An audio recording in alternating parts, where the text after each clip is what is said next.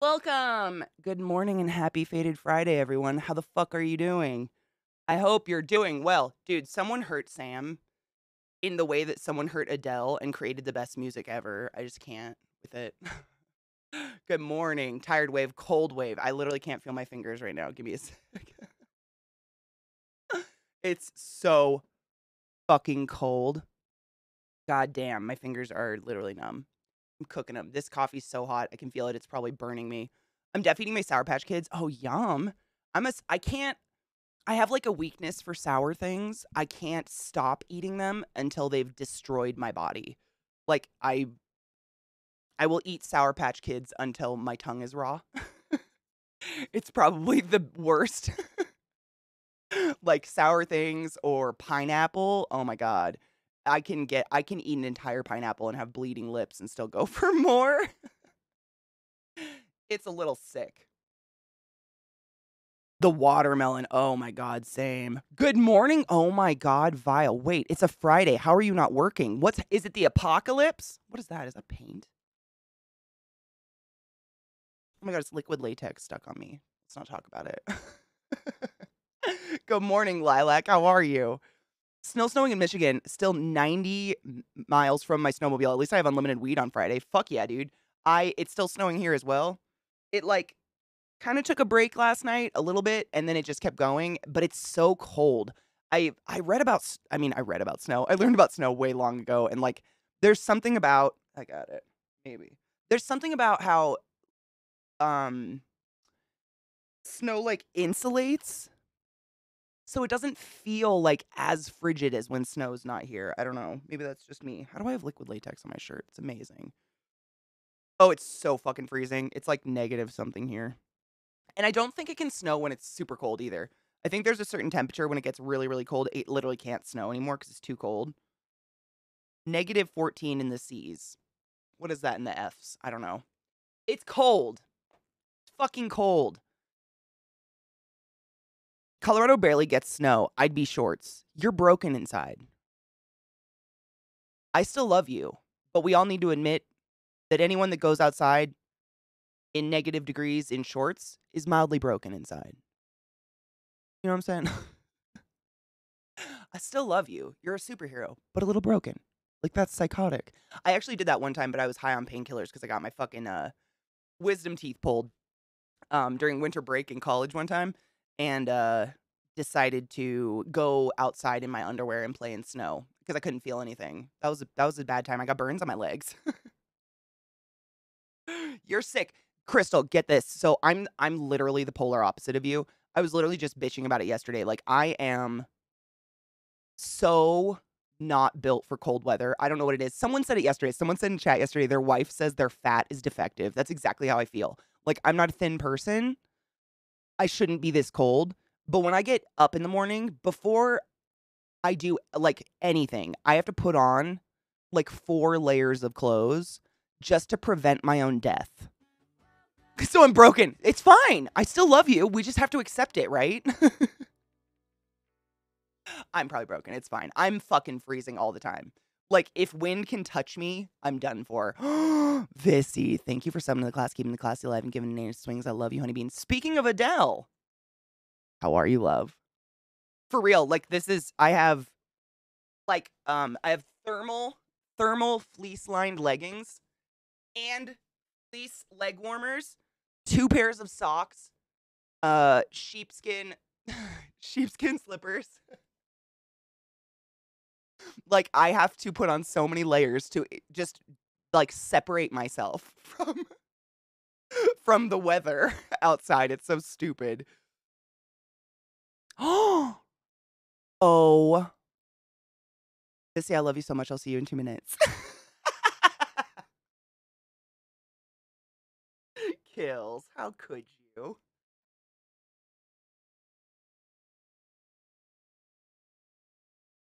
Vile, right? Honestly, I'm the same. I think I've told you guys this before. Like, I'm a barefoot beast. I love to be barefoot. It's my favorite state of being. However, the amount of shit my dogs drag into the house all the time, I can't stand it. I cannot walk around barefoot if I can feel shit on the ground, like little rocks or something. And you know me, I vacuum so much. It's dumb. Like multiple times a day. So now I wear house shoes because I just can't stand all the dog shit.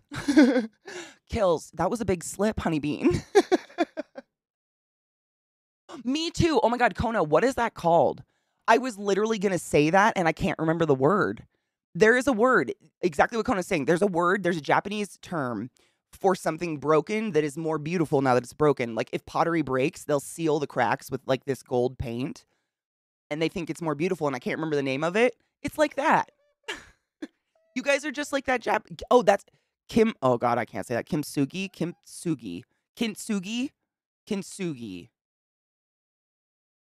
Rod, how are you, love? We're not in a fighting mood yet. Is it still snowing where you are? We're still getting pummeled with snow. It's crazy, but it's so cold. It's like really small snowflakes and it's like that really fine powder shit. Kintsugi. Yeah, that is the coolest thing. I love that idea. Damn, wasted my points on Vissy. Kills just banned Vissy. Well, I banned Vissy technically, but Kills asked for it. Let's smoke pot. It's fucking Faded Friday. I cleaned my bong as best I could without cleaner. It's actually pretty good. Boiling water did the trick. I'm going to pack a bowl. Happy Friday, everybody. My neck is kinked today, so if you see me doing this a lot. I did a lot of yoga this morning to try to stretch it out, but just a little bit. Just a little.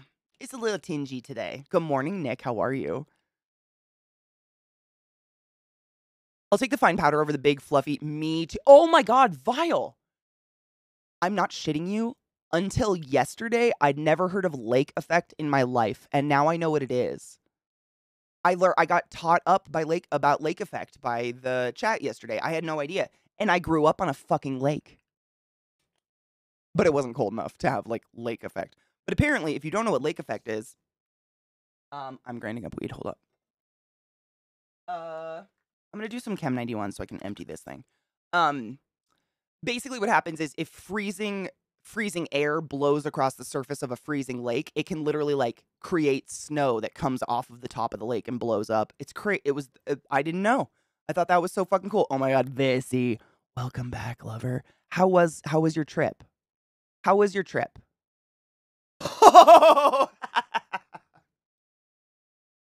See you in a couple minutes, Rod.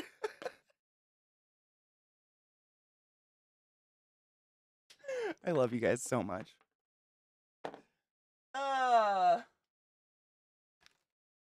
So I'm grinding up Chem 91, which it doesn't say any of the information on it. Really? I didn't get a sticker with any information about Chem 91. I have no idea. I don't know. It's Chem 91. Hello, penis. Good morning, my love. Ask the Michigander about lake effect. It might have been a Michigander that taught me about it yesterday. I don't remember. I mean, I don't think they said where they were, but I'd never heard of it. That's kind of like it sounds miserable to someone who doesn't like to be cold. It sounds horrible.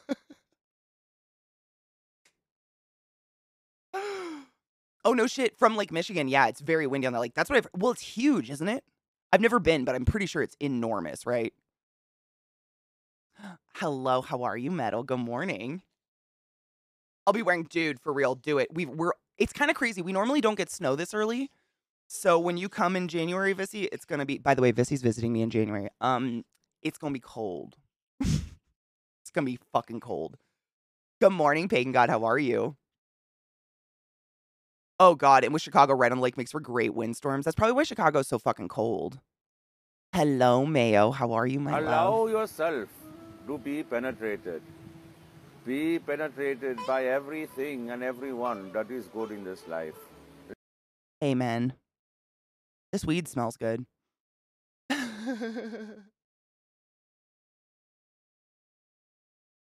You're used to it. You know, Vile, I've never lived anywhere that's like tropical, and I've never gotten used to it. I don't know what it is.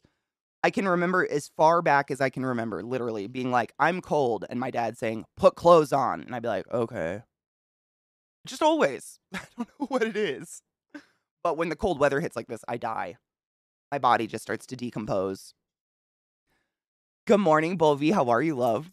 Chicago has winds from the plains and the lake. That shit doesn't care about clothes. It will chill you to the bone. It sounds like Boston. Is it similar to like Boston cold? Because that's how I felt when I was in Boston in March. The fact that PAX East keeps being put, like, in March, like, why? Why would you do that?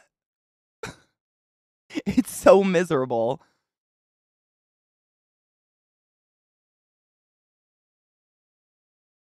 Aw, Barilla, thank you. I hope you have a good day if I don't see you later. That's why we get April cold snaps where my car gets trapped in ice and I can't get in it. Oh my god, your car actually freezes shut, like the doors. I'm the exact same, Vissy. Like my entire body. I was talking about it yesterday because it's like I don't like to be a pain in the ass. I don't like to be that person that's like I'm not going out in the cold. I know I can't do it. Like I'm 34. I'm very aware of my personal cold tolerance, and it is not this.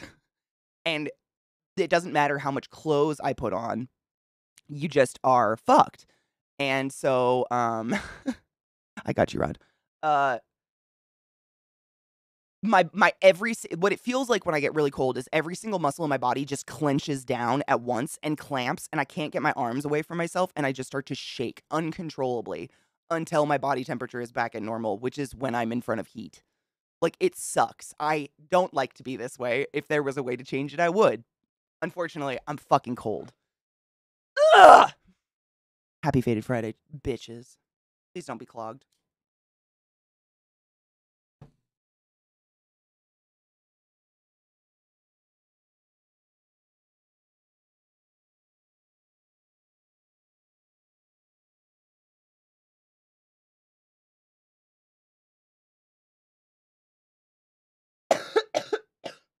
It was Vissy. It was beautiful. That's strong weed. Holy shit. My bong is literally like ice water, and that was hot. Damn. Cheers, everybody. Happy Faded Friday. Christ. The Simpsons did it. Holy.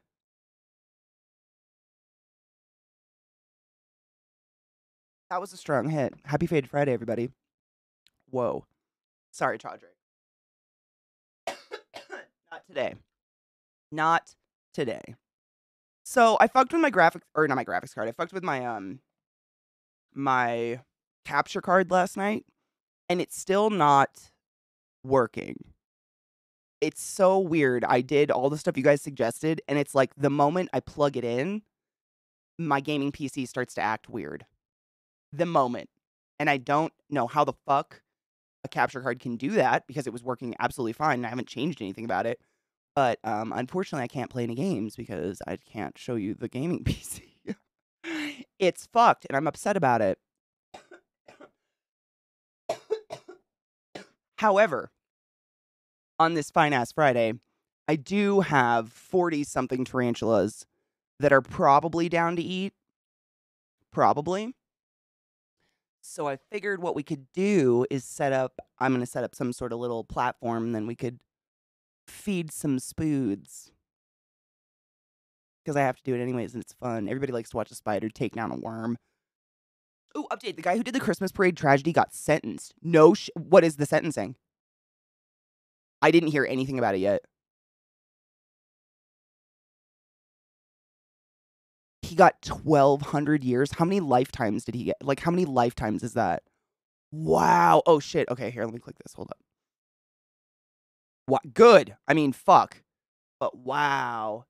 Darrell Brooks sentenced to six consecutive life terms and hundreds of additional years for the Waukesha Christmas parade attack. Wow.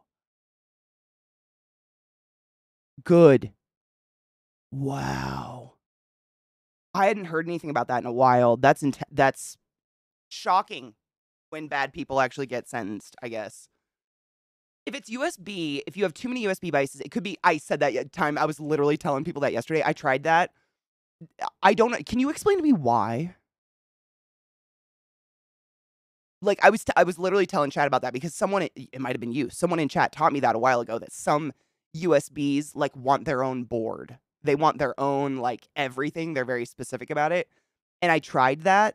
I might try it again on my break because I just thought I tried it with an external, like, USB hub, but I didn't try it with, like, the front USB board that's empty. I could try it on that one. It's just so weird. Like, it doesn't make sense, which is why I can't really troubleshoot it. My PC's fine, and then I plug the capture card in, and it'll show my gaming PC on OBS, but you can see my mouse is very framey. Like, everything's like, and so I was like, oh, maybe the resolution's wrong. And so when I went to try to change the resolution, all of a sudden my monitor just started blinking, and I couldn't do anything. It just froze until I unplugged the capture card. But why would that? How could that do that? And what? What? I guess that's where my brain's like, I just don't understand how it's making my gaming PC like freeze and blink. And then it shrinks the resolution to like a tiny little screen in the middle of the monitor. It's very weird. I just don't know what's going on. And it's not like the direction that the mage wells in is right. I had Zach look at it. I've never changed it. It's the way it's supposed to be. So it's not like I'm sending it the wrong direction or something. It just doesn't make any sense. It's very weird. And it freaks me out because my gaming PC is top notch. Like, it's the best graphics card, the best everything. It's a good PC. So yesterday we were thinking either it's bad cords, which I don't have any cords. I don't have any other cords, the USB to HDMI, so I have to get one of those. Or the capture card has just gone bad. But I've never had a problem with it before, so I'm just like, I don't know. It upsets me because I didn't do anything to it. He was caught red-handed and decided to represent himself like the genius. He represented himself? Wait. You watched the trial? Oh my god, Fuzzy, was it bad? Is he like just the devil, basically? He represented.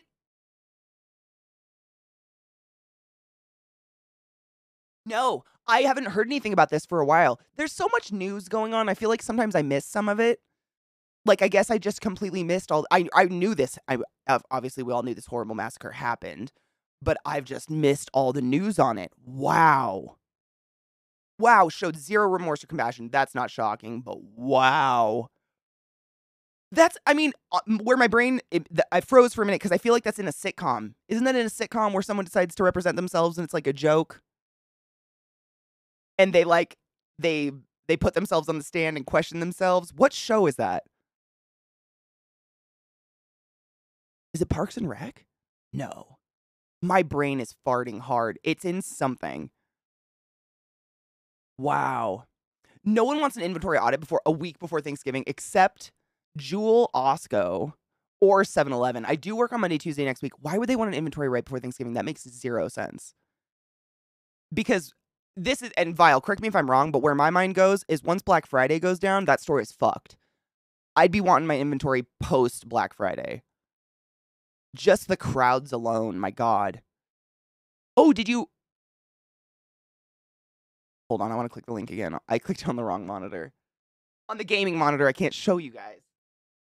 Sucks. Wow, I'm blown away by that. That's amazing. His sentencing Wednesday closed a tragic book in Waukesha's... Am I saying that right? Waukesha? Am I saying that right? I feel like I know how to say it, but I'm reading it and it's spelled different and I'm being a dumb bitch with it. Am I saying it right? Waukesha? His sentencing Wednesday closed a tragic book in Waukesha's history, something city officials addressed Thursday amid of summary of news events involving Brooks and upcoming holiday events, blah, blah, blah, blah. So Waukesha County, if I'm saying that right, if I'm saying that wrong, I apologize. Circuit Court Judge Jennifer Darrow on Wednesday formally sentenced Brooks to consecutive life sentences for first-degree intentional homicide with no chance of parole. Thank fuck. In the deaths of Tamara Durland, Willem Hospital, Jane Coolidge, Leanna Owen, Virginia Sorensen, and Jackson Sparks. She also sentenced Brooks to 17 and a half years for each of the 61 counts of first-degree recklessly endangering safety, or a total of 700. Whoa. Math is fun. So she sentenced Brooks to 17 and a half years for each of the 61 counts of first-degree recklessly endangering safety, or a total of 762 additional years of initial confinement and 305 years of extended supervision, and 25 years each for the 6 hit-and-run counts counting concurrent to the reckless endangerment charges. Whoa. Whoa. Whoa! Oh, it's Waukesha. Waukesha. Waukesha. Is that how you say it? Waukesha? I knew it. Hi, Chucky. I was like, in my brain, I was like, I am saying this wrong, but I know the word because I've heard it. Thank you. I'm so bad that way. I feel like I learned English by reading, and so there's so many words I just do not say right at all. I appreciate it. Thank you. What up, Saber? I was trying to see if I could find video footage of the best of the Brooks trial, but it was seriously fucked. He got kicked out of the courtroom on day one for wearing his prison clothes, and he started stripping in the overflow of the courtroom they moved him to. I'm sorry, what? During the 2-week trial, he objected 107 times and had 4 confirmed. He built a box fort with. I'm sorry.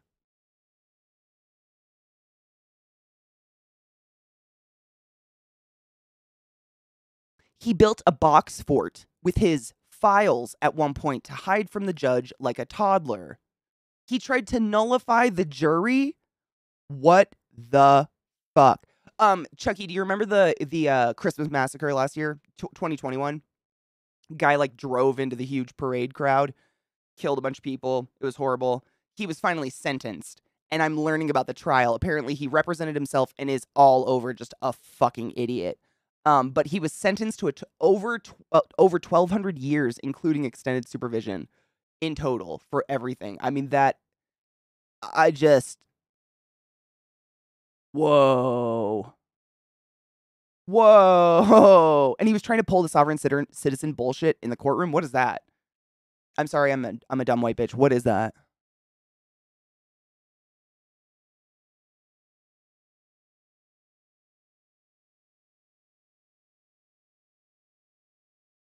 I was just putting on different music. Darrell Brooks, the guy who drove his Ford Escape into a Christmas parade in Wisconsin. Yeah, it was horrific. 6 people, I think it was 6 people died, but there was hundreds injured. I mean, it was horrific. No, it was just terrible. But wow, thank fuck someone got charged with something. Mm. So if you're a sovereign nation, or if you claim that, you're claiming you are your own independent nation of a person.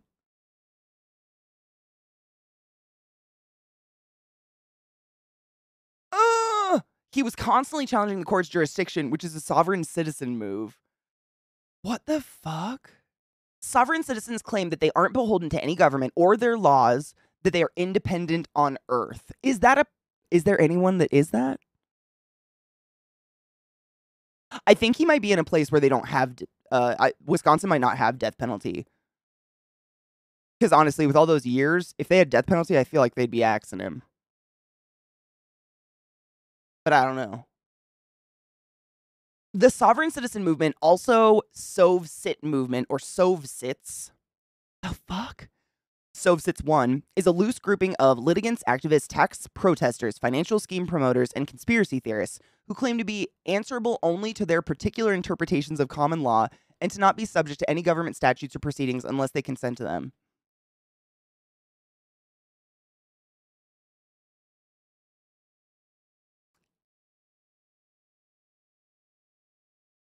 Okay.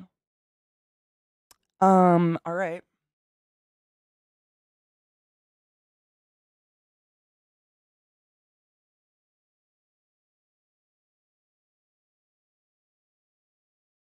I'm a Slavic citizen. I'm a sovereign citizen. No, that's Slavic. I'm a Slavic citizen. Yeah, same though. It's cool.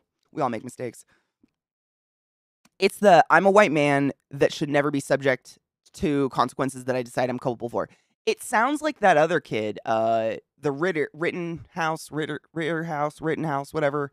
That kid who like just walked into a neighborhood with a gun and just shot up a bunch of people and got off on it. It sounds like him. Like he didn't. I don't think he said sovereign citizenship, but he talked like that. Wisconsin doesn't have the death penalty. That's why Dahmer died in jail at the hands of an inmate rather than being sentenced to death. Oh, I didn't know that. I knew Dahmer died in jail, but I didn't know they didn't have the death penalty. I don't think a lot of states do these days. It is. It's the thinking of a toddler. I mean, that's the way most of these people think these days. Like, look at Carrie Lake and all of these like Republicans who lost their races. Like, do you do that during sports? Like when your football team loses, do you like rush the field and claim it's wrong?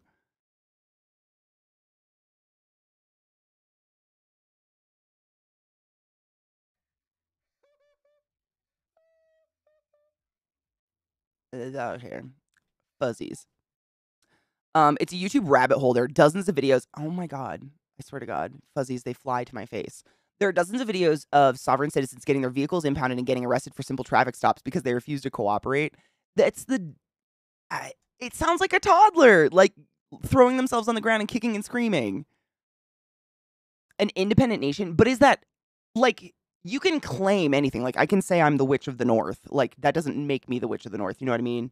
Like it. I feel like same like what Tony said. I feel like you can't.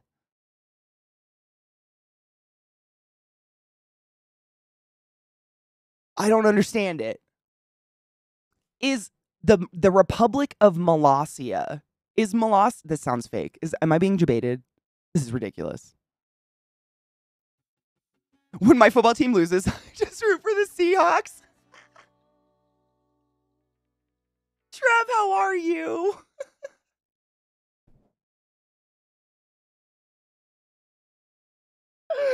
I'm from Seahawk land. They are scary people. Aw, Fuzzy Chicken, thank you so much for gifting a sub to Trav. Trav, thank you for surviving. I mean, this sounds crazy. Is Molossia a real country? Yes. Molossia is as a sovereign independent nation within the territory of the United States. It exists as a state within a state, much like the Navajo Nation.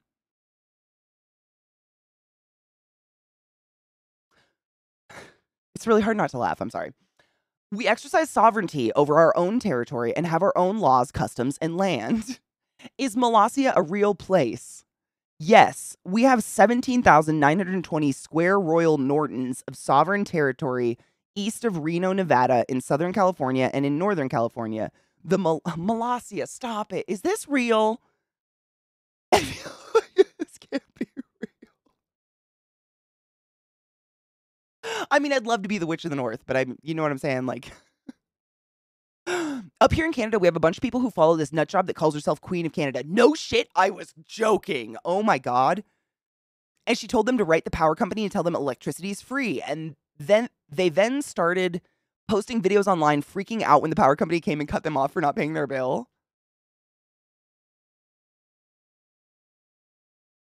So basically, religion doesn't have to be involved to be a cult.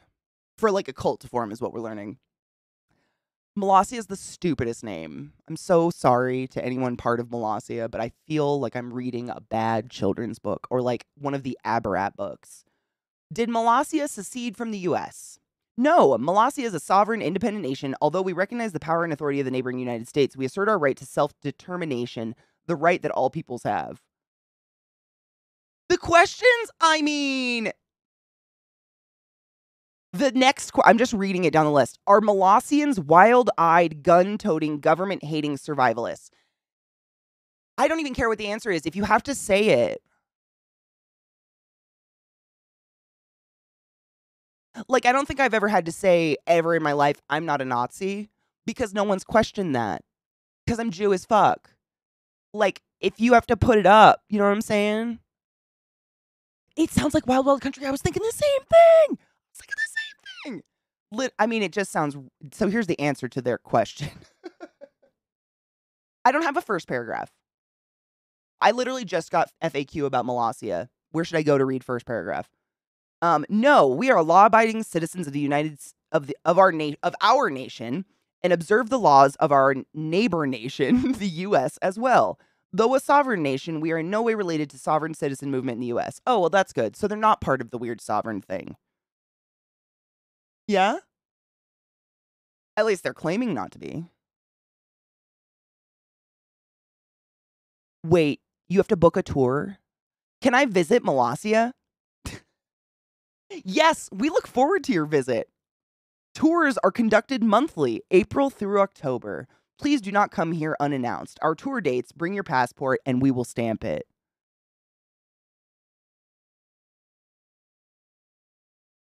Oh, fuck the USB thing. Hold up. I didn't even click it. I didn't even see it. My brain went by. I'm so sorry. I got it. Thank you, Time Factor. I didn't see it. I have my chat really big because I'm blind. My shirt stating, I'm not a Nazi, is generating a lot of questions answered by my shirt, right? It's like when people have to wear a shirt that says, like, I'm a badass bitch. Like, are you, though?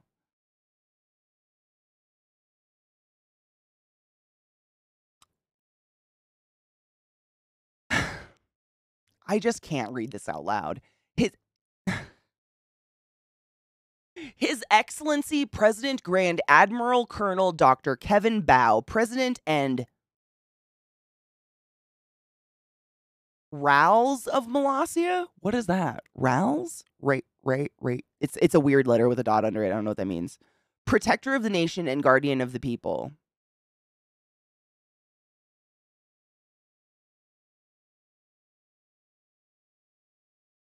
He's referred to as His Excellency.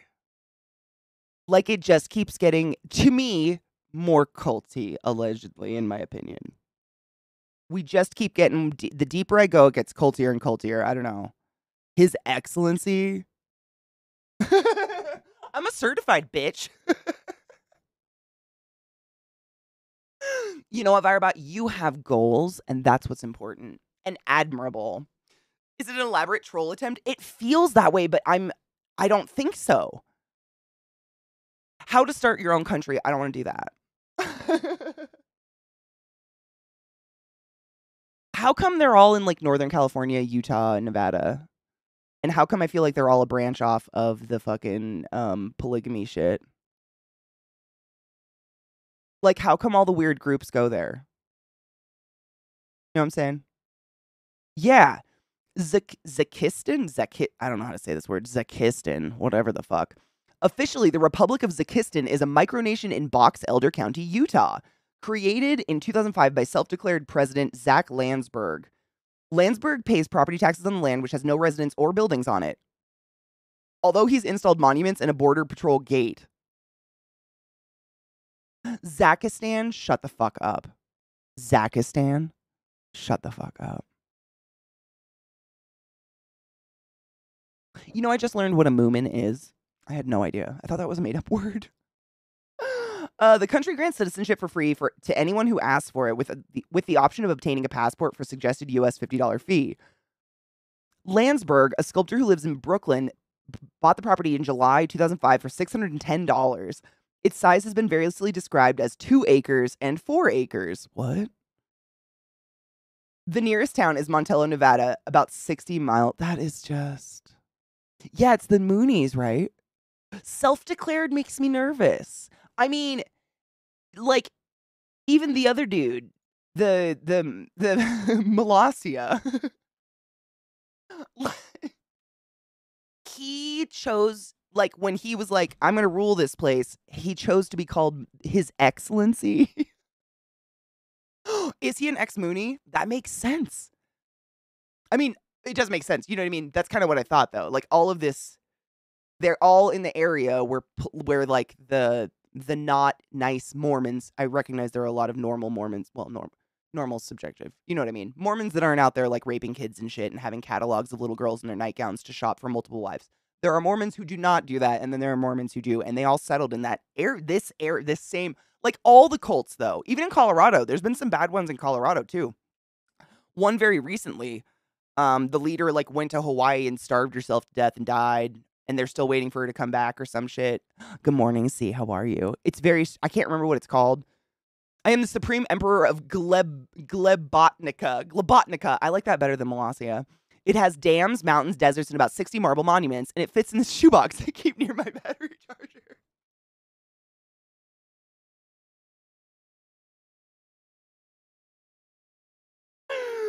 A bowl movement. Word on that, though. There's a Molossian Navy. Wait.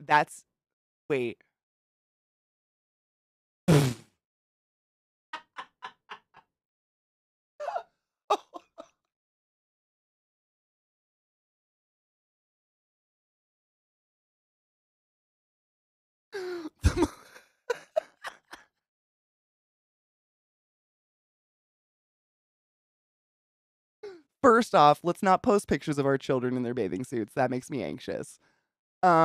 This is the Navy, though.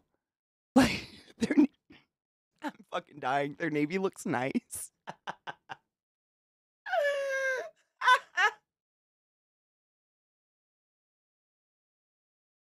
They look really friendly. That's all. I mean, they look not non-threatening. You know what I'm saying?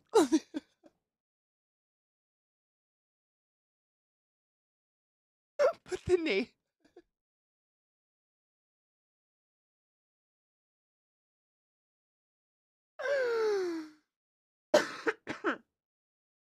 The polygamists live down on the Arizona border, south of Zion National Park. Oh, no shit. See, I didn't know exactly where they were. I've been to Zion, though. It's beautiful. Yeah, for those who don't know, Moomin is a Mormon or a Mooney and a Swedish kids show. That's like, isn't it like a little hippopotamus? I feel like it's like a little like a humanish little hippopotamus, yeah? I think. Her Excellency, ClassyKatie. I want to be called Trash Queen of all, please. Shit mistress. Allow yourself. Allow yourself to be penetrated. Be penetrated by everything and everyone that is good in this life. If I was the true leader of a cult and super rich and famous, I'd hire that guy to be my like the sermon leader. 100%. Like if he'd let me, I would be like, please let me pay you lots of money. You have a wonderful voice and I want to listen to you talk about penetration. Please. Please.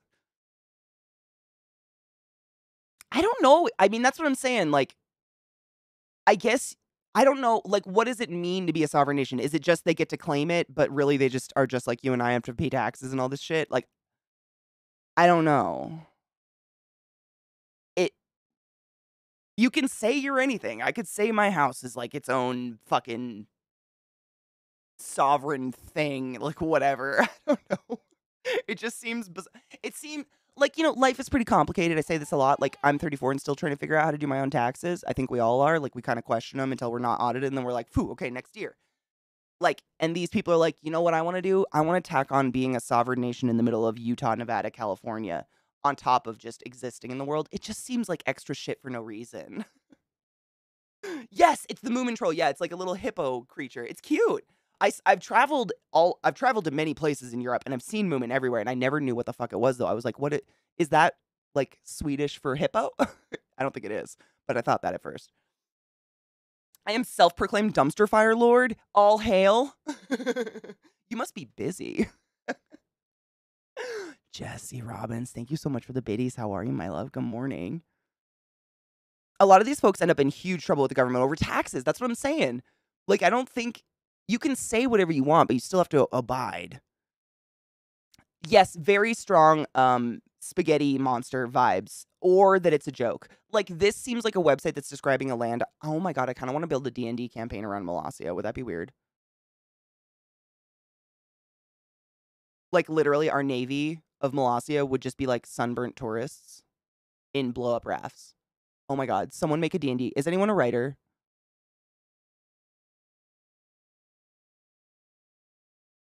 It feels like it's already done for us. Someone just needs to do it. Because it would be the fucking I might do I don't know. I'm not a writer, but the potential of taking this like Q&A right here that I've been going through and creating a D&D campaign. I mean, come on. They've already given you the floaties. They've given you the tools.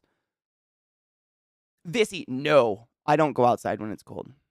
I mean, our plans will be like eat, weed, sleep.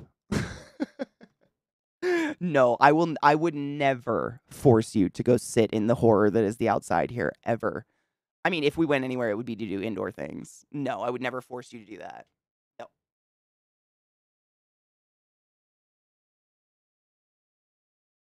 I would say once it drops below 40 degrees, the amount I leave my doors is very minimal.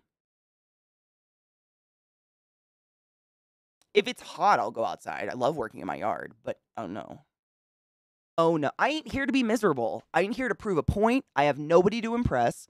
Y'all can call me a pussy all you want. I don't give a fuck, sure. Hold on, I gotta read this. Culture, noun, the customary beliefs, social forms, and material traits of a racial, religious, or social group, a set of shared attitudes, values, goals, and practices that characterizes an institution or organization. In short, it's the paint job of the local crazy.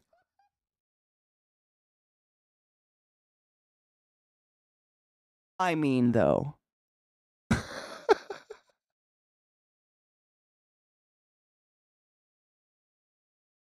That's pretty fucking good.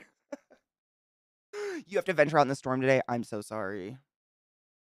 I think Zach does. He told me he has to go to the post office before his stream. Actually, we should take a break so I can go make sure he doesn't forget to do that. I haven't heard him wake up yet today. When you're ready for a new topic, I'd love to hear if you're watching Andor. Oh my god, I watched the whole thing and it was so good. But has anyone, like, how long has it been out?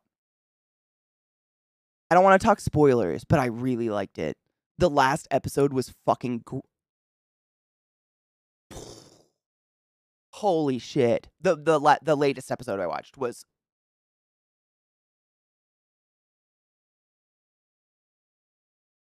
oh, it's so good. I won't spoil anything for you guys. I feel like there are a few episodes that are kind of slow. Like the whole show, and this I won't spoil. Don't worry. I do not spoil. But this is how I felt about the show. When we first started it, I didn't know who Andor was. I had no idea what the show was going to be about. I was just like, you guys know me in Star Wars, like it's an appendage. I'm a fan. So I'll watch anything that has Star Wars attached to it. So I was like, fuck it, we got to watch it. And we started watching it and I like it was the weirdest sensation. I had no idea who anyone was or anything that was going on, and yet I was very interested and wanted to keep watching. Do you know what I mean? Yeah, it's a slow burn. It's a very delicious slow burn though. It's not like what's a like oh my god. Brain. Peaky Blinders is one of those shows that is a slow start and it's so slow I can't get through it. Cuz it's not entertaining slow. But Andor, it's Andor. Andor is the planet with the Ewoks. Andor, like and/or is literally his name, Andor. That's the name of the dude. I know, I did the same thing. Endor planet, and my accent and my stuff nose might fuck it up, and I apologize. And or is the show. Endor is the planet with the Ewoks. I did the same thing. I was like, wait, isn't Andor a planet? Oh no, that's Endor. Seriously, Rob, give it a couple episodes in. I was the same. I honestly, the only reason it really kept my attention is I was just laying in bed with my iPad playing TFT. So I was entertained otherwise. But I was interested because like there's a few parts in the show that there's like little Easter eggs from other Star Wars movies and stuff that you'll see pop up, and it kind of gives you a clue as to what time it is, like where in the timeline you are. But I think that's what kept me watching is because they don't just lay it out. They're not like, oh, this one starts X amount of years before blank. They don't feed you it, I guess. It's kind of like watching a puzzle a little bit, but I really enjoyed it so far. I really, really like it. Highly suggest it. If you like Star Wars in any way, shape, or form, you'll really like Andor. It's great. And I'm sorry if I confused anyone with the Endor. Endor Forest Moon, yes.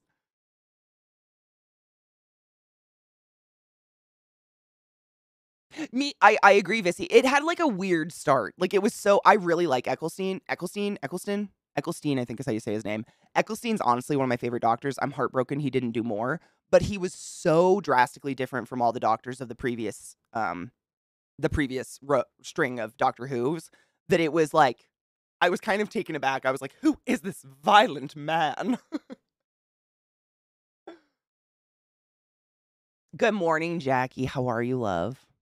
I'm glad you guys are liking Andor too. I really liked it. And I like the actor who plays Andor.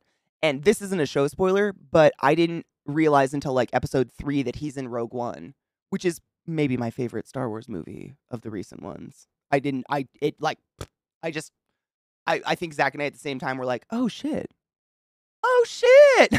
I think it was when we started kind of understanding what was going on in the show. It's good. I really like it. There's some cool droids, there's some pretty dank aliens. I'm always about the aliens. The storyline, I mean, it's got, Andy Serkis is in it. If anybody hasn't watched any of the show yet, Andy Serkis is in it and plays a really good character. I just got chills thinking about him. All of the scenes with Andy Serkis, no spoilers, will just tear your heart from your like, I have goosebumps. It's happening. I'm just thinking about it. I'm thinking about the blank the I'm thinking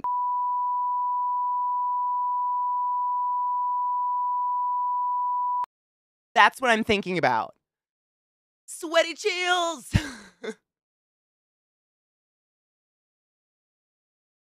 Dude, right? Eccleston was terrifying in Gone in 60 Seconds. He's fantastic, though. I've liked everything he's in.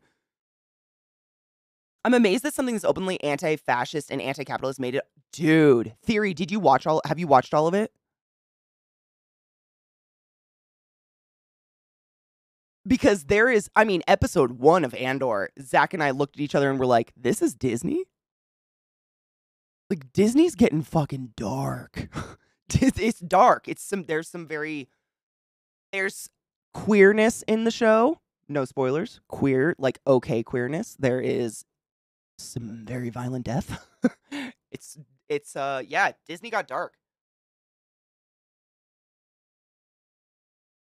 I haven't watched The Good Nurse yet, Jack. Is it good? Jesse, sorry. Is it good? I haven't seen it yet. I know, right? The stack for this, I mean, literally the cast for this show, Andor, is kind of fucking ridiculous. And it also has Skarsgård, the dad. What's his name? It's like Stebbins? Yeah, we need to take a break. Oh god, what's the dad's name? Stellan. It's just not an American name, and I'm dumb American. Yeah, Stellan Skarsgård. He's phenomenal and everything as well. Like, half of the reason I really like the remake of Girl with the Dragon Tattoo, which I know half of you are going to be like, haven't you seen the Swedish version? It's better. I don't speak Swedish, and Trent Reznor did the soundtrack for the more recent one, therefore it wins.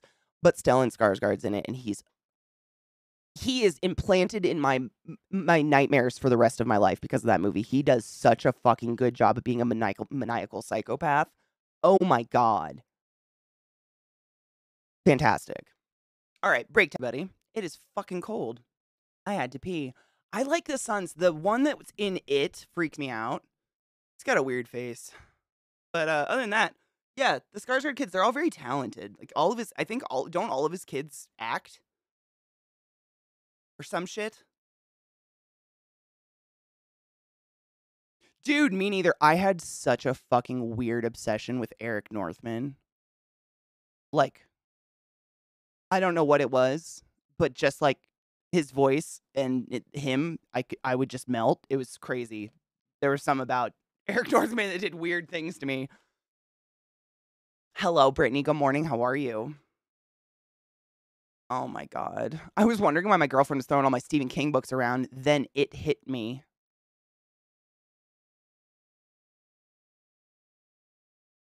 How dare thee?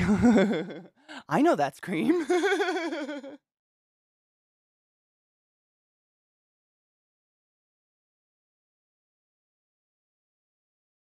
Shut the fuck up. We had an argument about the fact that I had doubles of some Stephen King books, and she took a stand.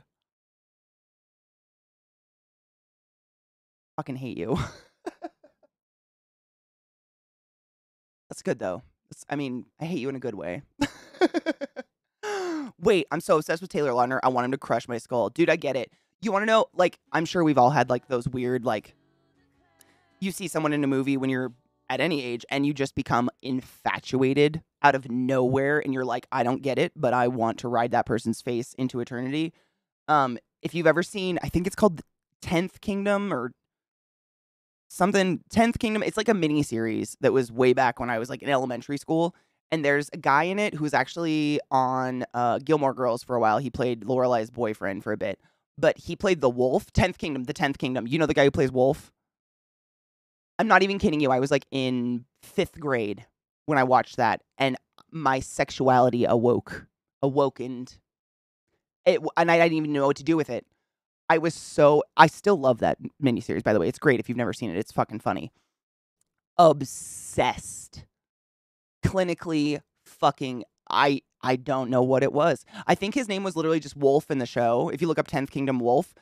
But he played, I've never liked him in anything else. It was just his persona of this character in the show. It did something fucking freaky to me when I was a kid, and I got obsessed. He's very attractive as well. I mean, I got a thing for people who look like Rocco from Not Modern Life. Boondock Saints kind of has the same like big nose, olive skin, and dark hair. I don't know. right? Thank you, Allie. Something about it. Fucking cheers, Crispy. I don't know. But that was the first time it ever happened. I remember it so clearly. I was like literally, how old are you in 5th grade? Like 11 years old, but I was like, what is these feelings? And then I went and humped a pillow for 7 days.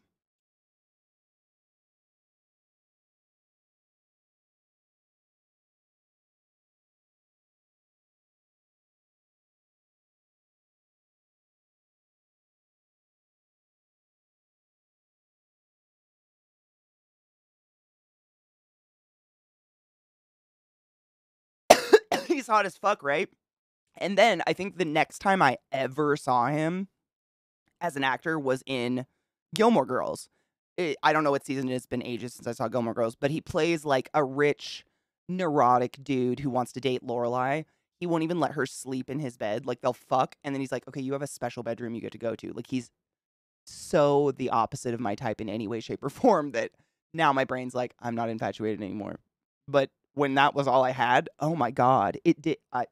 I'm so glad you guys know what the 10th Kingdom is. By the way, it's kind of obscure. Like, what was it on? I don't even know what channel it was on. A friend of mine had it on VHS, like had the VHS box set of it or whatever, and we would watch it.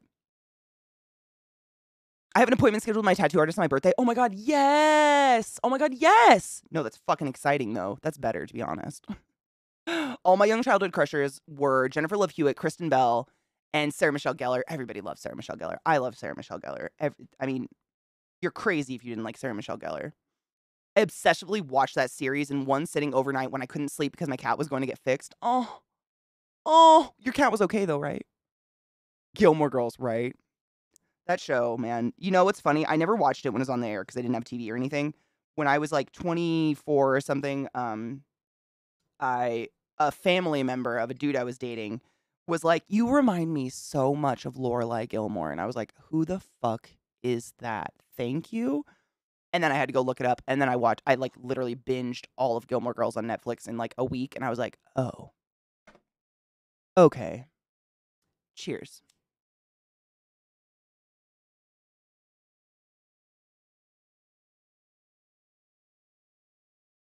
Oh my god, though, Christina Ricci and Black Snake Moan.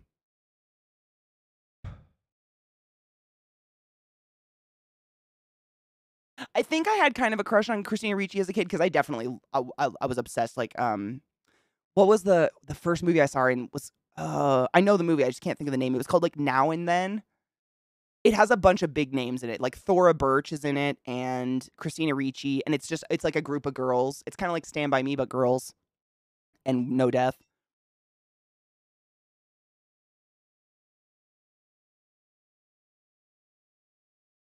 I didn't know that was her in Addams Family when I was a kid. I had no idea. I loved Addams Family, but I was all about Morticia. I had no idea who Wednesday was. I didn't know. She was so different in it.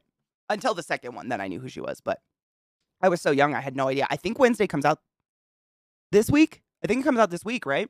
Now and Then is such a good movie, right? That was the first one I ever saw her in. And the scene where she's like taping her tits down and you're just hearing her inner dialogue about how they won't stop growing. So relatable. Fuck yes, Brittany. Hell yeah.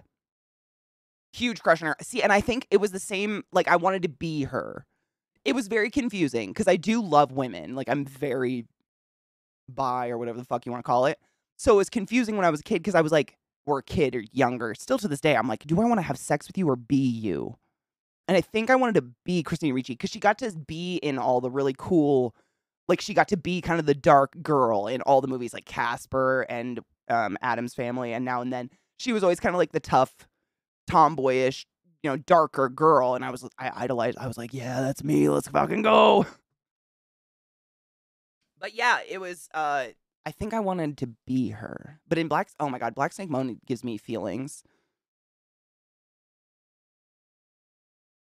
That was the movie I saw her in when it started the crush, right? Though, I mean, she's kind of timeless. My weird crush was Private Vasquez from Aliens. That's not weird. At least it wasn't one of the aliens, right? It could get weirder. Like you could have been like Oh, those tits and dick are great, but like, check out that mysteriously sticky mouth inside of mouth. Yummy. You know what I'm saying? Like, it could have gone way, way weirder.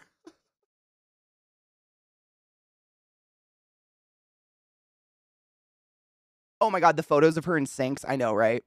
Everybody knows those. I thought I wanted to whip me. I just wanted to be her, right? It's very confusing when you're young, especially if you grew up anything like I did, where you just didn't have gay around. Like I didn't grow up around anyone gay at all.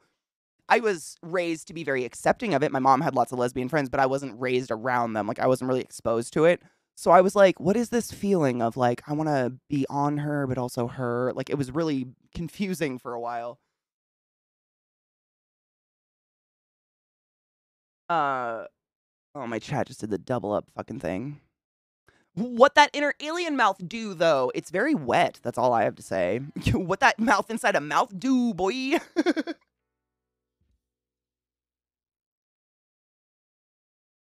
Oh, looked up. Wednesday debuts next week. Me too. I honestly think that girl's gonna do a good job. What's her name?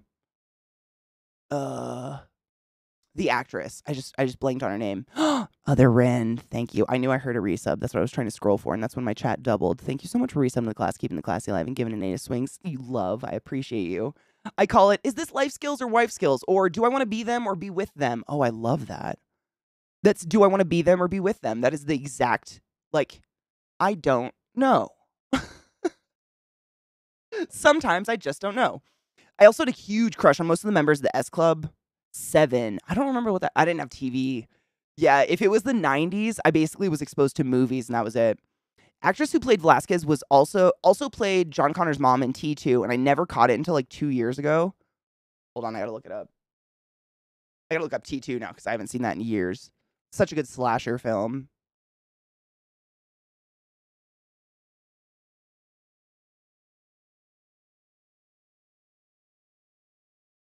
Oh, hell yeah. No, I totally get that. I totally get that. She's got that wild look. Like she might like, suck your dick like a queen or eat it, and her freckles are beautiful. No, I totally get that. Yep. Yes, Jenna Ortega. Yeah, she looks like she's gonna do phenomenal, really. She was in X, Scream, and now is what's X? I've never seen a Scream movie, but I don't know what X is. I want to be on top of her and her at the same time. I've never heard it explained that way, but yeah, 100% right. It took me a long time to figure out. It definitely was like my first identity crisis because I didn't know I could munch some puss and be okay, like have a good life. Like I didn't know that was a thing we could do.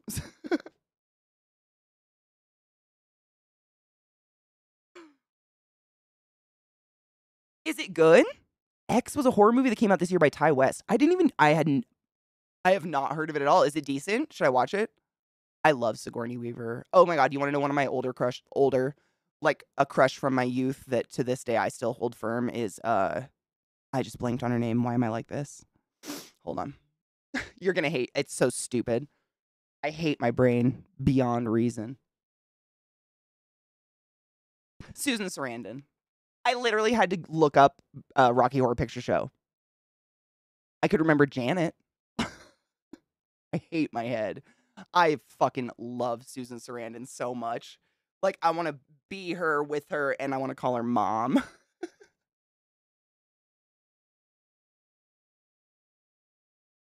Wait, is the babysitter the one where, the kid's babysitter, like, does, like, a satanic ritual to be successful? Because I love those movies. There's, like, 2 of them.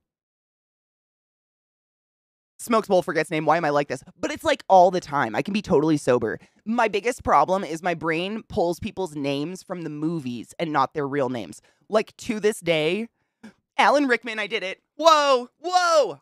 But 9 times out of 10, it's Professor Snape. Literally, I can sit here and like claw my eyes out of my skull and be like,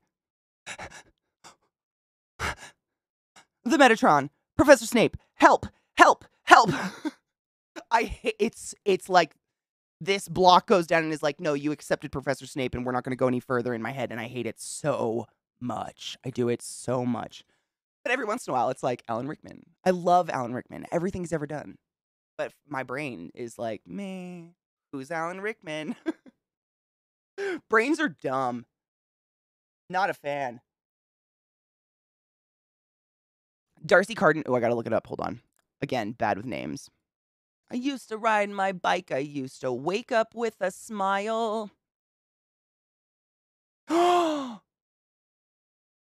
Isn't she Janet in The Good Place? Isn't her name Janet? I love her. I like kind of love hate her because she kind of is me. Like, if you've ever watched interviews of her or anything outside of the things she's done, she's ridiculously tall, really awkward, likes bugs, played all the sports, is kind of mysteriously competitive. And I'm like, there can only be one of us, and you won. So, like, I love her, but also I'm like, God damn it. She's the full package. Janet? I'm Team Janet. Hard. Hard. I watch The Good Place for Janet. Like, what else are you watching it for? She's in the second one. Which character is she, Chucky? And what movie is it? What is the one where the two kids try to kill their babysitter? Don't tell mom the babysitter's dead. That one? I know. Rest in peace, Alan Rickman. What a god. Then 3 a.m. rolls around and Alan Rickman, oh, absolutely. Or I'll wake up. That's the weirdest thing. Like, I'll have a day where all day it'll be the same word. I just keep losing. And chat will be like, Katie, it's this. And I'm like, thank you for just being my friend, even though I'm an idiot. And I'll wake up the next morning and I won't be able to stop saying the word. Like, it'll now be imprinted in my forebrain. And I'll wake up, like, chanting it or something. Like, I'll wake up chanting Alan Rickman. I'm broken. It's just broken. Brains are so dumb. I know, zombies. Honestly, like, the fact that you can't get Dogma literally anywhere unless you're, how do I say? You can procure it in other ways. You can't get it anywhere because of the fucking, isn't it owned by Weinstein? And Weinstein said, fuck yourself. Dogma is one of the best movies ever. I love Dogma so much. I have 2 spiders named Bartleby and Loki, actually. Oh, I love A League of Their Own. Rin, that is one of my absolute favorite movies that ever has existed ever. Wait, oh, you mean the series? I haven't watched the series yet because I'm terrified it's going to ruin the movie for me. Do you mean the series? I haven't watched it because I'm terrified it's going to ruin the movie, but I know she's in it. I love A League of Their Own so much. That is that's like one of the most like lady power movies. The cast, everything about it. I can quote it for ages. Tom Hanks is a god. It's just so fucking good. I'm terrified the series. It doesn't really. And it's pretty decent. I trust you guys. I'll give it a try because I love that movie so much. You took my personality one with it. She did.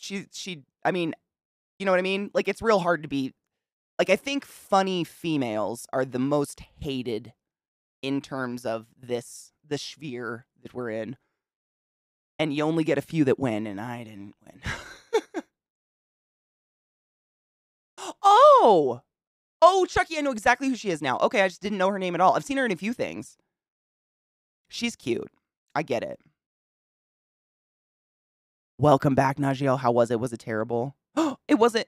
Oh, it's completely unnecessary, as most of them are. Christina Applegate's a god. Have you ever seen The Sweetest Thing? There's a scene where she's in the bathroom. She's in a lady's bathroom, and all the ladies are, like, staring at her enormous, beautiful tits. And she's like, yeah, they're fake. You can touch them. And all the ladies in the bathroom just start, like, molesting her chest. And I've never felt more jealous of a bunch of women in a bathroom in my life. And I think that was pre the chop. Really? Okay, I'm going to watch it. I'm going to make a note. I trust you. I'm going to watch it because I love A League of Their Own. It's so good. It's like my movie I got to watch in the spring. Like, once the birds start chirping and sun comes out in the spring, I'm like, oh. I played softball, if that wasn't apparent.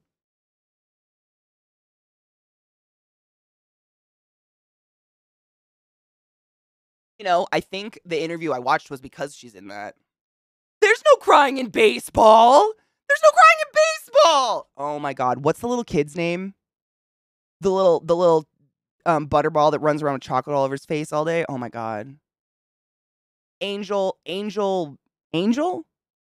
like Angel Well or it's some fucking old name. Oh my God. Stillwell? Stillwell, Angel. Oh my god, I fucking love that movie so much. The scene where Tom Hanks is peeing and they start timing how long his pee is. There are so few directors that can create a silent scene where we will watch someone pee for over 15 seconds. Like, where's a movie where you've seen that and you're like, oh yeah, this is a funny scene?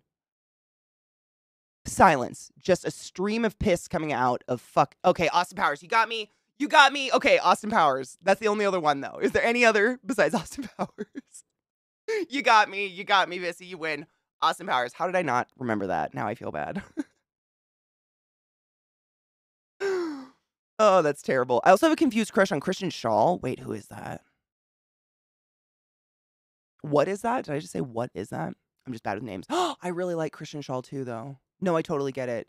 Uh, I'm for me though, like I can fall in love with someone over the phone. Like your personality can win me over, and that will make me find you attractive. And her, she's just fucking hilarious. She's just so funny. She makes me cry. Bellatrix Lestrange, hell to the was gonna say Christina Applegate's comic timing is unbeatable. Say Christina Applegate's comic timing. Oh, she's incredible. She is one of those people who's pretty and funny and made it. Like that is hard.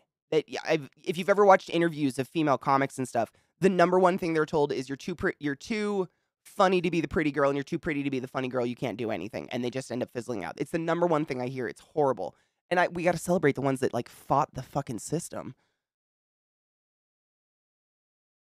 It was supposed to be a ticket jam between me and the old team because I'm still the expert on half their support stuff. They didn't have any tickets for me to help on, so we just chatted for an hour to catch up. I mean, that's kind of nice sometimes, though. Airports are incredible people watching, absolutely. You wanna know a terrible story, though? One time it was when I was leaving Hawaii, um, there was, like, a soccer team or something there, some sort of team of teenage boys, and they were lined up in the seats, and they were rating out loud, very loudly and very verbally, every single female that walked past them. Like, it's 7 out of 10, I'd fuck that, blah like, it was horrible. It's one of the weirdest fucking like, just shut your mouth. Can you just shut your fucking mouth? Thanks. Oh, fried green tomatoes. The blonde in that is amazing. Yes, 100%. Yes, Rosie O'Donnell and Madonna in that movie are fucking phenomenal. They're everything.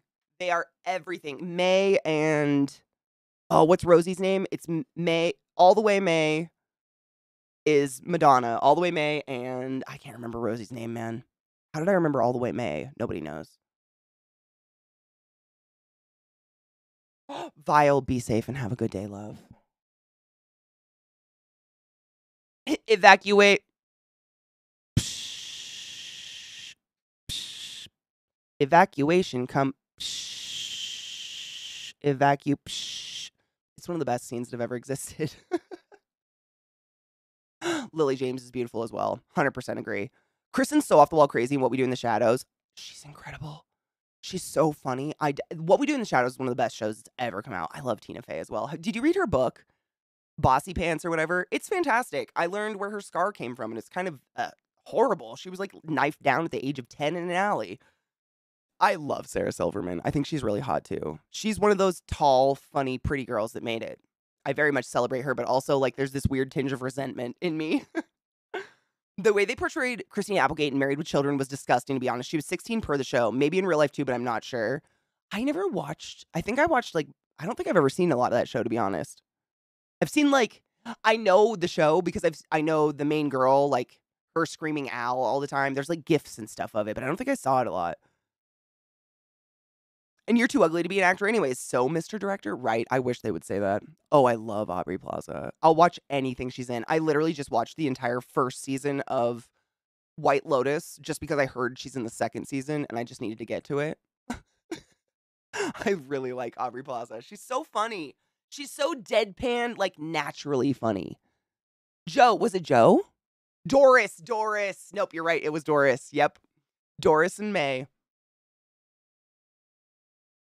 Was it gross? I don't know. I never saw it.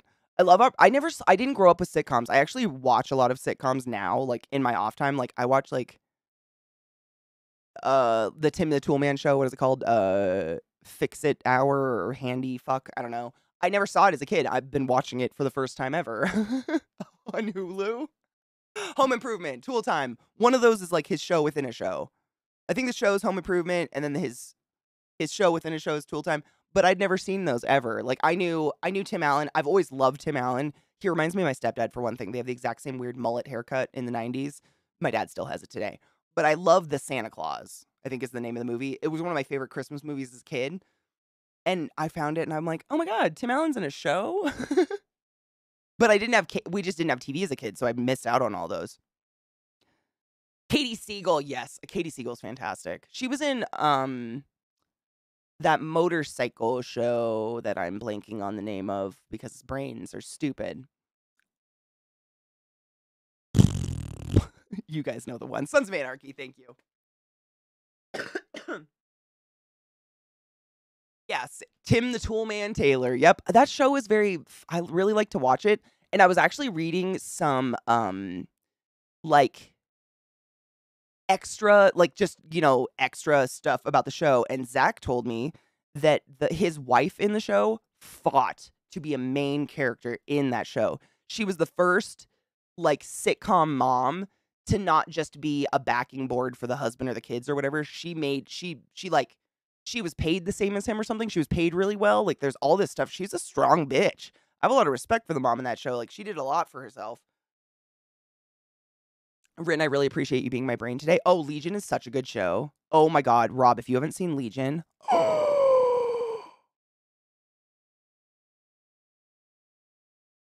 That show, I finished watching it over a year ago, and I still am fucked up by it. Legion is based off of a graphic novel / comic book series, miniseries, graphic novel, whatever you want to say. There is no way to describe it. I need you guys to go find Legion. What's the name of the actor? He's in that like British show everybody's obsessed with. Not the movie. There's a movie Legion who has one of the famous gingers in it. Not that one. It's a series. And it's totally different. I'm pulling it up so you know what the picture looks like. I'm just trying to find what the actor's name is, though. He's so fucking... I honestly think he's a very underrated actor. If you watched recently, what is his name? Guillermo del Toro's new series that was on Netflix, The Cabinet of Curiosities. He plays a character in that literally made me almost shit my pants because it's so fucking funny. It's the episode called The Inside or The Outside, I think it was called The Outside, where the girl's like all goopy. If you haven't seen it, no spoilers. But Dan Stevens is, thank you, Rin, for being my brain today. I very much appreciate you. Dan Stevens, I think, is very underrated. That guy he can do anything. He's like fucking funny, but he was also this main serious character in, not Bridgerton. What is oh my God. I watched it all with my Nana. Downton Abbey. Rin is my brain. I watched Downton Abbey with my Nana. She loved it. He played like this very serious kind of dull, no humor character in that. And then you see him in Legion and you're like, that's not the same person. I honestly didn't think it was for like 5 minutes. I was like, there's no fucking way. I love you, Vissy. Please be safe. Yeah, my only problem with Tim Allen is his politics, though he at least isn't very vocal about it. He was at one point a Trump supporter. Was it back when he was a raging alcoholic? Because I know he's been to Alcoholic Anonymous a few times, and I think he's in recovery now. Or he's like, you're always an alcoholic, but you know what I mean.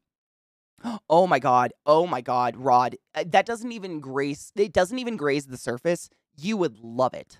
You would love Legion. It is like an acid trip. Easily, I would honestly say it's my favorite graphic novel, to TV transition I've seen. It is fucking crazy. And I just don't even, I can't, this is it. This is the series. If you, this is what the cover looks like. Where do people watch it? I should look that up. I don't remember. Hulu. It's on Hulu now. I don't know where I watched it. It's a mindfuck of right? Like, it's just, I mean, we could look at screenshots of it. By the way, Audrey Plaza's in it. I don't know if that was apparent. I brought it up because Audrey Plaza's in it. So if that wasn't figured out, you must watch it. But that's what is his name again? I need to write it down so I don't forget it. He's fantastic. I do really enjoy him. Dan Stevens. I'm gonna write that down. And he has a phenomenal American accent that just will blow you away. Like, here's an example of the show. I don't know how to tell you about this show. There's no way for me to tell you about this show. I don't think I wouldn't even Google a synopsis for you because it wouldn't do it justice. Yeah, you can't. Lurker. I wanted to say that. Not even shitting you. I wanted to say you can't binge it, but I didn't want to deter people like that. Like, it's bad. It's hard to binge because half the time you want to go back and rewatch the episode you just watched because your brain's like, wait a minute. Like that, or you have to go fucking journal about it or something. I felt the exact same way. I honestly, every season, I would rewatch the season before I moved on. There's just so much going on. And it's good in a good way. It's like, oh my God, what's a movie? There was a movie that came out recently that reminded me of it. Or was it a series? Okay, I'm gonna try to describe a part of it to you guys that I kind of very vaguely remember. Maybe it'll help you. Little Asian girl wears headphones and like goes into a different dimension or something. She can like go to sleep and go into a different dimension, or she like dies or something. That's Legion? Fuck, then that's not it. That's not what I'm thinking of then. I'm mixing two movies in my head because I know there's other parts of it. I don't want to spoil it. Rob, thank you so much for summoning the class, keeping the classy alive, and giving it any swings. I appreciate you. Thank you. Different one then. Fuck, I hate my brain, so I don't. You're a beautiful brain. I love you. Thank you for not being too stupid. She's just full, guys. She's just full. There's another one. Fuck. There's another movie that's just like very chaotic like that. It's a movie, not a series. That's chaotic, but in a good way. Like in a way that doesn't feel overwhelming, like you're trying to keep track of 50 million character names or something. Hi, Kinger. How are you, love? Apostle was really fucking good. The ending still confuses me, but I liked the show. Shut up. I started a new job as a rubber nipple salesman.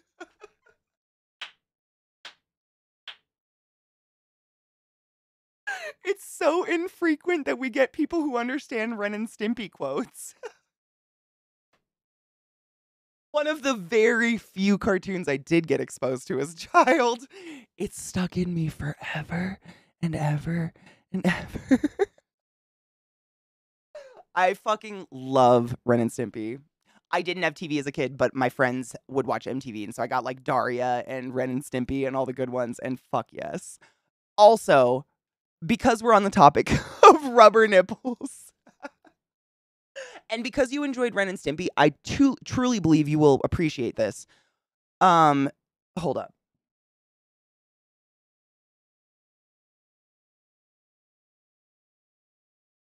Yesterday, we learned that you can buy a machine that will pluck a goose for you.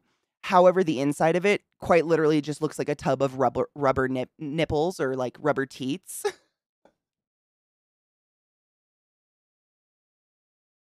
And I couldn't stop laughing at it yesterday, and I'd love to show you the rubber teats. Oh my God. Quoting Powdered Toast Man always draws stares. Powdered Toast Man was everything. Hold on, I gotta find the right one. Yeah, this is it. This is what the inside of a machine that plucks a goose for you looks like. It's literally just a tub of rubber teats.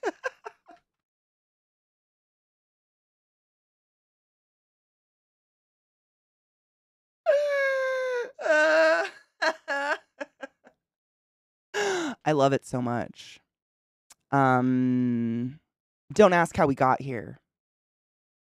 Oh my God, the Muddy Mud Skipper was fantastic. My favorite, honestly, like Ren and Stimpy, I give a lot of credit for me just wanting to draw when I was a kid and kind of becoming an artist and going to school for art, simply because those insanely hyper-realistic scenes where, you know, like Ren would be like, I've got something on my nose, and then all of a sudden it would just be like this fucking hyper surreal, like something out of Mad magazine shot with like the hairs and the moles and the pores, and one eye would be like bugging out with like veins coming out of it.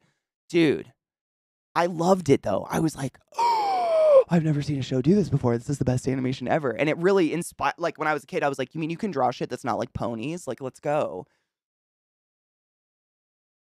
Like, you throw a chicken or a goose in there, and they just bounce around and get defeathered. Apparently. I don't know. I'm not in the business of $450. The one we looked at yesterday, T-Night, I shit you not, it was $600. $600 to dude, I can't. That's what we were looking at yesterday. I don't even know how we got there. It was a weird time. It was a strange day. And no one needs a barrel of teats. I guarantee that's just a sex toy. Like, ticklish bums are being sat into the barrel of teats, and it's spinning on their taint areas. Like, that's what's happening. I'd put money on it. It's a log, it's big, it's heavy, it's wood. It's log. Do you remember Angry Beavers? That was another good one. The Stinky Toe. I never forget Stinky Toe. Looks reversible. I know. I mean, Fuzzy, without cartoon creators and MTV, honestly, like, we wouldn't have any of that kind of, adult animation that was not fantasy. We had, like, The Hobbit and stuff like that, but nothing comedy. It's better than bad. It's good. Can you imagine what that would feel like? Now that's all I can think about, like that just spinning on my taint spaces. Like, I want to know, but I don't. At the same time, do I want to know? Kind of, but not really. Barrel of Teats. Barrel of Teats is my favorite thrash metal band.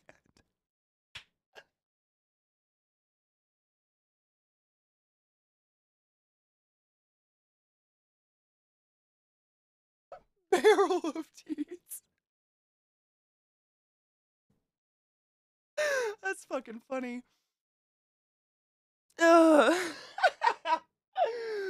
Jesus Christ. Najio, what is that? Hold on.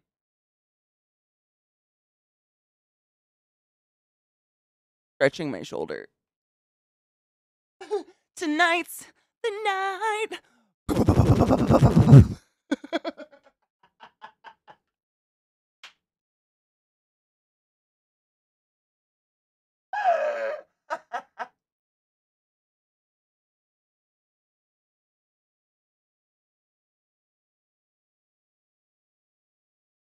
Oh, I'm dead. 911, what's your emergency?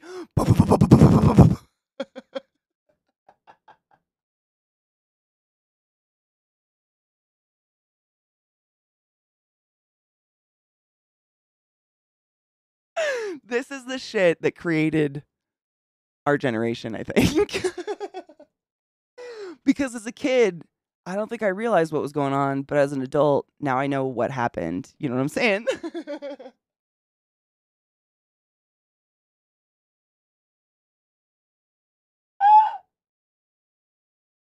I mean, come on.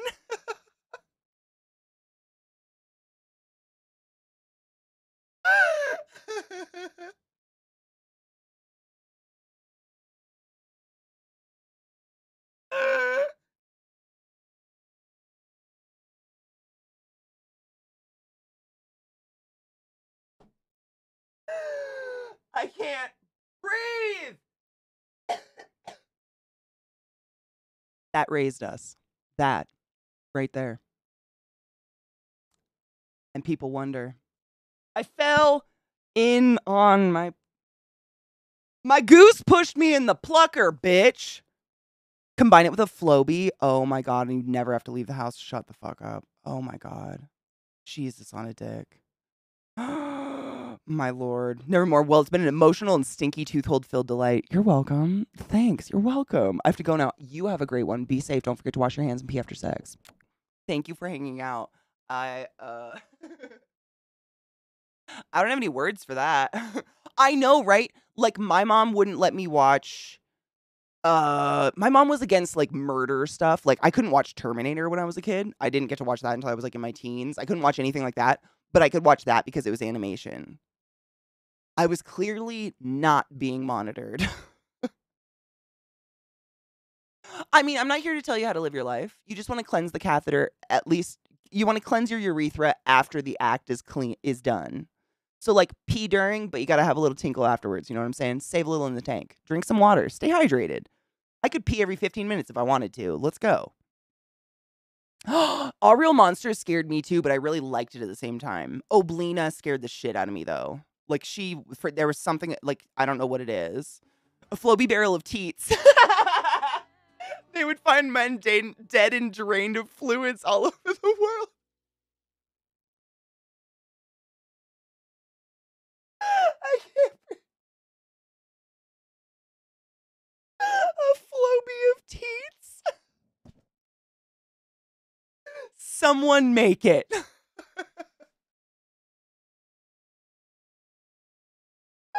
Mike 1.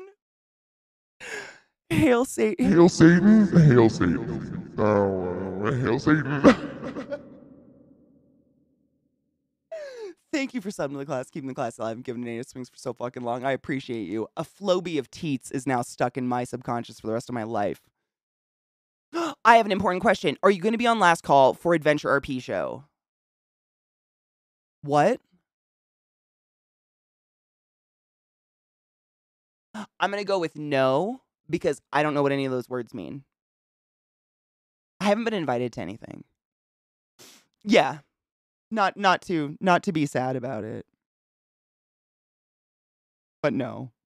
I wish, but no. Is it loud? I can totally turn it down. Oh, it is really loud. Why did I? Oh, because we were watching the fucking Ren and Stimpy. Thank you. No, it was totally loud. I had it way, way too loud. That's on me. Moral of the story, y'all should watch Legion. It's a great show. And I think it's done. It's been out for a bit. Same. I was so glad South Park and Happy Tree Friends existed. That and anime. Yeah. Thank you for letting me know, Jack, because I don't hear what you guys hear, so I very much appreciate it if it's too loud. Barrel of Teats is my favorite underground horror movie.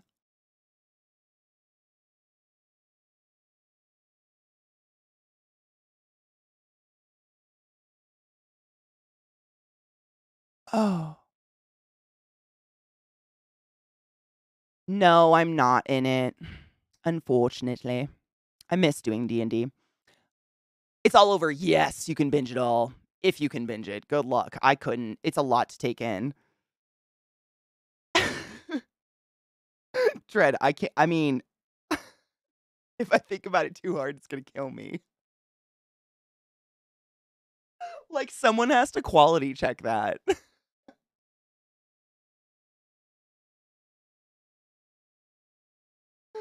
Yeah, that's good. I kind of want to see it made. That's all I'm saying. Icon, thank you for the follow. Welcome to my channel. Welcome to my stream. My name is ClassyKatie. It's fucktabulous to meet you. Take my breath away with the show my fucked up family today. Welcome to the classiest place on earth. I invite you to take your pants off, place your hand upon your genitals, and enjoy your time here on stream. Pants on the floor. I invite you to say embrace your goddamn nudity, mother fluffer. Still fucking got it. Somewhere. Hi, Gemini. How are you, love? Being high while binging Legion is an added bonus. I feel like I had to be high to understand it. If I wasn't high, I don't know if I would have been able to pay attention. Oh, Hikaru, thank you for summoning the class, keeping the classy alive, and giving it 8 swings. I appreciate you. Zombies, right? Which I did a couple. Was it on roleplay?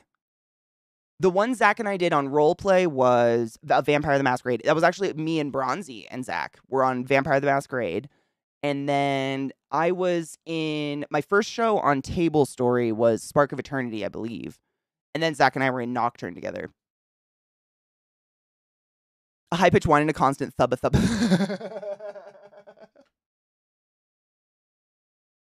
The thubba thubba noises. Big Berg, thank you for summoning the class, keeping the class alive, and giving it 8 swings. How the fuck are you? I'm decent. My stomach hurts. My abs are getting a workout. Help. Nope. Show me where you pissed from. Show me where you pissed from. Katie hit save for once in her life on GoXLR. It's amazing when it happens. Auctioneer for hire. People say that. People have been saying that. I don't think I could like improv fast talk, but I used to say that every single time someone followed my channel up until I hit around 30,000 follows, and then I was like, you know what? I can't do this anymore. So every once in a while I'll whip one out, but it was a lot. I've said it so 30,000 times ish, probably more because of unfollows. It was a lot. But people would like raid me as a joke. They'd be like, "Oh, dude, we're going to raid ClassyKatie because if you follow her, she'll say this shit every single time. Like, let's do it. Like, so people would raid me with like 1,000 people that would follow me at one time. And I'd just be sitting here for literally 15 minutes. Welcome to my channel. Welcome to my stream. My name's ClassyKatie. Fuck, nice to meet you. Take my breath away. Show my fucked up family. Welcome to the classiest place on earth. I invite you in your bathroom. Take your pants off. Place your hand in front of jittles and enjoy your time here on stream. Pants on fire. I invite you to the same embrace your goddamn new motherfucker. Every was golden. Yours is golden. Over and over and over and over and over and over. Ah! It was a lot. So I just don't do it all the time. But you got it. Every once in a while. I'm just, honestly, I like to test myself to see if it's still in there. Ooh, fuck yes, Gemini. Hell yeah. We can talk about Legion all day, Fuzzy. Don't ever apologize. Props to Hamish, is it Hamish? Hamish Linklater. So amazing. If you hadn't seen Miss Father Paul in Midnight Mass, oh my God, Midnight Mass was so good. But another series where the end, I'm like, what? Like the very end. I'm talking like the last 5 minutes. My brain is just like, what's that? I just don't. It didn't appease me. But honestly, I don't need a great ending to enjoy a show. Thank you for the hype train, by the way. You guys put us in a hype train. I appreciate you. I don't need some like phenomenal ending to enjoy a story. Midnight Mass was great. Oh my God, same though. That being said, Deb was the worst thing that ever happened to Dexter. Ever. You could take her out of the show and I'd still enjoy it. That's all I'm saying. Oh, there's a sequel coming up. Oh, fuck. See, you thought the ending was fucked up too. Me too. I was like, blank, blank, blank, blank, blank. What? The fucking what? I don't know. But I'm glad there's going to be a sequel. I'm glad. Both on and off the show. Same. You're totally true, Glut. I think my dogs need to piss or...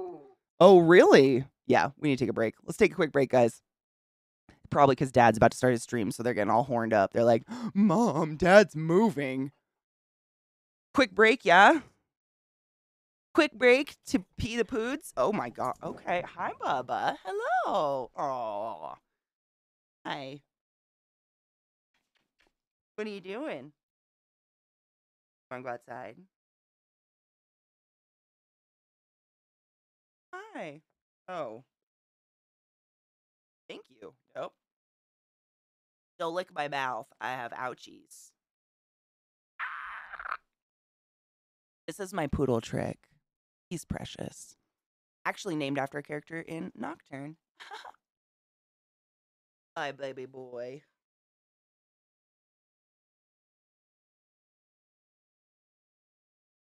Do you love playing in the snow? They eat the snow. They don't play in it as much, but they fucking love eating snow. I think because I've looked up the trailer multiple times on YouTube to recommend it to people, I get Midnight Mass in my recommendations, and I saw an interview where they've been in talks for season 2. Fuck yes. Oh, thank God. That makes me so happy. I just want to, like, that just didn't make any sense. I was like, what is this? It was very similar to the ending of Apostle, actually. Why do you want to lick my mouth?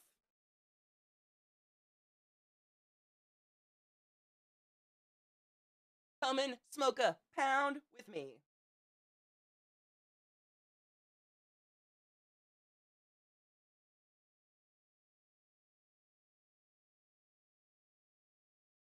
Wanna go outside? Okay, let's go. Let's go. Crazies. They're crazy. Quick break, my dudes. I'll be right back. Holy tits, it's cold. My farts. Holy shit, my fingers. Ah! Does anyone else's fingers prune when they're cold? Mine do. Like you've been in a bath too long. Brr. If you stare at it long enough, she'll steal your soul. She keeps mine under the bed. I do. I have a lot of jars under my bed. It's very strange. Hello, little sister. How are you? We got so much snow, Sarah. It's so fucking cold. Not gonna lie. First few times I dropped into CK stream, she was obviously AFK. I thought this was the stream. Oh, that's beautiful. That's wonderful.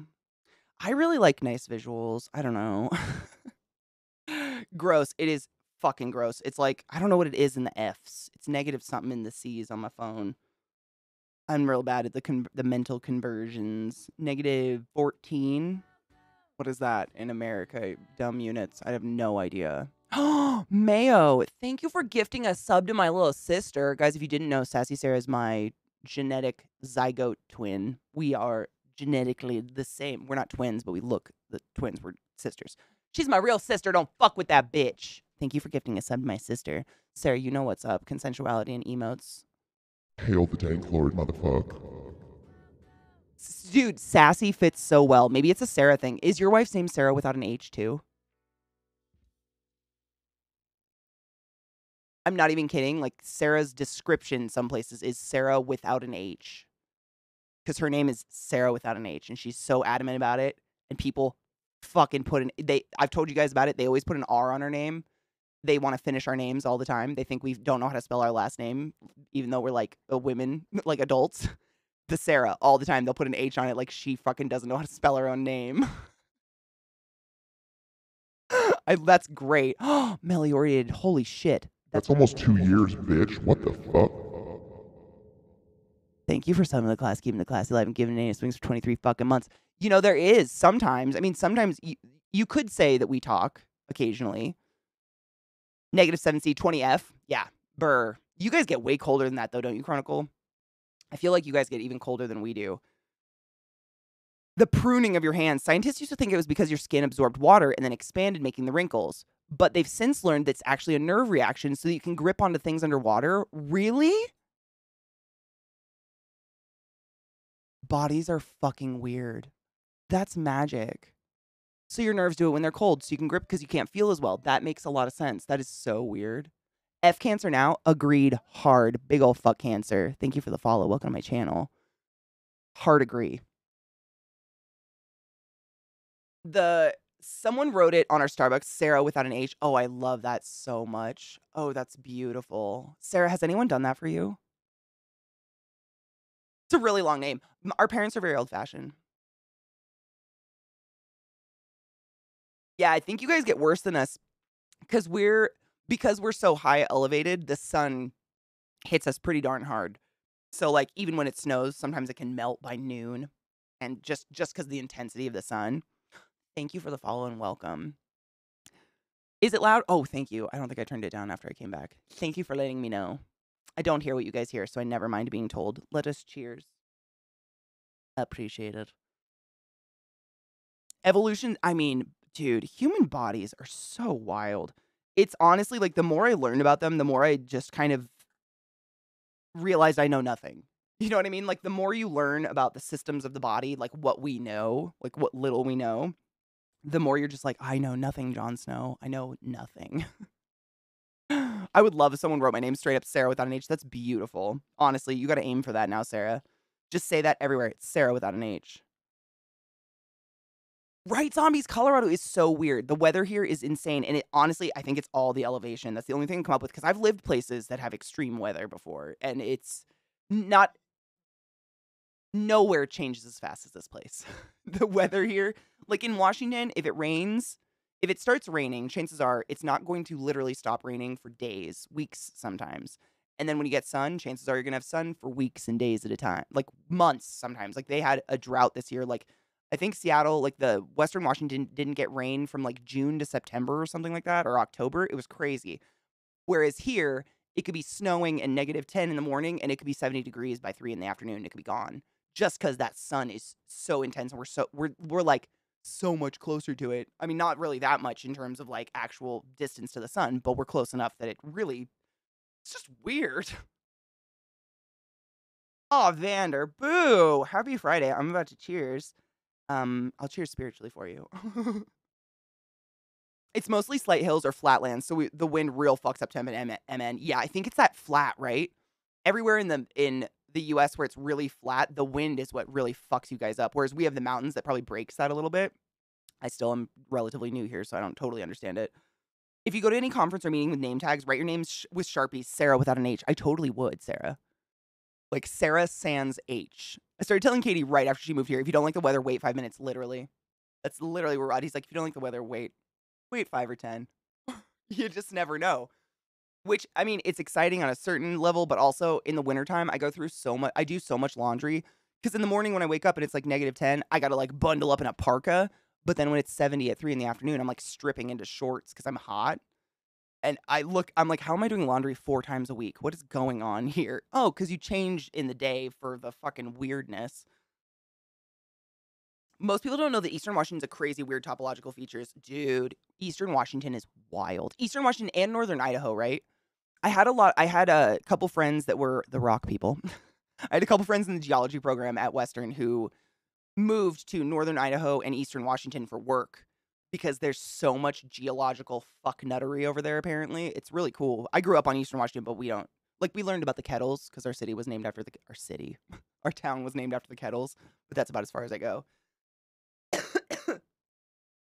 Yeah, the mountains break up the winds, and that's why things like tornadoes are so rare in Colorado and Utah. They do happen, but it's newsworthy. I've had like a tornado warning, but I don't think we've had one since I moved here. And I assumed it was something like that, like the mountain range, because Washington's the same way. That's like one of the first things you learn if you're a kid living in Washington State is all about the rain shadow. Because I'm sure you guys have heard me talk about it a lot, but if you look at Washington State, like 1/8 of the state is Seattle or the green, the rainforest, the mountains, that beautiful stuff. But the second you hit the mountains, the rain shadow causes the entirety of the state, the rest of the entirety of the state to be literally like almost like a tundra kind of ecosystem. It's very, very flat, very dry, burnt pine trees. It's great for orchards, but that's about it because the mountains squeeze all the moisture out of the clouds before they get across the mountains. So once the clouds get across the mountains, they've dissipated or they don't have any rain left. And it's like you're drilled with rain shadow. If you live near mountains, I feel like that's the only thing I know is rain shadow. But that's it. In the UK, we have 7 different words for rain. Do you want to know a fun fact? The last time I got a sunburn was in London. And I don't sunburn. Your place is a land of strange. It wasn't this year either, not the hot year. I did go to London this year with my sister. But honestly, it was the August, September before COVID shut down. I went out to visit a friend and get a tattoo from an awesome tattoo artist. And I shit you not, I got a sunburn on my nose. And I was like, I haven't been sunburned in 10 years. And it happened in England. I'm sorry, what? It was interesting.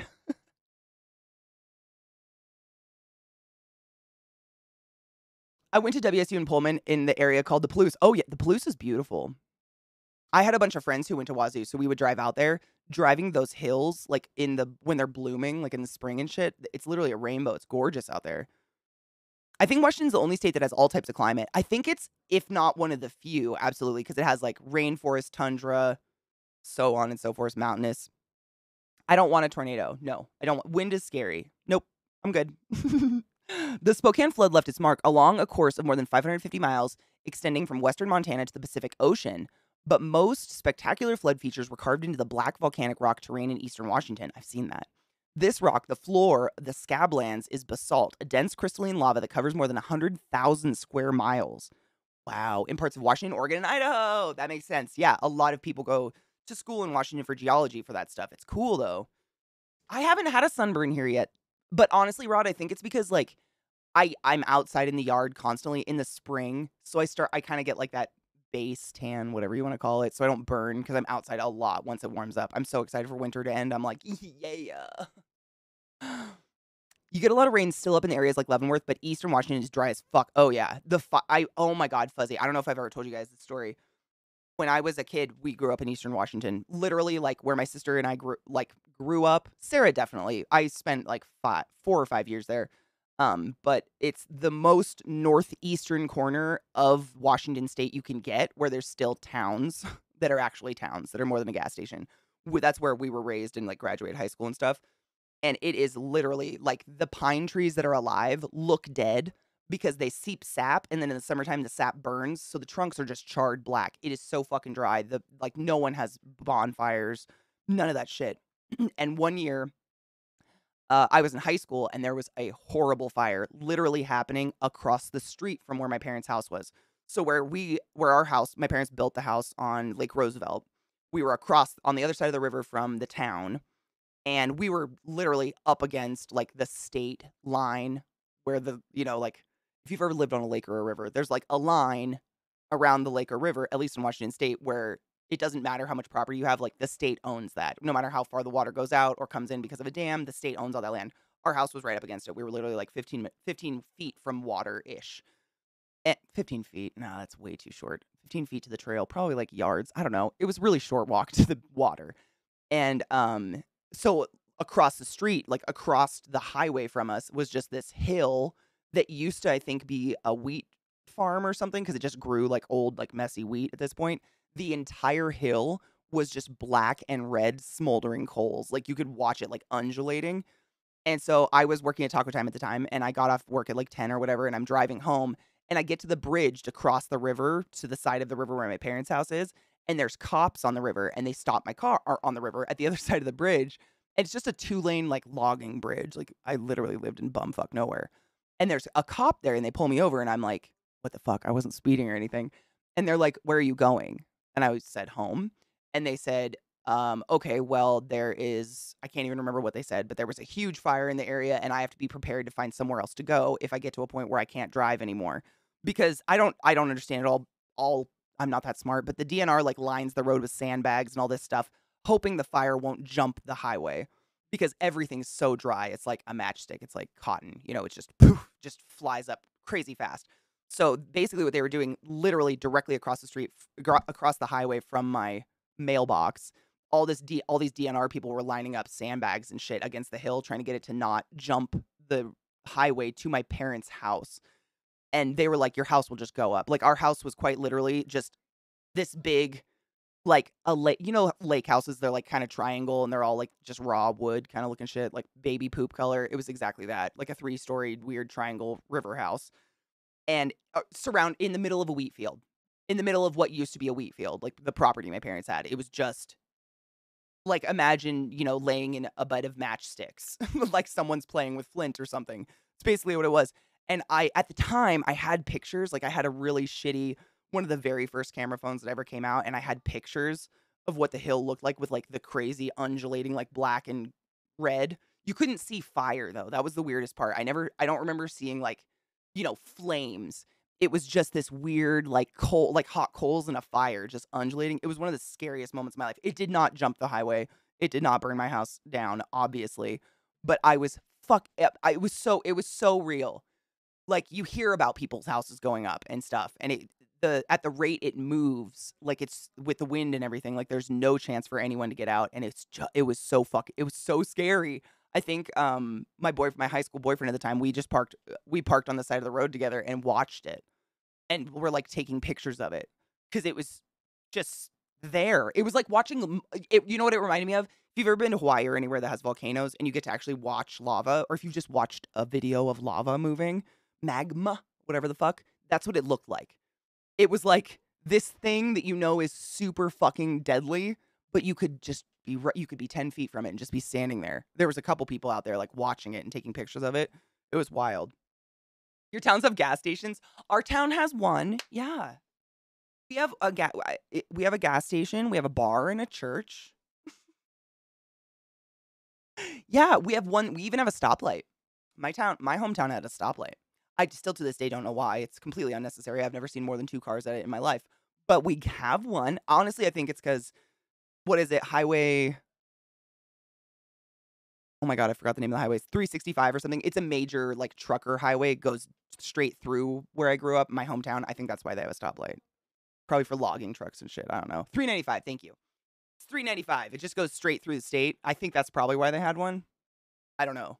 Our population definitely did not justify it. Do you remember that fire, Sarah? You were definitely living at home at the time, but I don't think mom was home that night. I don't remember, but I remember watching it and taking pictures of Steven. It was fucking creepy. This is Ginger. Yes, this is actually her singing it like live. I'm sorry, I'm basic. Right, me too. I love watching. She's never mean. She doesn't do she's not here to like rip down other musical talents or anything. She just breaks them apart and talks about the different things they're doing in their voice and all this stuff. And I like that. It's nice. Some people are nice.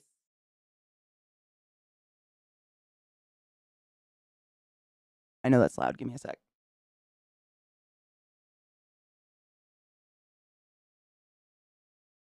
I had to move shit.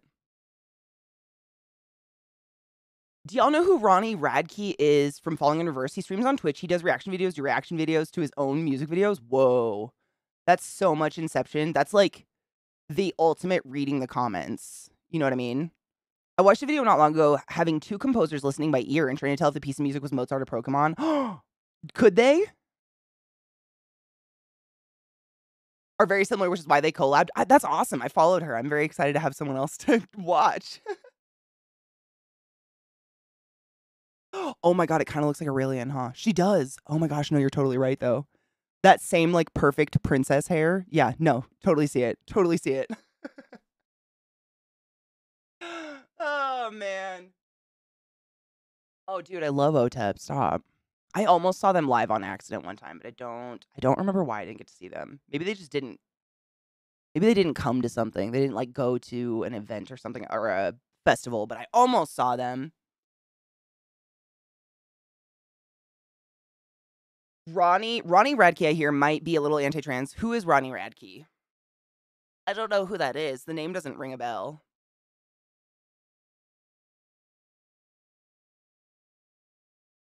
Yes. Oh my god, Rob, I cried. I cried with her. I cried. She brought me to tears. Yes. I've watched a couple where she starts tearing up and crying, and I start tearing up and crying.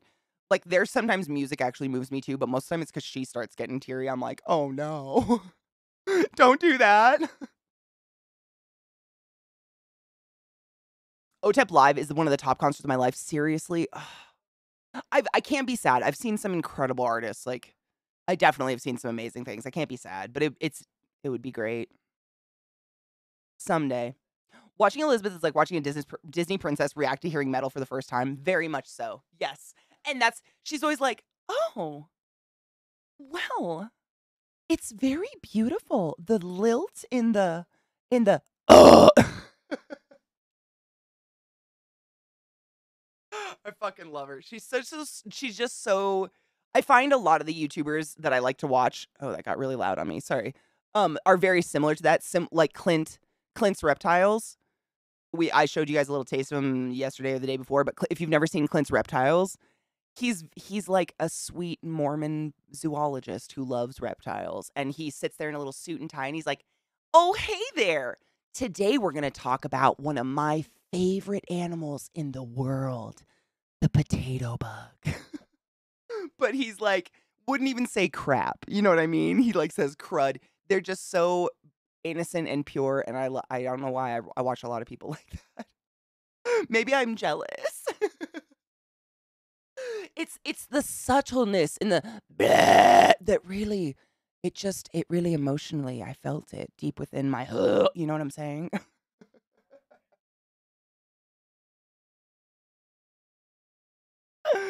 Do they come? I feel like Atlanta's a hub for good shows. When I was living in Baltimore, there was a few times I almost drove down to Atlanta just to see a few shows because everyone goes there. You guys must have some amazing hubs for concerts or something. I burped so hard earlier. Mag got it. Mag came in and my body was like, let's expel air and be gaseous at the foot hater.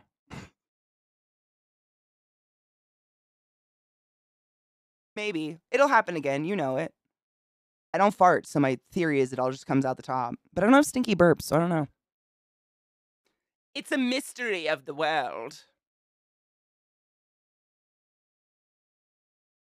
Burr is cold in the house. Every once in a while I get like a drift on my skin and I kind of want to die.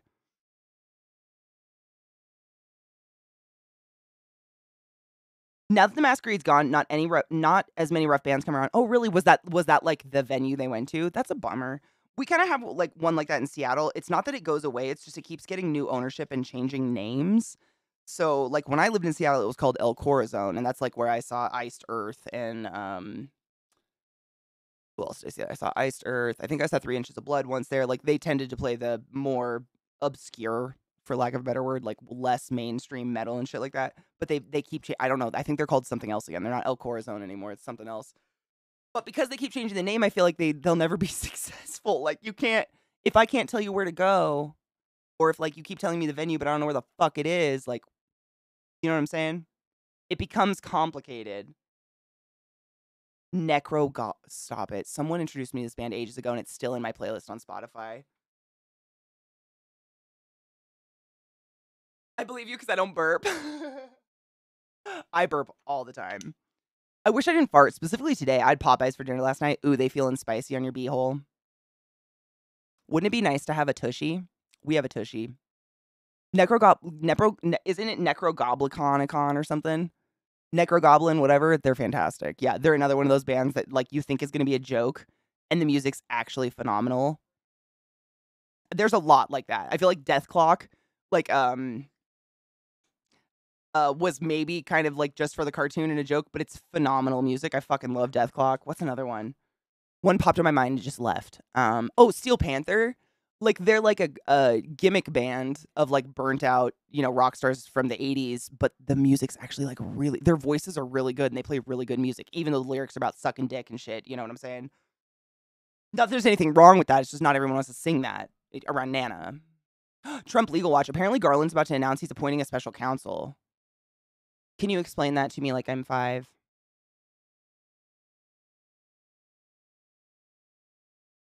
Because I'm interested, but I don't totally understand because I am not that smart. Dude, Death Clock's fantastic. Oh my god. I send the birthday song to a couple of my friends consecutively for the past 10 years. We got you what you wanted for your birthday. Disappointment. It's the best. Yeah, I heard that, but I didn't think it was real because did you see like a few months ago, was it like a few months ago, a month ago? Adults, like a bunch of people signed a petition to bring back Metalocalypse, and Adult Swim just put up a video, like a 24-hour video feed or something of a fax machine printing out sheets of paper that said no or something like that. It's the most brutal gift of all. Disappointment. I have dry ribs. Ah! All the time. I had a guy who told me that Steel Panther made him hard to listen to. Made him too hard. What? Really?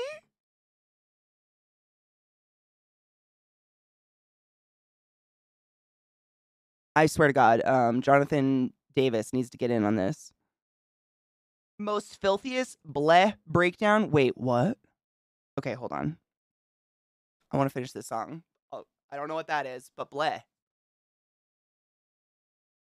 It was very Adult Swim, yes. Happy birthday, you're gonna die. I had a guy. Oh wait, no. I just did the double again. Don't do that.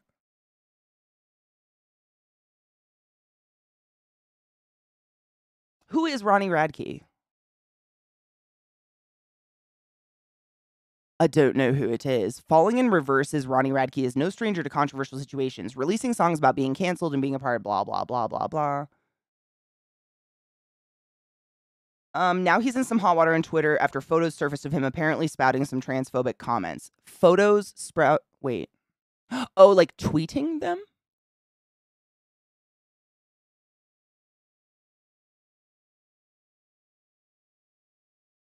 Cute. So he's a piece of shit?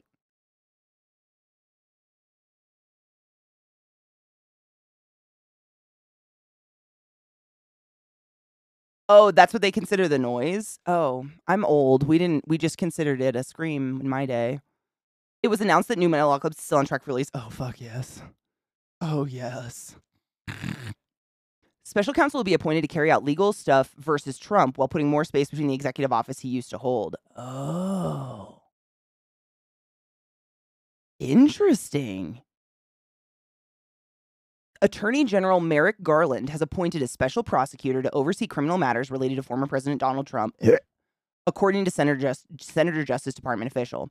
The investigation will include the Justice Department's probe of alleged retention of highly sensitive national security secrets at his Mar-a-Lago estate, as well as aspects of the effort by Trump and his allies' effort to subvert the 2020 election and disrupt the transition of power to President Joe Biden. The announcement triggers an extraordinary investigation into an ex-president and his allies and comes as Trump mounts a new bid to reclaim the presidency. That makes me so hot and bothered.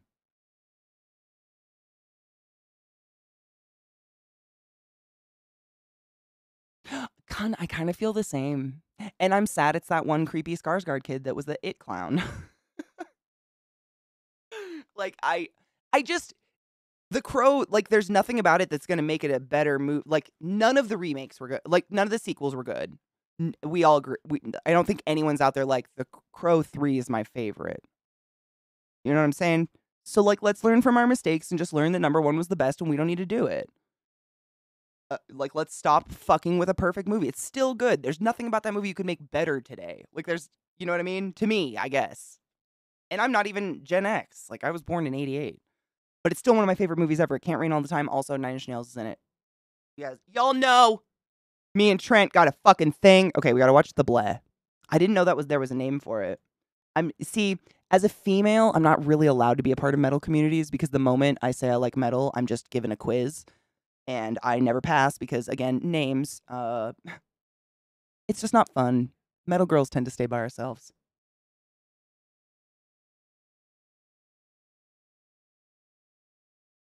Cheers to that.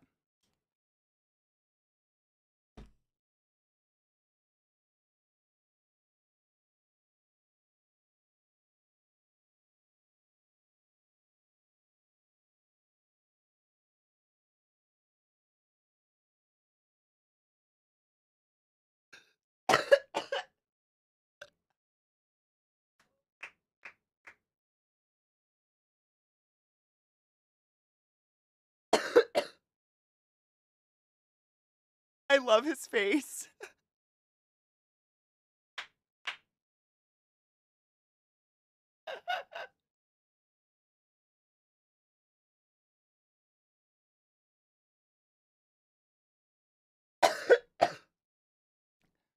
That's fantastic. I like his face a lot. That's great. That's how I feel on the inside when I listen to a good song. Oh my God, Psych Mike, how was it? How do you feel? How did you change as a person? Was it incredible? What was your favorite song they played live? What was the set list? How was it done? How was it? Did they play any How to Destroy Angels songs? Was his wife there? Was it amazing? Did you see Lazarus and Balthazar and other Z Child? Did you know Trent Reznor's only 5'4"? That crushed me when I found that out as a youth. I was like, God damn it, I grew past Trent Reznor when I was 7 years old.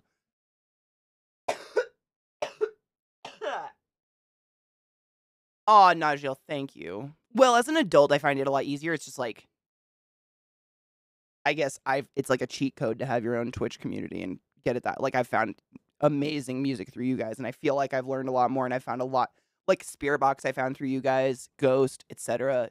And whatever. Consider it metal or not. That's another thing I hate getting into when people are like, oh, you like metal? What's wrong with 5'4"? I had a huge crush on him, and I was already 6 feet tall. Like, and I just wanted to feel like a girl.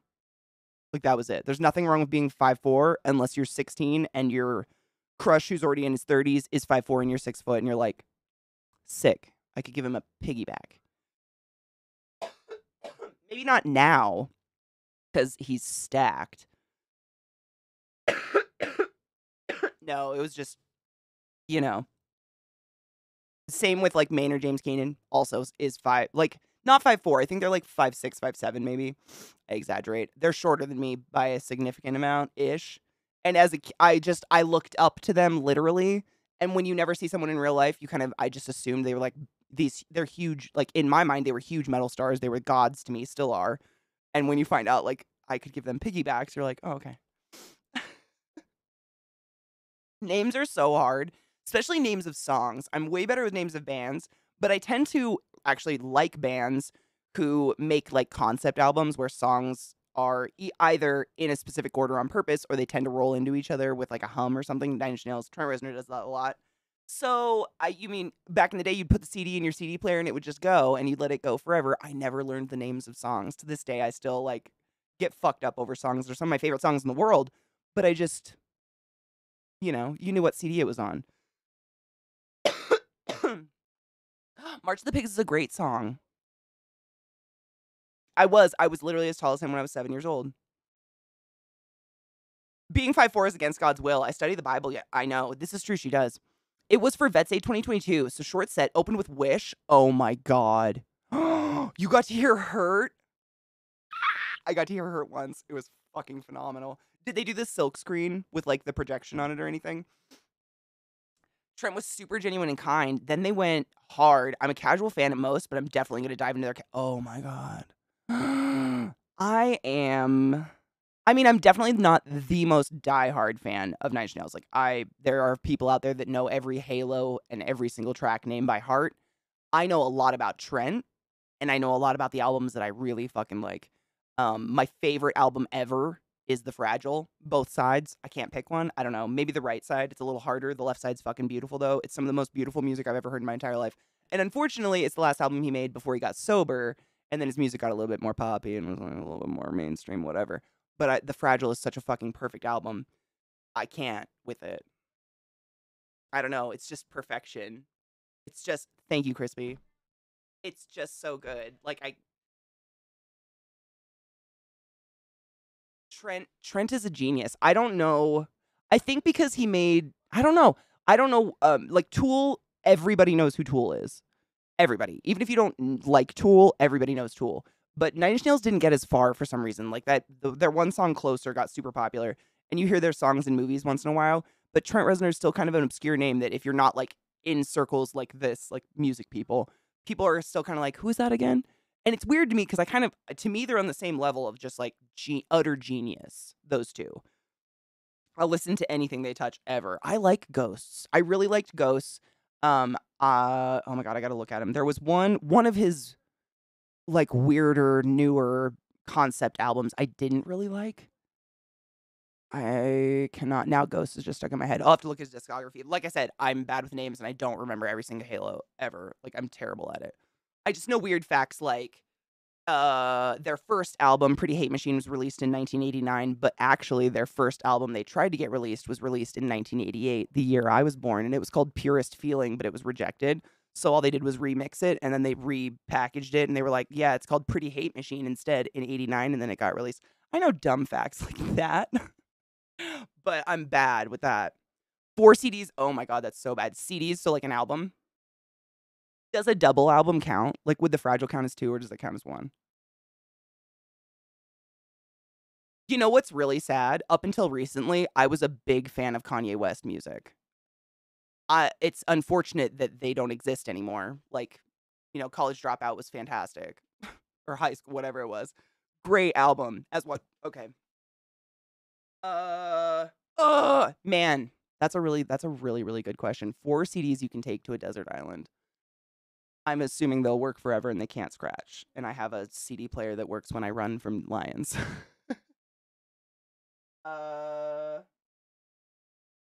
TLC Crazy Sexy Cool is Uno.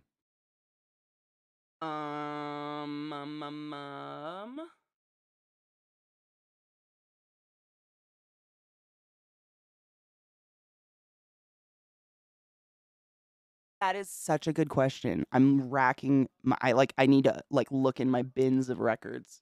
I did go through a period of time collecting those. I don't have all my CDs, unfortunately. I know, and it's the music still used today in like modern movies. Right, Fuzzy? I hear it all the time. Or like in TV shows, you'll hear, just an obscure bit of a song from Pretty Hate Machine. You're like, the fuck? It pops up all the time. It was so it is. And it's crazy. It's the same music. It's just like I think it's in a different order than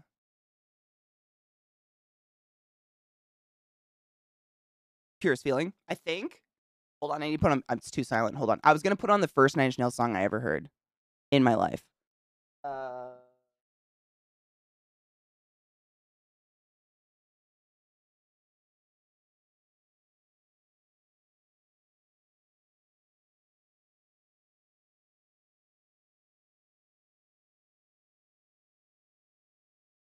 I never remember the name of the song, but I know at the moment I hear it.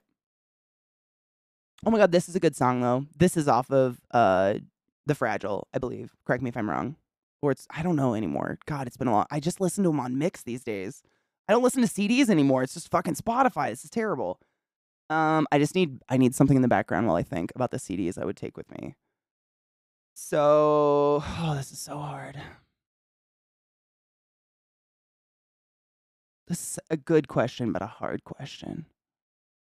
Oh, Tragic Kingdom, though. Fuck.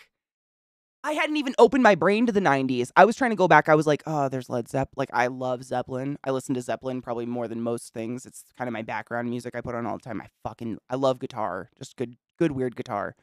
I love Zeppelin. But I don't know if if I could dedicate, like, I don't know if there's an entire Zeppelin album that I could dedicate to my 4 CDs. So then I was trying to think of, like, movie soundtracks.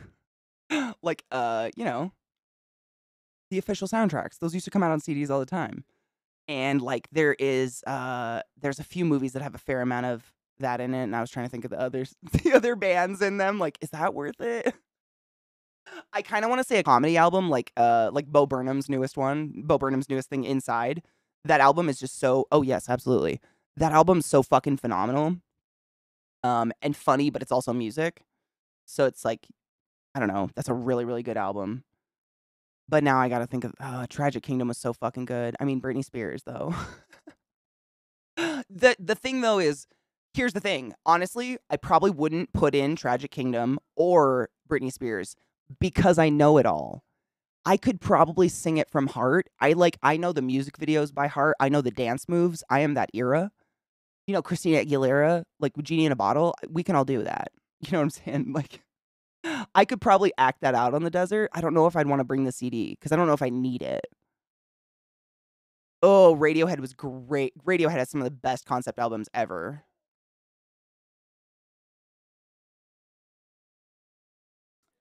Pirates Dead Man's Chest. Right? Like, as a soundtrack, yeah. Drunken Lullabies, Tragic Kingdom, The Downward Spiral, and Carmen Effect. Ooh. Wait, I know a CD I have to take. It's Songs for the Deaf. Oh my god. Songs for the Deaf has to come. Songs for the Deaf has to come. I don't even know what the first CD I said anymore was, but if I didn't take Songs for the Deaf, I would kill myself when I got to the fucking desert. Songs for the Deaf has to come. Holy shit. I'm trying now. I just have to go back in my mental music timeline. Oh god, that would have been such a terrible time. I love Queens of the Stone Age. I love everything that Josh Homme does, honestly, like all of his side projects too. But that is easily the best album. It's such a right? You know who reminded me was someone said something about concept albums. Who are we? Was it Cut and Run? Yeah, Radiohead said about concept albums. Immediately, that's the first thing that came into my head thinking about concept albums was Songs for the Deaf. Easily one of the best concept albums ever. Like, that's one of the weird ones. I can name the songs out of it. I was gonna say I listened to it as a whole. Like, I could never just pick songs out of it. You have to start with the keys and the engine. You know what I'm saying? Dude, why are we going to the desert? So the question is, if you were being like deserted on an island, but you had like a CD player, boombox, whatever that would work forever, and you had 4 CDs you couldn't scratch, what would they be? And I said Songs for the Deaf. I have no idea what I said first because I freaked out. Brandy. Oh, Brandy, though. Oh, my God, though. Beyonce. Even though she forgave that cheating piece of shit. Tool, Opiate. Oh, yes. Marilyn Manson is super. I hate that he's such a rapey rape because I love Antichrist Superstar. Pucifer V's for Vagina. Oh, my God. Oh, wait. What was the album that came out after that one? Conditions of My Parole. I might have to put that one on. I love V is for Vagina, but Conditions of My Parole it's got such a good, like, variety. It's another good concept album. I think Pucifer, again, it's Maynard, if you didn't know. It's a really good, like, oh, God. Right? Such a fucking shitty person, but his music, Coma White, come on. Coma White was literally what I would, like, put on, sit in the dark, all angsty, and, like, snort up pills off my mom's medical books. Like, I'm such a teenager. But he's such a fucking rapey rape. Fuck. And then there's classical. That I was trying to think of a movie like that a lot, Lizzie. Honestly, I was trying to think of a soundtrack that has a good amount of classical, but not like all. Because I do love me some fucking classical music. I kind of grew up on it. Impossible, right? I like the question though. It makes me struggle. Rush, Moving Pictures, good choice. Pink Floyd, Dark Side of the Moon, I'm struggling with that one. Simon and Garfunkel, Bridge Over Troubled Water. Oh, fuck yeah. Prince, Sign of the Times. Ugh. Fuck. Hold on. I don't remember the name of the album. I gotta Google something.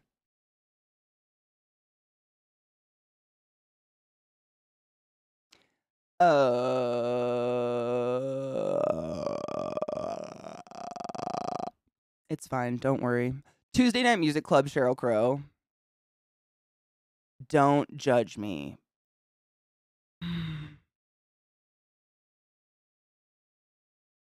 I have a very it's hard for me because I like a little bit of all the musics. So like I'm trying to think of how I'm shutting down. Oh my god, best ofs if it's an album on a CD, I think it totally counts. Because if a soundtrack, if an OST counts, I think best ofs should count. I think. Because Foo Fighters again, like that's another one. Anything that Dave Grohl touches, Ghost, like fuck, infinitesimum probably. However the fuck you say that word. Fuck, am I up to 4? This is a terrible time.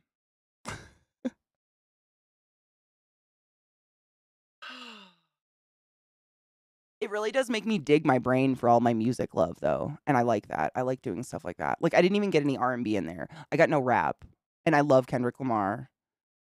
Like, Gangsta's Paradise. Like, fuck. What do I do with my life right now? Help! This is a terrible time. But I like the question. I'm gonna keep thinking about it. I'd easily put Tuesday Music Club on my list, but it's a based album. That's a based album. It's so fucking good, right? I mean, it's like the sound of my youth, I feel like. That album, it proliferated every car trip. Really, same. Anything Maynard James Keenan touches, I'm down. I even tried his wine one time. It was pretty decent for someone who doesn't like wine.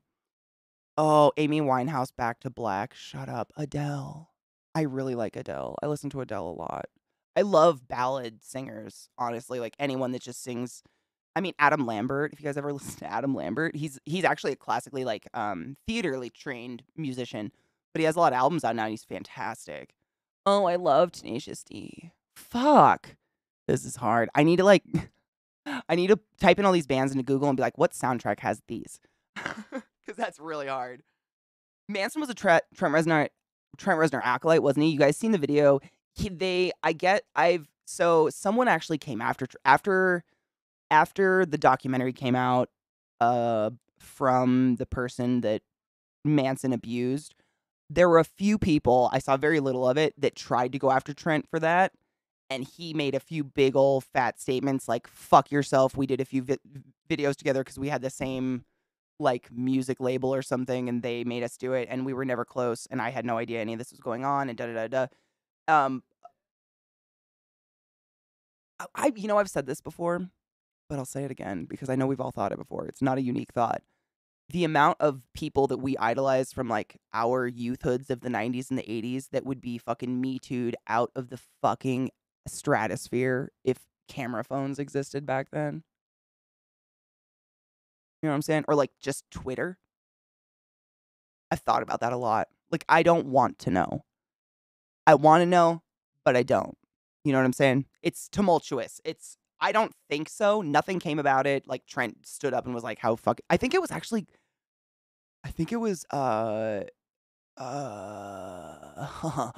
Brain Work.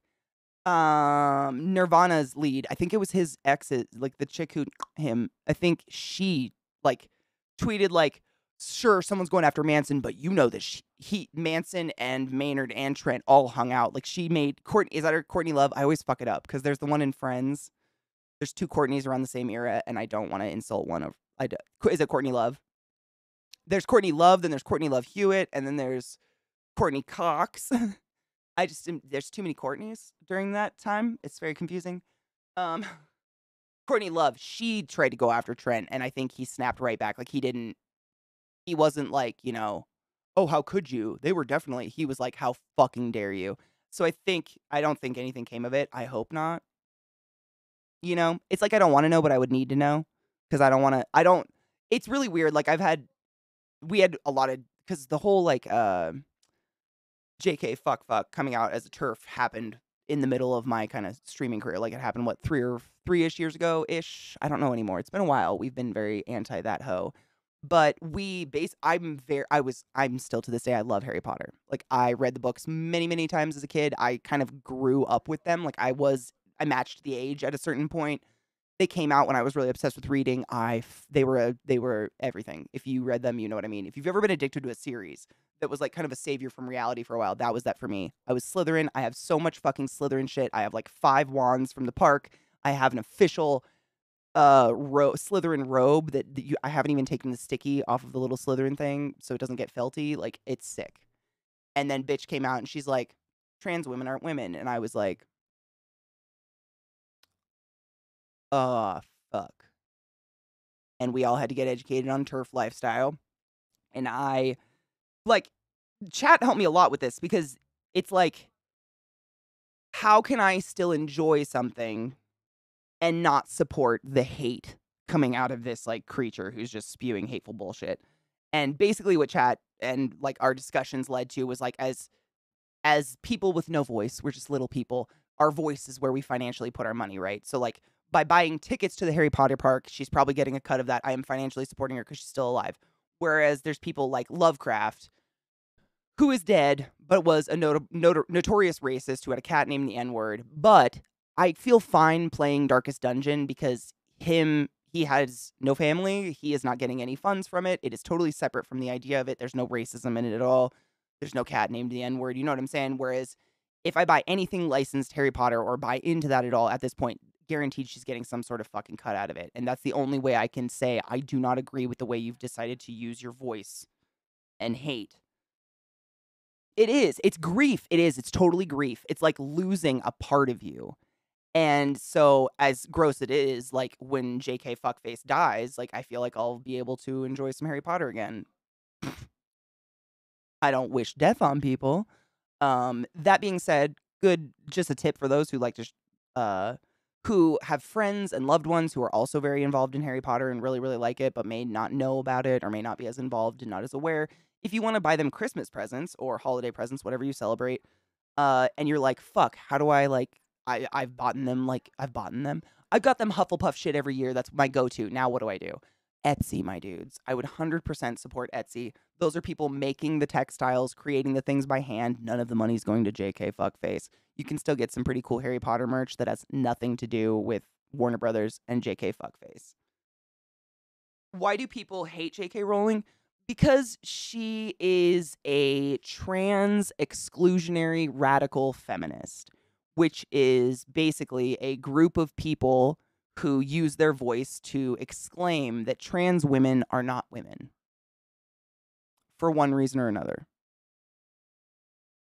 I don't know why she chose to spew such hate. I don't know where it came from. It's like, I hate what she's decided to, like, there's a lot of people who have opinions like that. They just like keep them in their head and they stay hateful in the bathtub and drink some wine on their own. But she decided to tweet about it and like make a stand on it. And that's more what I hate, because I guarantee that a lot of the children who grew up loving her books and using Hogwarts as an escape from the real world were trans. And I can't fathom. I mean, that's just, it just is like a lot of hate for no reason. A children's author. You know what I mean? Like, why? You know what I mean? My daughter was a massive Harry Potter fan. It destroyed her when that woman exposed her inner dick. Same. It did to the whole community. I think we kind of like, because it happened while, you know, we were all hanging out. And I think we learned what TERFs are on channel. In my channel, my rules. I don't often pull that cord, but I will when it comes to my friends. Trans women are women, trans men are men.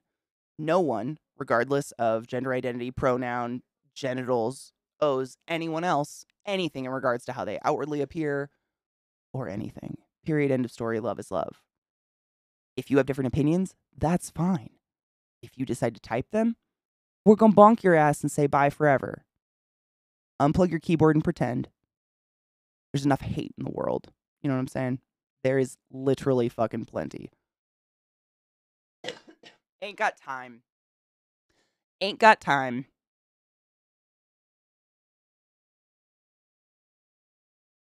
And that's just the way it is. I don't have many rules. Honestly, the rule of my channel is like be commonsensical and be nice. And to me, that is that. I feel like I always have a dog fuzz on my face, but I don't know how. They fly to me. Ugh. Nah, we don't put up with that shit. There's enough of it in the world. You know what I mean? I don't have to cater to it, so I won't. Boom, bitch. Taco. Did you take your joy today? Never forget to take your joy, and I guarantee your day will go as smooth as velvet. Thank you for subbing to Class, keeping Classy alive, and giving A swings for 7 fucking months in a row. That's a really long time, and I appreciate you. Hail the Dank Lord. It's a whole massive community and demographic of people's safe space, exactly, and comfort and 20 years of joy, despite all the joy that doesn't involve her, because she's associated and she's the creator, and it's so over-commercialized now. Everything feels diseased, and it's corrosive. It's so on point, Lizzie. And we can look at the joy we've created independent of her, the fandom and the community, and we can all smell it in the corner rotting away. We can only ignore it for so long before the grief hurt us. Exactly. That's literally so fucking poignantly said. Yeah. Yeah. It's so well said. That's it literally, it felt like a breakup or like a parent dying. It was so weird because it was like the creator of something I held so dear. And granted, it's a fucking like made up universe, but everything's really made up at the end of the day. Do you wear a sports jersey with a fucking dolphin on it? How is that any different from me wearing a Slytherin shirt? It's all made up at the end of the day. Everything's made up at the end of the day. And it was a beautiful fantasy world that a lot of us clung to because it gave hope to a kid who had a shitty home life, which a lot of us had. And to see that like the mother of all of that is so full of hate for so many of her, fans. That's what I don't think thinking happened when she realized that so many of her adoring fans, not that makes it like, you know what I mean? I don't know, man. I like pineapple on pizza, but I'm not going to go tweet about it because I know people are going to come at me. I know it's controversial. I know there's like a really split opinion on that. So I keep to myself. You know what I'm saying? Just like keep your gross opinions to yourself. We'll all be better for it. The connections we made, memories we had were 100% real. I think about that a lot, Lizzie, in terms of like when I got to go to Harry Potter Park, in Island Adventures. It's like the world of Harry Potter, magical, mystical, whatever world. Harry Potter world. That's what I've called it forever. The first time I got to go, it was like, the feeling you and I had when we went and saw one of the movies on opening night, or when we would go get the book at the bookstore. Literally, you'd wait in line with a whole bunch of other nerds in homemade robes and little wands they made from a stick in the yard, waiting in line to get the fucking book.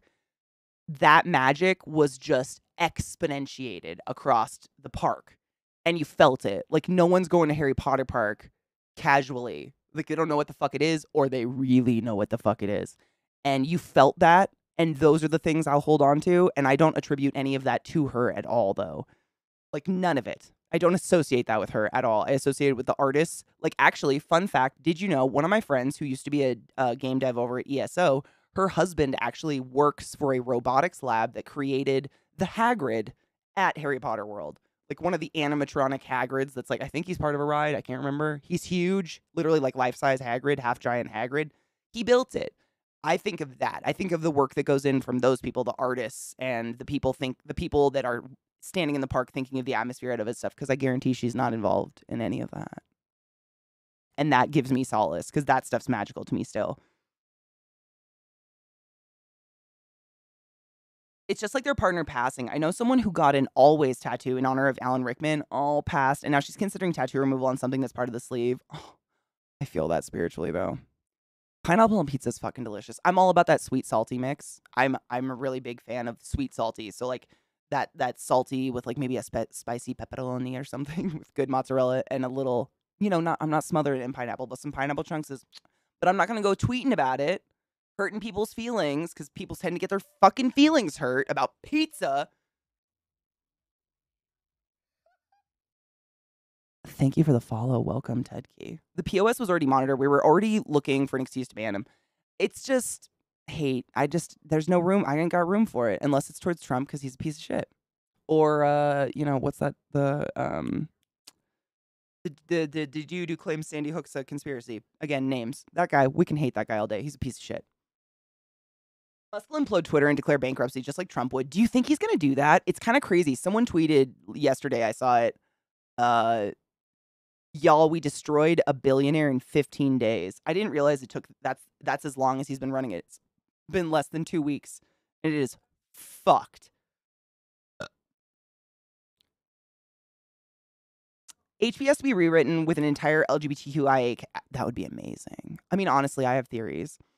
I'll never change those memories with my dad, who's now dead and died before the last film release. She doesn't get to take that from me, not anyone else. Honestly, I agree. She doesn't take away the midnight release lines. She doesn't take away the midnight movie lines where we were all sitting on the ground in homemade robes with sticks from our yard waiting for the movies to come out. Like, she can't take that from me. But I don't think she had anything to do with any of that. And the fact that Daniel Radcliffe stands up against her is such a boner fuck for me. It gives me so much happiness in my heart. Me too, Najel. That, honestly, one of my favorite pizzas I've ever had is taco pizza. Sue me. I know it's crazy, but we live, like, in the tiny-ass town we lived in. There was this pizza place called Polanski's, and they did a pizza that was huge, and it was a taco pizza, and it would have, like, this kind of taco white sauce base on the bottom, and then the sprinkled taco meat, cheese, and then, like, it was just covered in lettuce. Like, every inch of it. And so it was like eating a taco, but it was a pizza. Like, a piece of it was almost like Chicago style. Like, it would be so mountainous. It wasn't Chicago style, like a pan. It was fucking delicious. I'll never forget it. It was so good. No, I haven't watched the Weird Al movie. No. I had a couple shows I had to catch up on, but I've heard it's phenomenal. I know. I heard it's so good. I need to watch it really bad.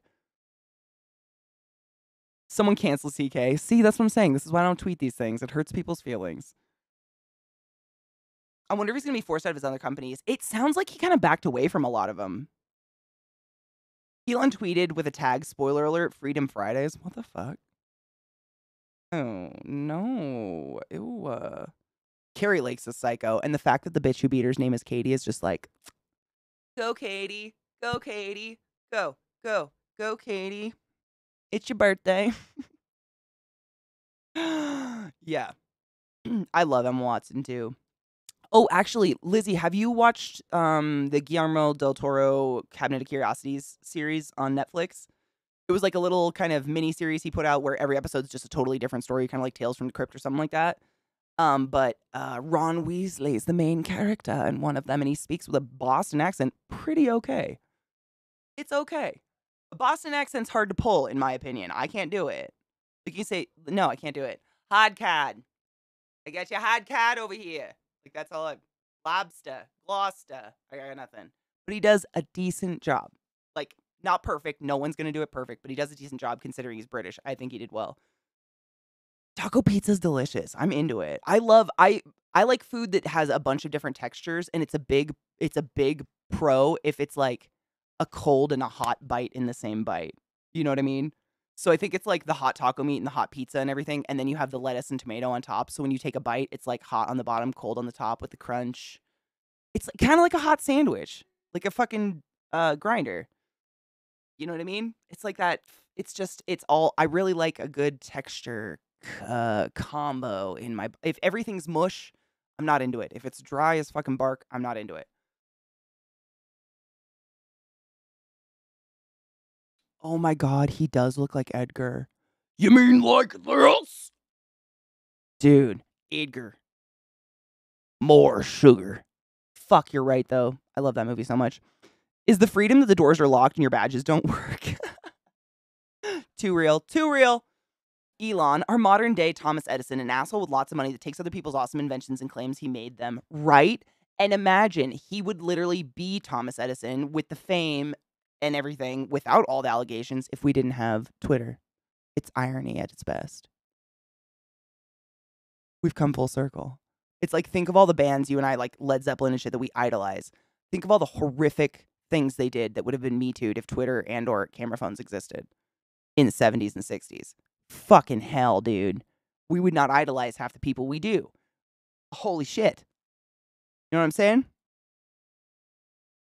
But you can't be a cool Thomas Edison when you have Twitter. It's kind of like, when Trump had Twitter. Like, all of his dumb is just out there for all of us to experience together. So there's no hiding it. It's just, he did it. You know what I mean? He's a daddy, like a real daddy, or like a daddy? Because daddy definitely. But like, is he a dad? Because gross.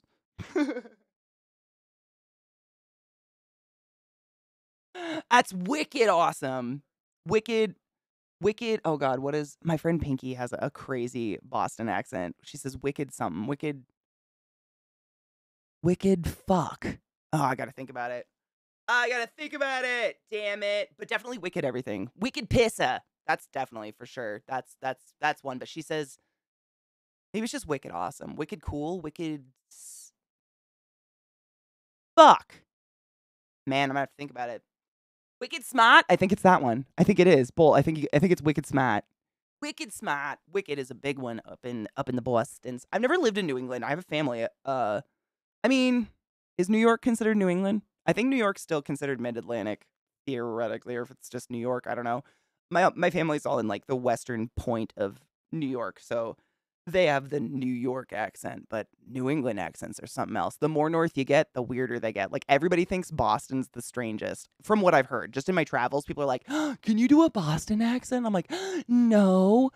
Go to Maine or like Newfoundland technically isn't America, but the accents are wild. Whoa! They're crazy. They're cool. I love them, but I can't understand them. They're wild.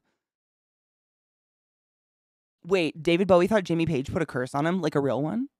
Like a bippity boppity boop one?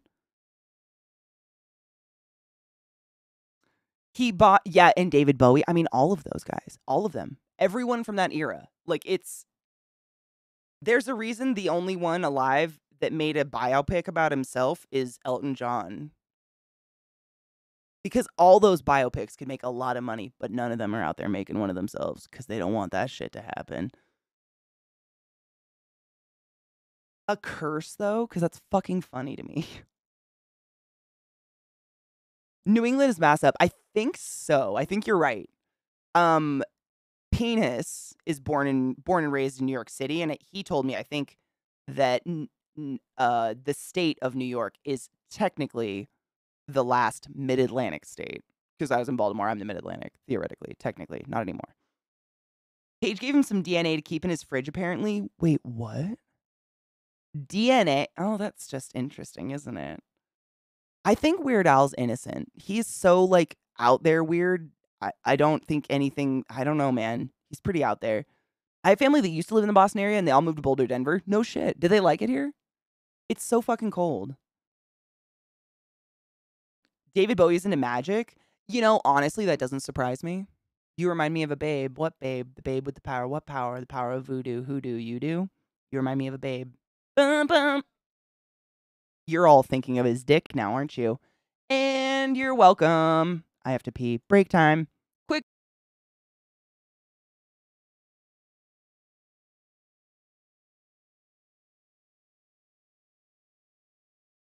Trying to think where it's going to be better lit.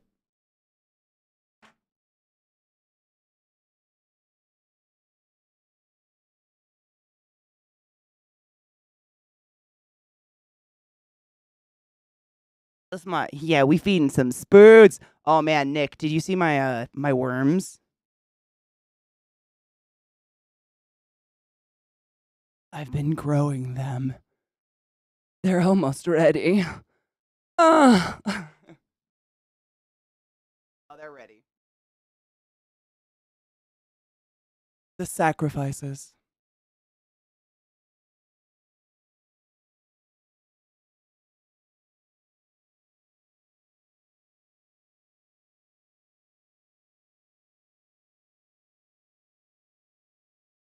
I'm gonna pull a couple down. Rob, so we're gonna feed some spider. I have a lot of tarantulas. And these are their food, and we're gonna feed some. Hello. It's not nearly as epic as you would think it is. They're very slow. Most tarantulas are totally afraid of their food, and it's kind of fucking boring. But I have to do it anyways, and every once in a while you get a really good like, like they go for the food and it's fun. But it's like 1 in 10. You know what I mean?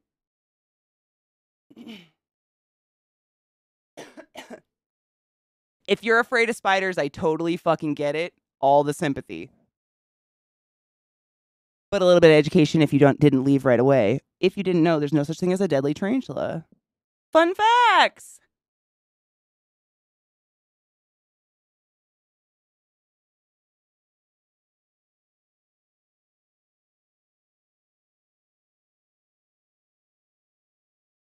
Little boobs.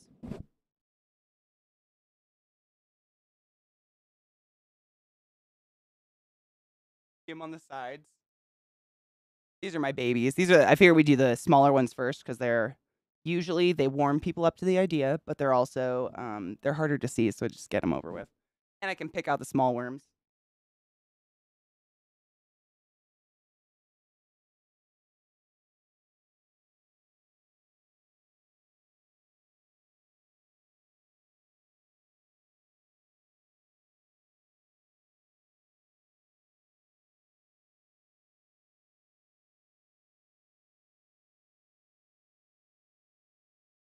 And then I got a big bitch. Can you see him stuck to the wall? That's one of my boys.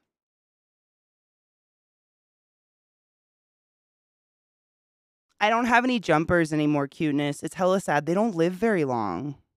Oh, JK, you love tarantulas? Okay, cool. I really like them. I treat them like a fish tank. I don't touch them. I don't like fuck with them. I just like throw bugs in like a fish tank. Dude, Serm, if you want to go watch Zach, I'll just pop my head in and I'll just scream safety. He'll have no idea what's happening, but you'll know. Absolutely.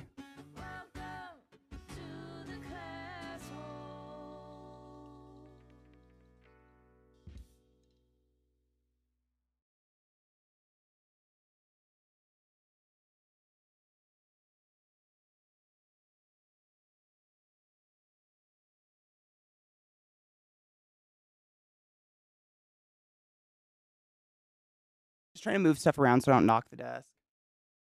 Absolutely, sir. I completely understand. Oh my God, Lord Freetus, thank you so much for summoning the class, keeping the class alive, and giving it a swings, honey bean. I appreciate you. I completely respect arachnophobia, and I am not here to freak people out. But I haven't done this in a super long time. I feel like it's been overdue.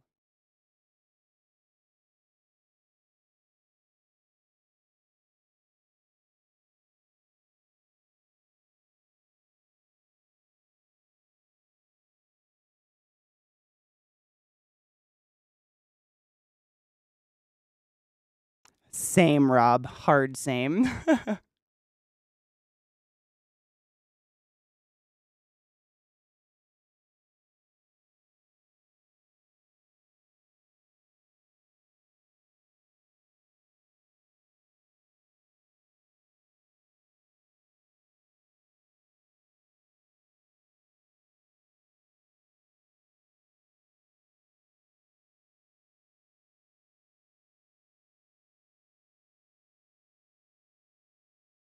I gotta find my pincers.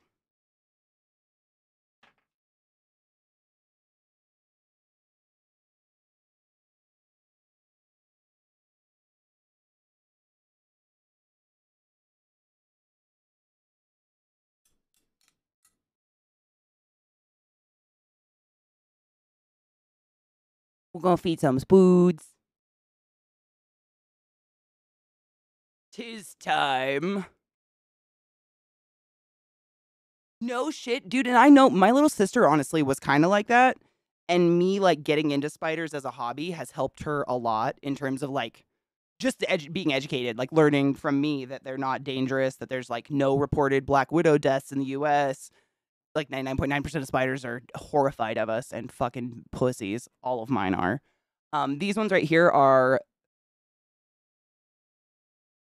Tleotocotyle albilosis, I want to say. Albilosis. They're the Mexican curly hair. They're one of the, or Nicaraguan curly hair probably is what they're known as. They're one of the most common tarantulas ever, and these are babies. I'm just going to change the music because my heart rate goes up when I open spider tanks already because I don't want them to escape. I just got to make it a little bit more mellow.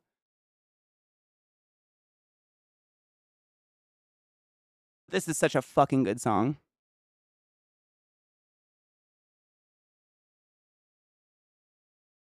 Over, mouse.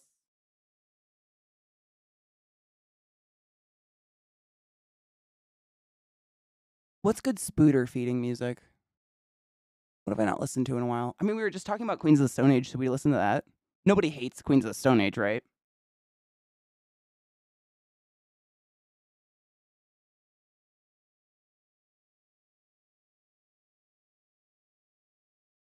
I haven't listened to them in a bit.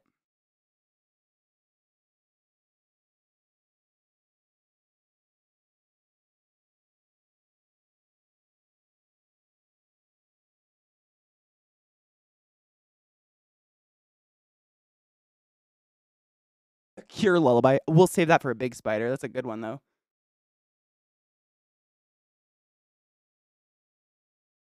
I think I'm going to move my chair. I don't want to knock it. So, fun facts about tarantulas. They have horrible, horrible eyesight. All spiders have pretty much, except jumpers, have terrible eyesight. And because of this, the way that they sense their world is vibrations through all that hair. That's why they're all hairy. And so every time I move them, every time I knock the desk, every time I breathe too close to them, that scares them. So I try to like not do that. I got to pick out some small worms. I love this song. How's the volume?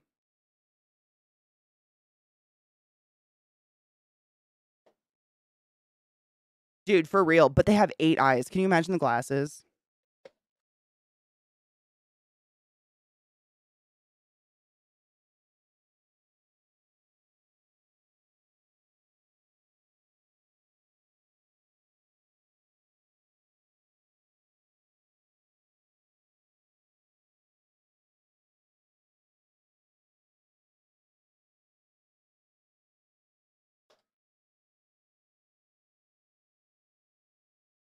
Is it weird that it doesn't? Probably because I've heard it so many times. Probably no, it doesn't. Was it super loud? Do I need to turn it down? See, I never know. I really do appreciate you guys telling me, but I apologize if I deafen you. I don't hear what you hear. It sucks.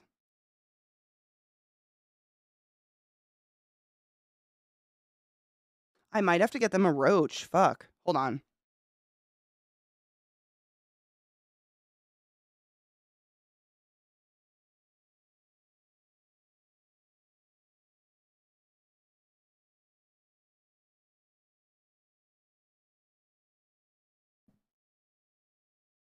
That is too big.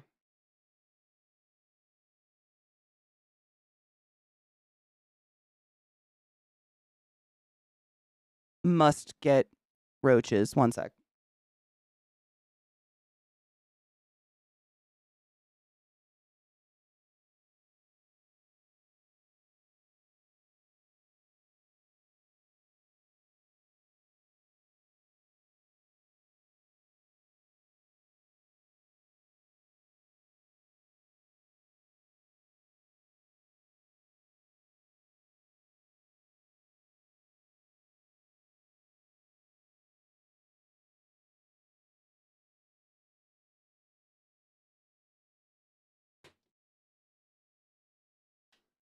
My roach colony. Gross.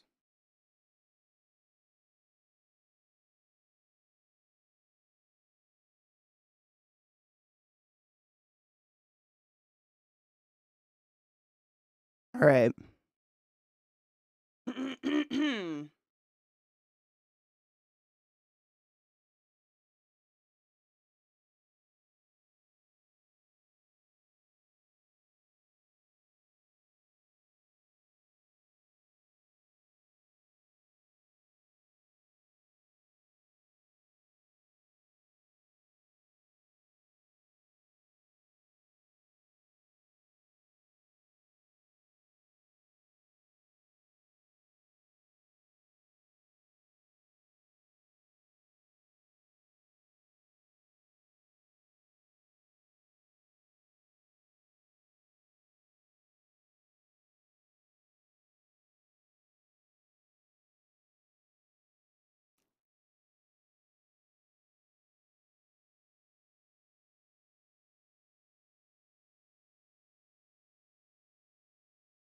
Get it.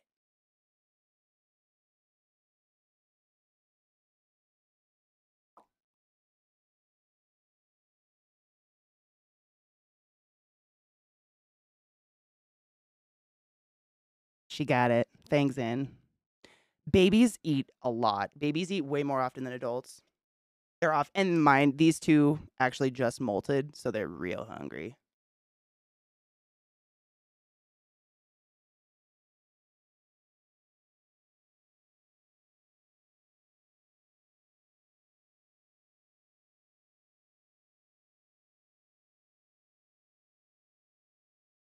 Next. These two, by the way, are named Bartleby and Loki. I got them together. They're the same species.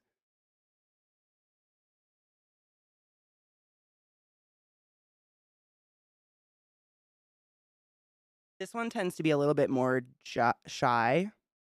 I don't know why.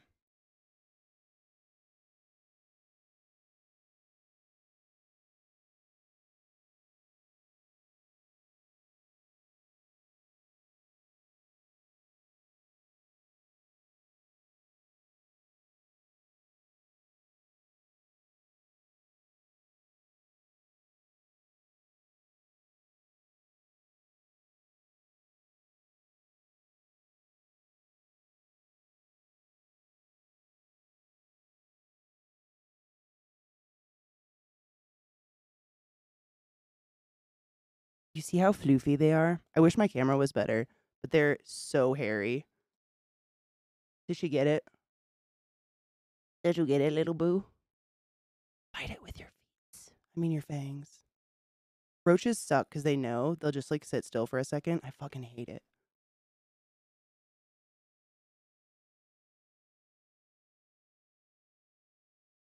Move, you stupid roach.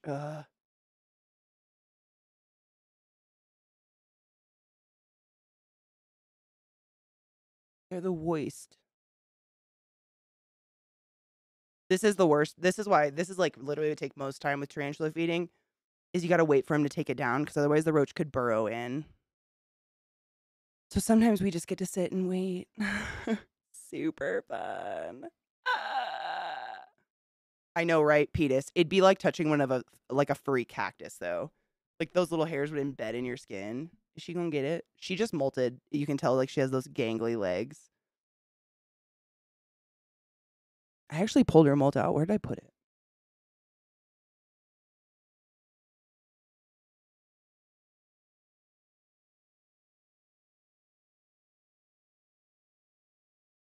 I saved their molts in jars. I just don't have it nearby. Oh, I do have a really big molt I could show you though while we're sitting here. Did the roach just try to dig in and she backed up? God damn it.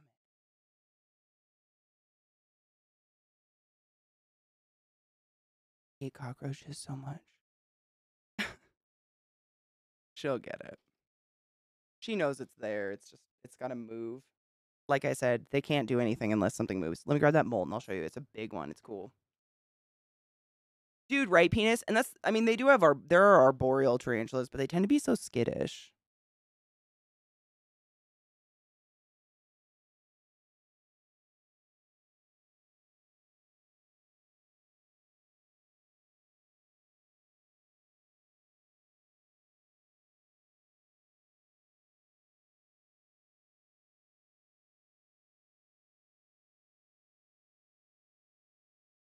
She's just standing on it. But this is an example of a much larger species, but kind of almost from the same area. This is a Nandu chromatus molt, just the skin, not the spooter. And these guys, I believe, are from Brazil, whereas these ones are from Nicaragua. But you can see like the fangs and the underneath. It looks exactly like a crab. If you're from Maryland, very familiar anatomy. But they're one of my favorites just because of their stripy legs. They look so cool. And that piece right there, that's like the top of her carapace. And you can see the holes where her eyes pop out. Kind of sick. Sorry, I'm shaking. They're really delicate. But kind of cool.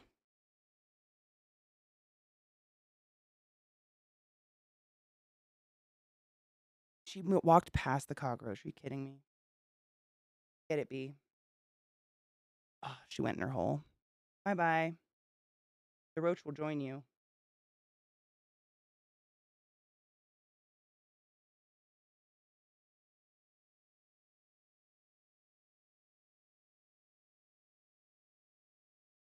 She got it.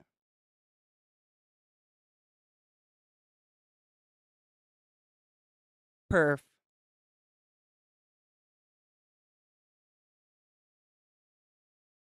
Yeah, the roach was like, ah, fuck. It's like she's got it in her hole on the side. Awesome. Dude, penis, I have so many spider molts. Yeah, I could send you one. I have hundreds.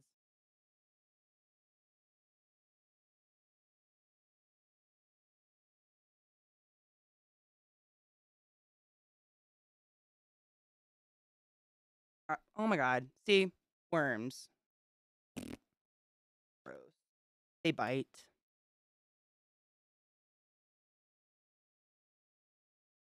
So this is one. So this one is literally twice the age of the other ones, but you can see how it's the same size and lives in this tiny little enclosure. Sorry about the glare. It's so bad. This is a dwarf species of tarantula. So not all tarantulas get super, super big. Some of them stay super tiny, and this is one of the species. This is a Dolichothele diamantinensis. I believe the common name is a Brazilian blue dwarf beauty. Correct me if I'm wrong.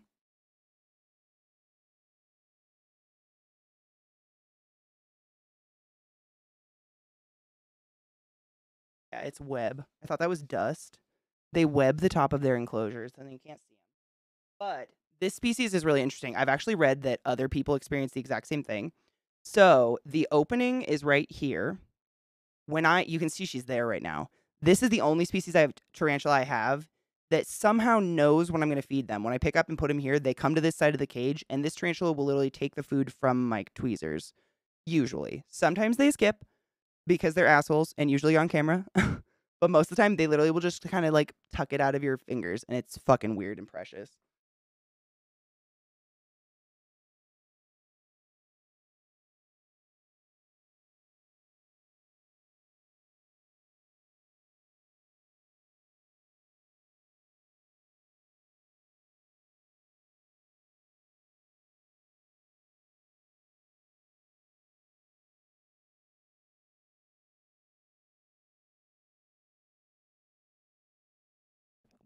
I just can't. Go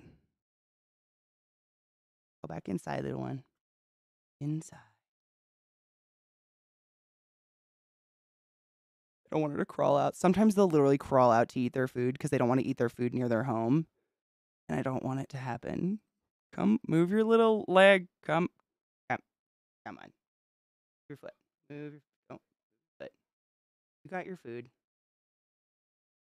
I don't want her to crawl out with her food. But yeah, isn't that cool? If you look them up, they're absolutely stunning. Unfortunately, these are all acrylic, and acrylic is a fucking bitch with reflections. So I can't show her very well. But she's in that corner right there. And that's actually how you spell the name if you want to look it up. Dolichothele diamantinensis. They're absolutely beautiful spiders, but they're real tiny. And they like to have a tiny home. It makes them feel safer. But yeah, the acrylic does no justice. It sucks. I've got a couple more though with bigger enclosures. I actually have one on order for her where we'll be able to see them better.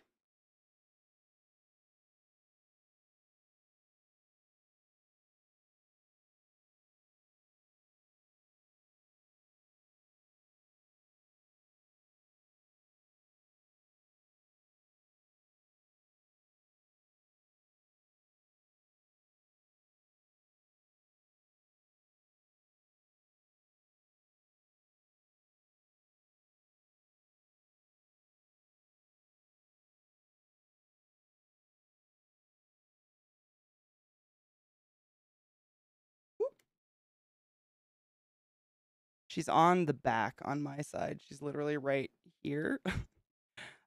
So this is a different species, same locale though, and they almost look the same, but this species actually gets a lot bigger. You can kind of, oh, that glare is so bad. This is a Pteranopelma sazami, or just the Brazilian blue beauty, or Brazilian beauty, or whatever. There's chat. I hate acrylic so much. Reflection's the worst. But these guys are usually pretty good about taking food too. And this is where it opens, so she'll probably just take it. We'll see. Just those reflections drive me nuts.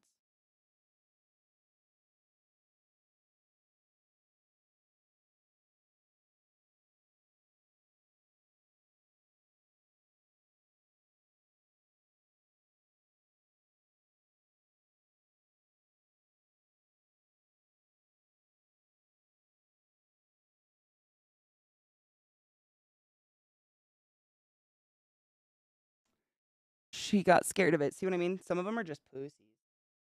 She, like, went for it, but then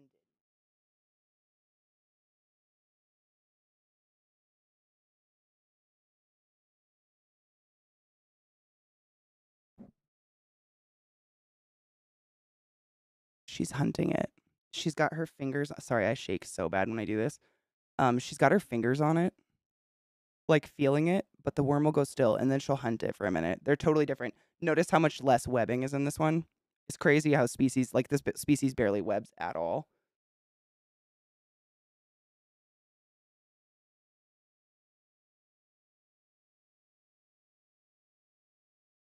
She's got 1 foot on it.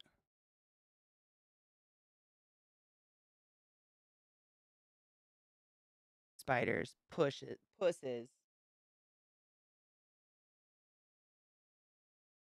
No, not at all. A lot of people don't know what these are. These are actually called hornworms, and they're the larval state of a moth called a hawk moth. And I believe they're actually related to the moth from like Silence of the Lambs that's in the people's mouths. But yeah, it's the larva. It's just like a caterpillar. And they're, I guess, easy to breed, and a lot of people like to use them because they can't bite. Usually they don't bite your spiders. However, they have bit me before, and they're a really good hit of I think they're related to that. They don't look the same when they turn into a moth, but I've had a few that have actually like burrowed and turned into a moth in my tarantulas enclosures. They're actually pretty darn gorgeous if you catch them. Yeah, they're always blue. A lot of people actually call them gummy worms. And the crazy thing is, hold on, where's the other cup? They get huge. This is literally like a week old. They get like this long, and I'm not shitting you, at least like a dime width, like a dime diameter. They're huge. That's when the bites hurt. So I try to feed them off before they get that big, because if you don't, you basically have to put them in the fridge to stop them from growing. But they just that cake at the bottom is what they eat. I don't know what it is. And so you can kind of see the growth difference already. They just grow so fast. So I try to feed them off because I don't have a lot of tarantulas that can eat the full grown ones. I don't have like, I think I have maybe a handful of tarantulas that are like big. She's just got a fucking foot on it. Poos, take it.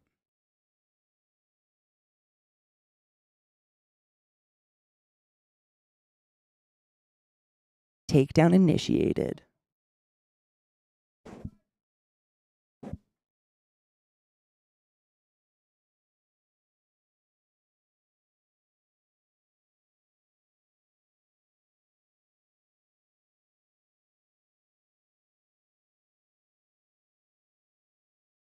I'm so sorry I shake. It's just because I'm so delicate with the spiders. My body like goes into weird hyperdrive and I shake. It's crazy. I don't shake at any other time. See how she puts her hands on it? So essentially what she's done here, apologize for the shaking again. She tagged it. So she bit it. But what she'll do is she'll wait until it's like paralyzed. And the way she knows is she'll put her hands on it and feel when it stops moving. And then she'll spin a web on top of it to save it from anything else eating it. And then she'll slowly eat it. Every tarantula has like a different modality of eating, which I find very interesting.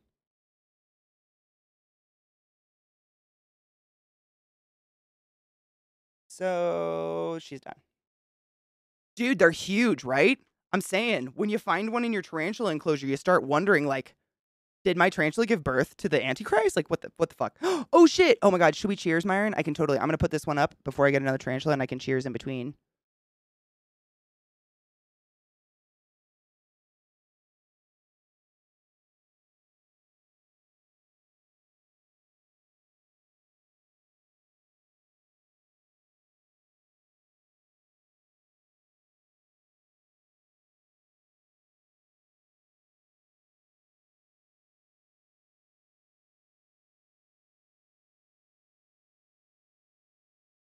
Same species.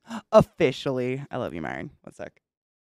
This is the same species. A little bit bigger. You can see him in the back. I'm going to toast my bowl, Myron. Cheers. Just not, at my tarantula, because that seems cruel.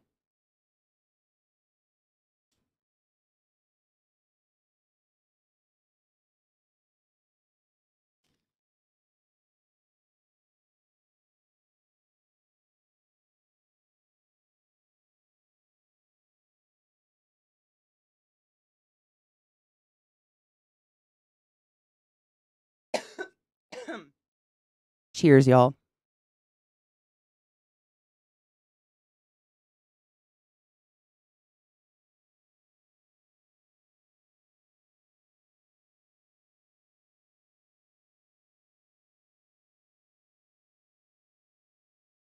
Oh, hate that. Hello, I see you. I have food for you. Sorry, I'm sorry. All right, so you see how they're like climbing to the top? Man, hold on. I'm gonna see if I can move my camera without it breaking.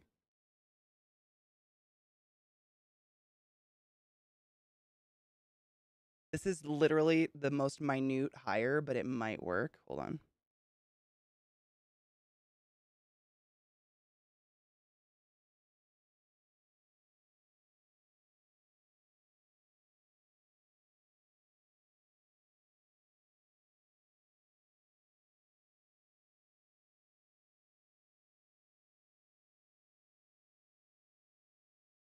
Haha. Now you can at least see a tarantula. I did start with the small ones on purpose, kind of, but you know. So, you see how that boo's just like fucking chilling? She's coming for the food. I hope.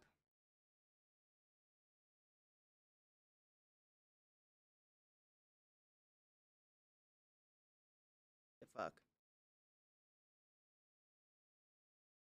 Are you oh my god, these guys are poons today. Really? Never. Are you fucking with me? Oh.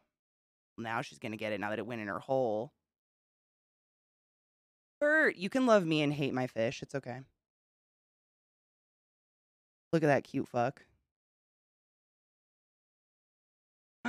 Thank you, Rob, for the biddies and happy 420. I think they're so cute. Especially the little ones. Precious. Oh, see how she just sensed the fucking worm in her tunnel? I was trying to show you guys. There's the worm. You can kind of see it squirming. That's like her home. I think she felt it.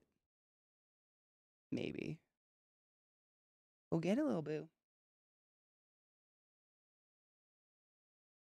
I got 50 tarantulas, so I'm not going to sit on the slow ones all day. We got ones that'll do epic takedowns somewhere.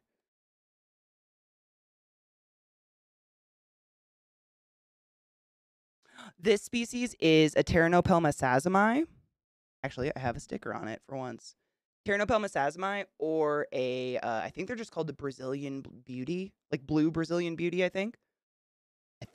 This one's a juvenile, so they still kind of have their like orange sete on their booty, and the glare is so bad. I'm so sorry, but you can kind of see that little spoon in there and the worm in her hole that she hates now. Is it Brazilian blue? That's what I thought. Yeah, I try to remember the scientific names because I have the Brazilian blue dwarf beauty as well, the Dolichothele diamantinensis, which I'll show you guys next. So actually, I'll keep them. I'm gonna keep this one up because I want everyone to see. I have 2 females and I actually have 1 male. I'm very sad about the male though. He doesn't look good. He won't eat. He just wants to fuck, and I hate it.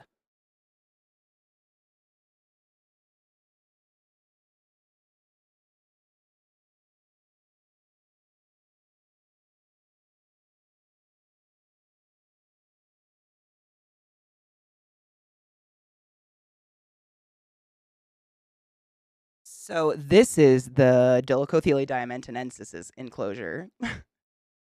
Oh, she didn't eat. See that worm up there? So that means she's probably going to molt. I'm going to take that out. Good to know. Thanks, boo. Rule of tarantulas feeding. If they don't take it in 24 hours, remove it. They don't want it or they're going to molt.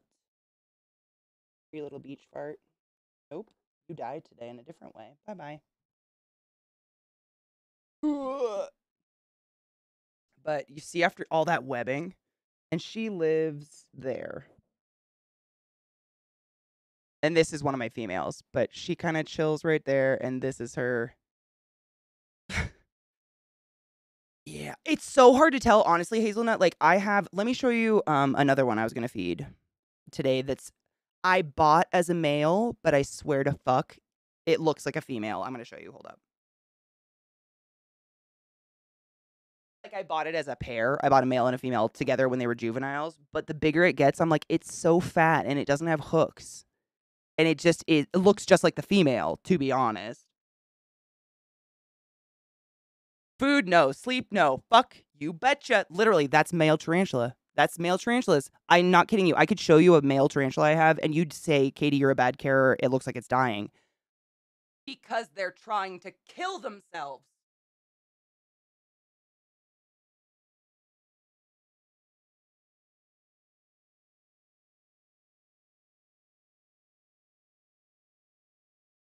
Do you see that leggy fuck right there?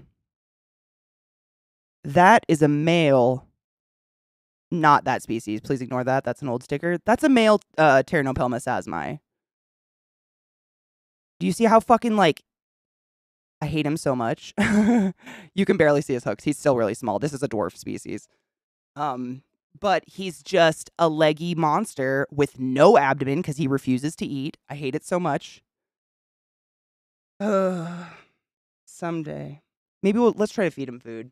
I haven't, I try like once every couple of days and he never eats because he's a male and I hate it. They just look like they're dying. So the problem is I got them at the same time from the same people, and males tend to sexually mature before the females. So the females aren't full grown yet, unfortunately. Oh my God, we got so much snowbird. It's crazy. It literally snowed for like 16 hours straight. It was nuts. Let's see if he'll take a worm. Where is he?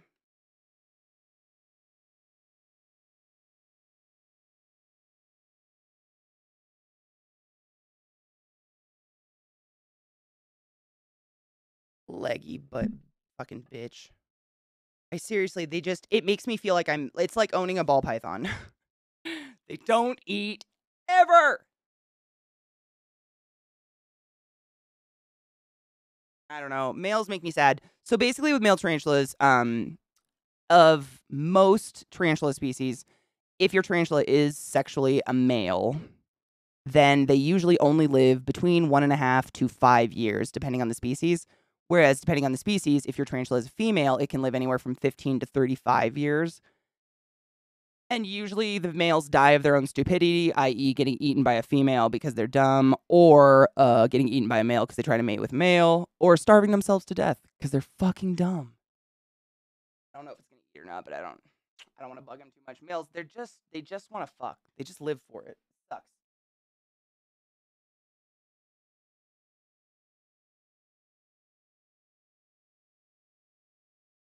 Oh, let me show you. Let me get the big one.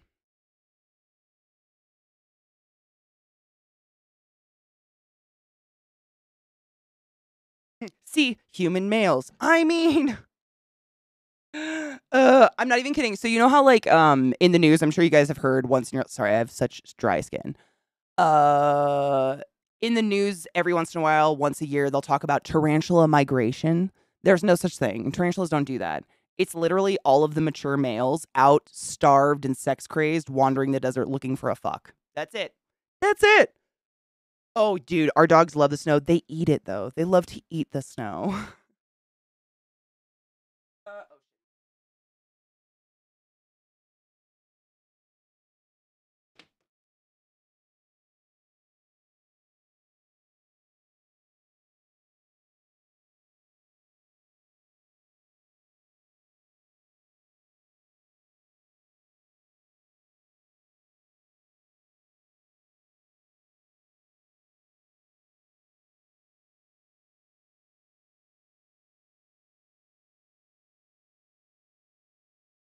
There. See how just look how fucking fat that is for a male. Do you see that fuck? And this is I shit you not because the other one already laid the other one that I got that was supposedly the female already laid a sack, like a not fertilized sack. So I know that one's females, but this one huge. Yeah. I need a paintbrush. I don't want them up on the wall.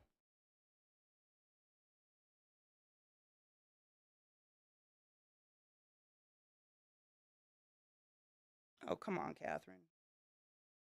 Wait, do I need to move back or forward? Back, forward, back. Nope, just move the camera up. Use your brain. Use your brain. That's apparently a male. I don't know. You tell me. I don't see it. This is a Cuban bronze tarantula. Oh god, Aratus. Something Aratus. Not Brachypelma. I just blanked on the first name. But yeah, Cuban bronze, and they actually, like, if I get rid of this pink, they actually are kind of like purple and gold. They're gorgeous. Ooh, oh god, I have to.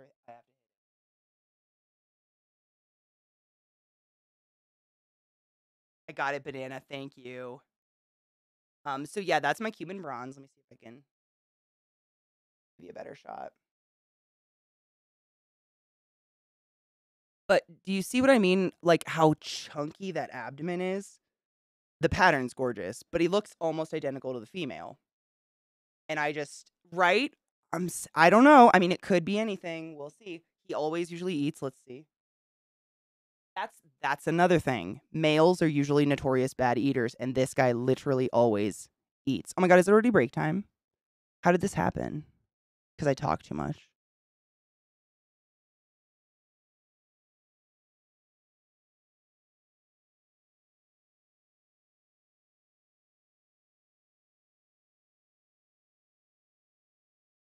I told you it's the camera. They all know they're on camera because I swear when I'm not streaming, they eat like monsters.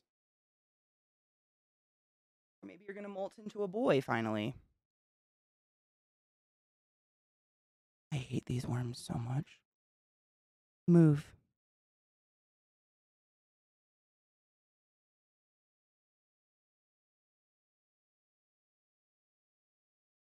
Go on, little bro. Don't just threat pose it. Fuck. All the tarantulas I think are gonna do a good takedown just don't for you today. I feel bad. But it happens every fucking time. No? Okay. As usual. He has a lot of ramen in his cage. Relatable.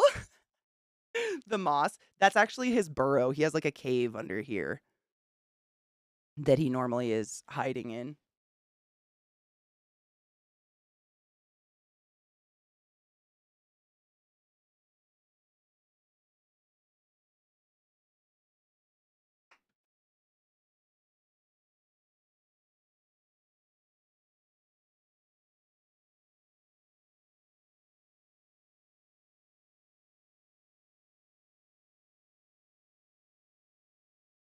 So this one's kind of lame because it's one that lives in a hole, but you might see something. He lives right there. This is Steven, spelled with a PH. And Steven lives in there. And I usually just drop food in the hole and he grabs it. And I mean, most tarantulas, honestly, this is your experience, to be fair. This is a Mexican black velvet. Oh, God. What is your fucking name?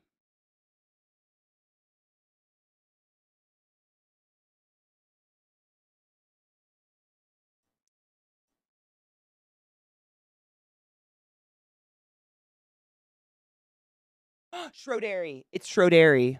Tleotocotl Schroderi, which is name, it means nothing. As usual. It is. It's Steven. I actually have two of these, but yeah, I'm gonna drop a worm right in this corner, and you might see a beautiful little juvenile black tarantula pop out. I don't know. We'll see. We might get lucky. I'm trying to balance this so it doesn't wobble.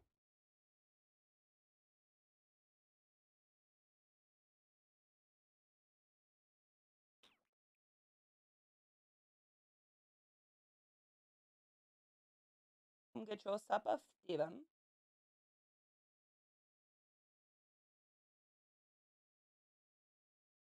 Okay, I know all y'all got to see was the worm disappear, but my jaw dropped because I heard him pop the worm. Dude, I can hear him eating it. Yucky. I heard it. I literally can hear him like wrestling it, and I heard the fucking like it was a snap, literally like a hot dog. Yep.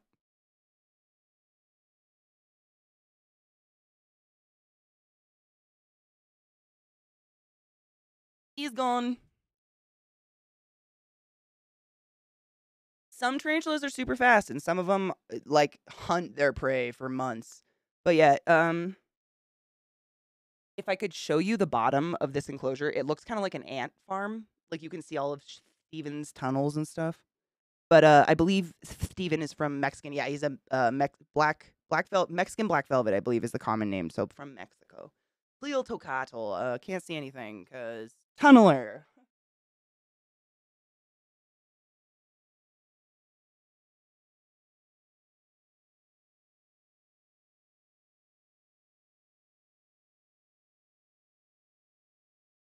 Why not another tunneling fuck? So this is, I was talking about this species the other day, actually. This is Persephone. She is a Thailand golden fringe, otherwise known as an Ornithoctinae ariotibialis. And this is the species that lives in Thailand and in nature would burrow 7 meters underground and just wait for food to drop down her 7-meter tunnel. So in my world, she's not a full adult, she's juvenile. This is like the best I can do for her. Hold on, I spun it the wrong way.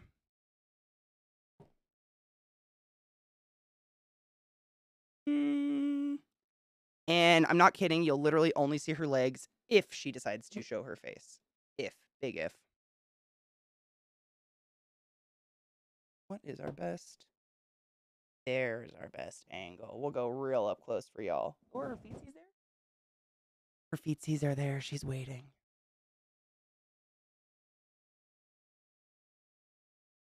You might actually get to see one of my preciouses.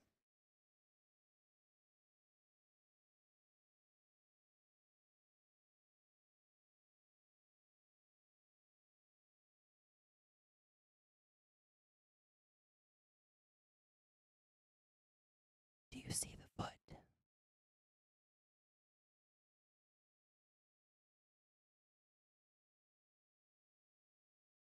And there's my bitch.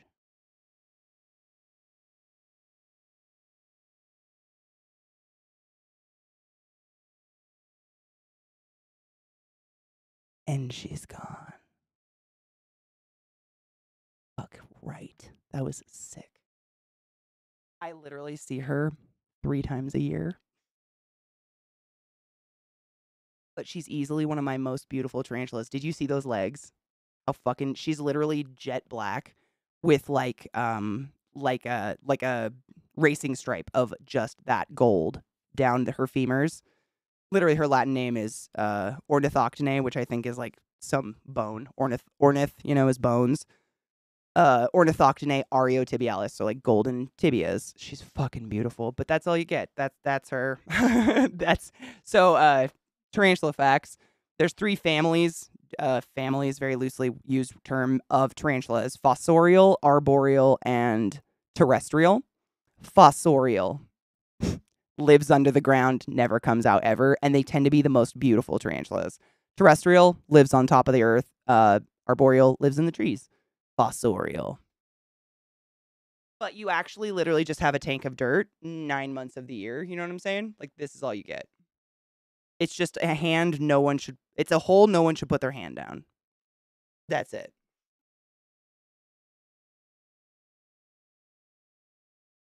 Honestly, I opened her on stream. I think that's the first time you guys have gotten to see her since I got her. Like 2 years ago. I think that might be. Because she's literally, that's just her life. I mean, she literally lives under the ground. Wasn't that cool? I'm honestly, I'm stoked. That's the most I've seen of her colors in a very long time. Like, you and I got to see a treat today. I'm very excited. That was really, really cool. That deserves a cheers. I'm going to pack a bowl.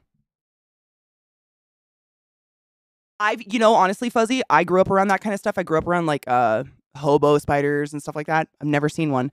Here in Colorado, I've seen a lot of black widows. I actually own one. This little beaver came from my yard. I found her as an itty bitty baby, and I was like, well, she's either male or female, but definitely not pregnant because she was too young. And you can see her like webbing style. You can't see shit in there, but that's my little web baby. Her name is Charlotte. She's quite content to live in her little stick forest. I'm gonna honestly, Cyclos, that's what I'm thinking. I'm gonna try to get a good screenshot because that's the best. That's the most I've seen of her in a long time. It was cool though. But she just went to my side. She hates the light. Constant the light. She's pretty cool though. I used to have 2 black widows. One was an Australian redback, but my Australian redback passed away from old age, sadly. But yeah, this is my black widow. They're fairly. They're not aggressive in any way, shape, or form. They actually just like to be left alone in a dark place.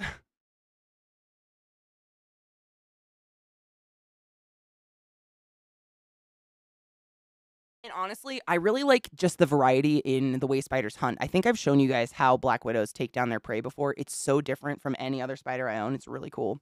I'm a packable and cheers. That was so cool. I think I have to grind up weed though. Hold up. Yep.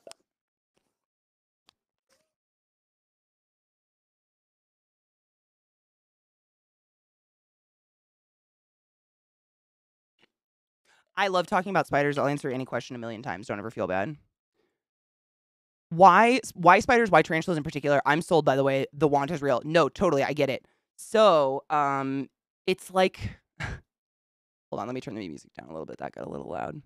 It's long story short. I have always loved bugs, like since birth.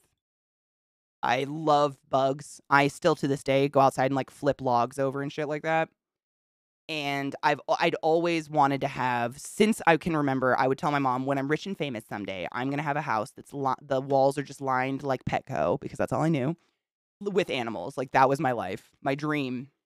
And when reality, when Zach and I moved here, I already had some snakes. I think I had a couple spiders and some geckos and stuff. And I was watching some YouTubers, and I wanted to get a pet because I had just lost my forever mate dog, and I lost my 12-year-old bearded dragon like within the same year. It was terrible. My heart ripped out of my chest, and I didn't want to replace them. I wanted to get a different type of animal, I guess.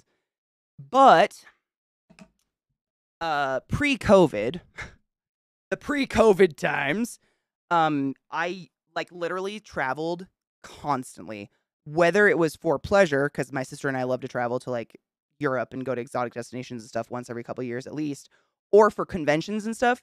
Between my travel and Zach's travel, like I was very conscious that whatever animal I brought into my house was going to either have to be something that someone else is going to be really stoked to take care of for me, or really like needs no care at all. Like low maintenance as fuck, can leave it alone. And I've always loved fish tanks. Like I used to literally like live in a college town where there was this cool pet store downtown that was privately owned that was literally just a fish store, and you would go in and it was like a mini aquarium. The walls were just lined with fish tanks of every fucking fish you could imagine, tropical and whatnot. And it was the coolest place. I used to just go there all the time. But aquatic things suck. They smell bad, and the maintenance on aquatic tanks is just not up my alley. I can't stand it. It's too much for me. And they're expensive. Like setting up a tank is really expensive. And so in my journeys, I just came across like a YouTuber or something that was really into tarantulas. And I was like, I mean, it's basically like I was watching them set up a tarantula tank, talk about the care, talk about tarantulas. And I had one before. I have one tarantula I've had for ages that is the same spider from Home Alone, because I'm a nerd and I had to. And I was thinking about it, and I'm like, they're basically a fish tank minus everything I hate about a fish tank. The water changes, all that. But like less. Like the common saying among tarantula caretakers is like a cactus likes more attention than a tarantula. There's nothing in here, don't worry. Tarantulas don't want anything to do with you other than food and water. Like that's it. But like Sterling said, that is fact. I don't think there's a person that owns one tarantula. That's the most misleading thing about Home Alone, is that kid only had one. That's not real. Like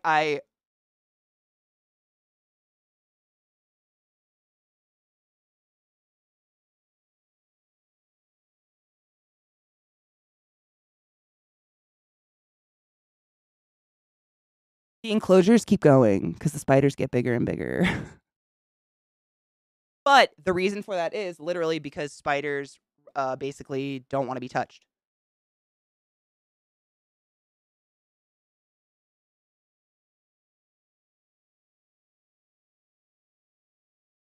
So what I was gonna say is, the reason most spider keepers have a couple is because literally, like, I've had a few spiders that buried themselves for a year.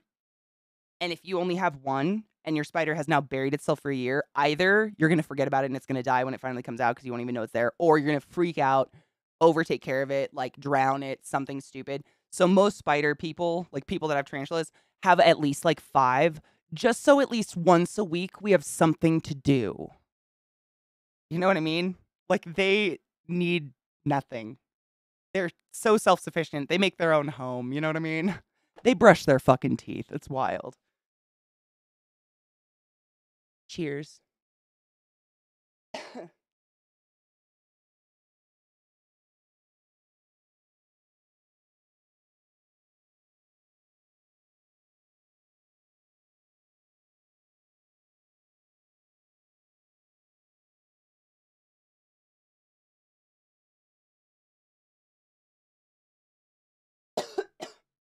Weed man, it's funny you say that. I used to have one like that.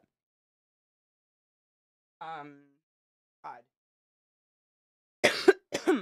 When I was in school, but still living in apartments when I was in college, I built like it was like a 25-gallon freshwater planted tank. And I got a fish from like this ghetto ass pet store. They didn't even know what kind of fish it was, but I was pretty sure it was some sort of goby, and it totally was. It grew to be like literally like this long, and it was kind of this opalescent green color with red and white spots down its side. It kind of looked like a fucking salmon a little bit. It was really pretty. Um, and it had the 2 little, flippers that it would like hop along the bottom of the tank with. And it was so much fun to take care of. And something happened. I went away for a weekend or something, and my roommate at the time, who was a fucking idiot, she did many things to annoy me. She just was an idiot. She like sprayed air freshener in my fish tank or something like that. I mean, I was literally gone for 2 days, like a weekend. Not directly in it, but she had like a can of like, air spray, not Febreze. I don't even think that was the thing yet. Spraying it all over the apartment and sprayed it over the fish tank and into the water and just murdered my entire tank, like the entire thing. And ever since then, I've just not gotten a fish tank. Like that was 10 years ago plus. I just can't. It was horrible. It was horrible. Horrible. All right.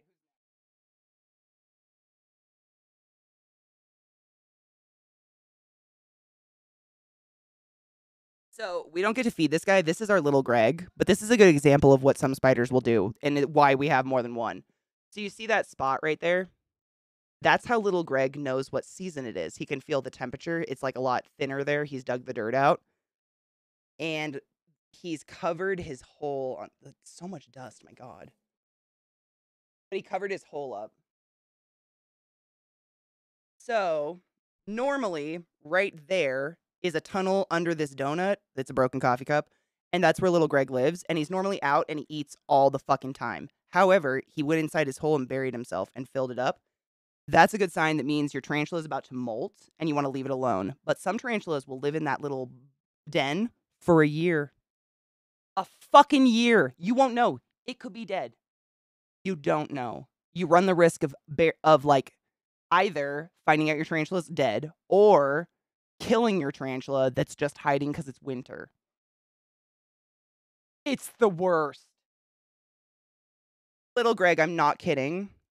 The last time he did this, he went away for 8 months. He didn't eat for 8 months. This species, by the way, is it's the one everyone wants. Grammostola pulchra. I have 2. I have little Meg. She's actually molting right now, too, so you can't see her either. But Meg and Greg, they're the Grammostola pulchra. They're the Brazilian black. I think they're just called the Brazilian black. I think that's the common name. I don't know. Common names are stupid. But they're oftentimes suggested for first-time owners because they're really slow and docile and tend not to be, like, speedy or jumpy. But, yeah, all along the bottom, there's a hole where sometimes I'll see little Greg crawling around. There's a hole. Thankfully, he does this, so I know he's not dead inside, but most of my tarantulas do not do this. And then you have no idea. You just have a tank of dirt. Could be dead, could not. You just have no fucking idea.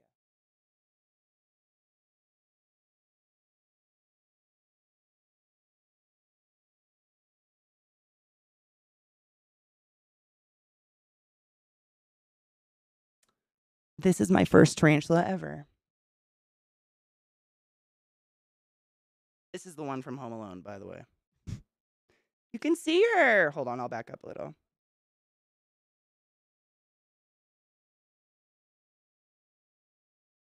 That's her little hole in her chicken because she's a chicken. This is a, oh God, Catherine, use your brain. It's a striped knee tarantula is the common name. God damn it.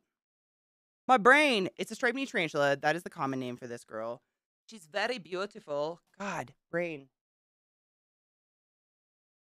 Pick her on this one. Her name is Goldilocks. I remember that. Fuck. Hold on, I gotta look it up. That's gonna bug me.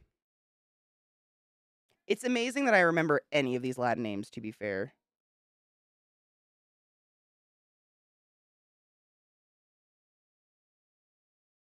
A Phonopelma simani. A Phonopelma simani. It seems dangerous. Why? Did you know that there's no such thing as a deadly tarantula in the world? They don't exist. They're all medically insignificant to you or I. It's dangerous to the tarantula if they get out and die because they starve to death. That's about it.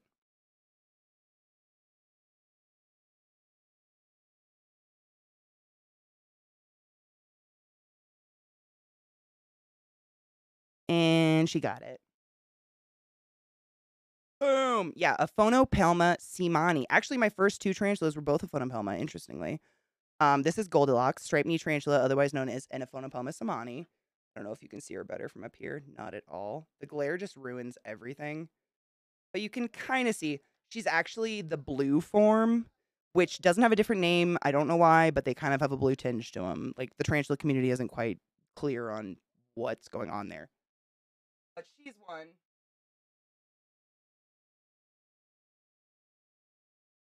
And she's precious. She noms. She's a pretty light eater. She buries herself for a long time too, actually. What she does instead of burying herself, she actually webs over that entire like opening right there. It'll be like a curtain of webbing, and that's her telling me to fuck off. Did you know that my mild arachnophobia doesn't give a damn that there are deadly ones? Good. Seriously though, neat spiders. Glad there are people like you that enjoy them. 100%. I have phobias too. Totally get it. However, my phobias are syringe needles, and I don't really want to be friends with people that like their hobby is syringe needles. But that's what I mean when I say, like, I am not here to ruin people's I'm not here to ruin people's good time, and I don't want to, like, scare anyone. I try to make it, like, educational. And I try not to do it every day. My dog just farted loudly, and it scared me. Haha.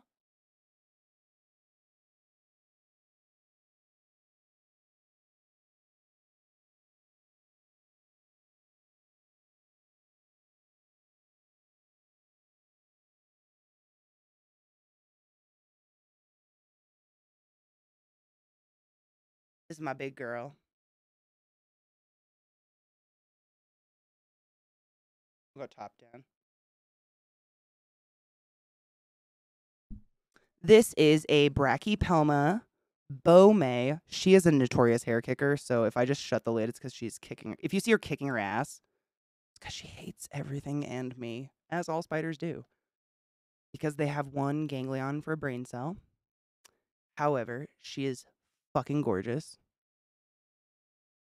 That's my girl. Her name is Azula of the Fire Nation because she scares me, but she's also sexy at the same time.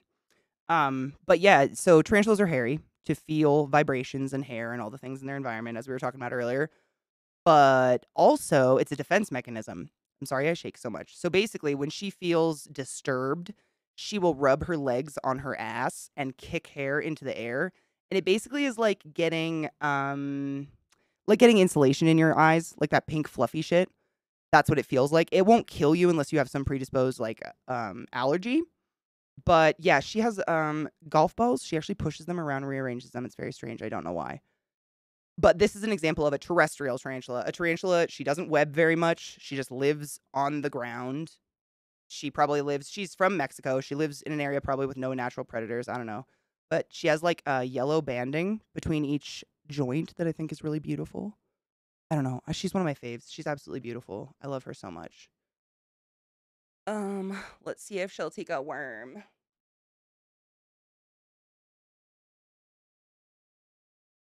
me see if this is yeah. Better. I guess that depends on your opinion of better. But she's also kind of a nervous eater, so it's kind of a toss up whether or not she'll take it. She takes it. She always takes it later.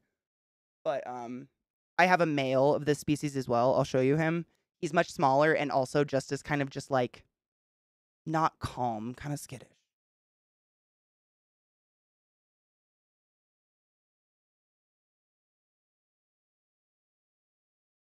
See what I mean?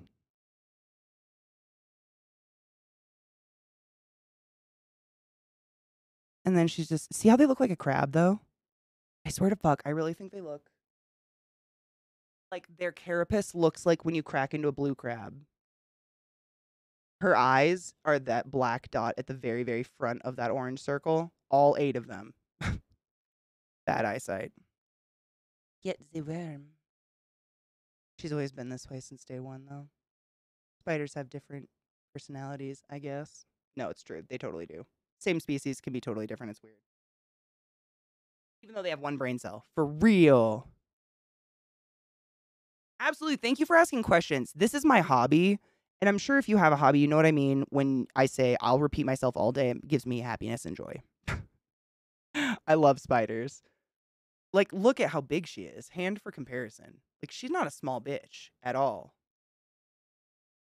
I think that's so cool that this is the same as all the other ones we've just seen that are super tiny. Like, they're the same genetically. And also, fun fact, tarantulas, not spiders, tarantulas specifically, they are from the prehistoric era. So they have not changed other than, you know, like some aesthetics on the outside, like colors and stuff like that. For the most part, they haven't changed genetically in any way, shape, or form since the prehistoric era. They're a genetic powerhouse of perfect. They'll outlive us. You know what I'm saying? They can make a house with their ass.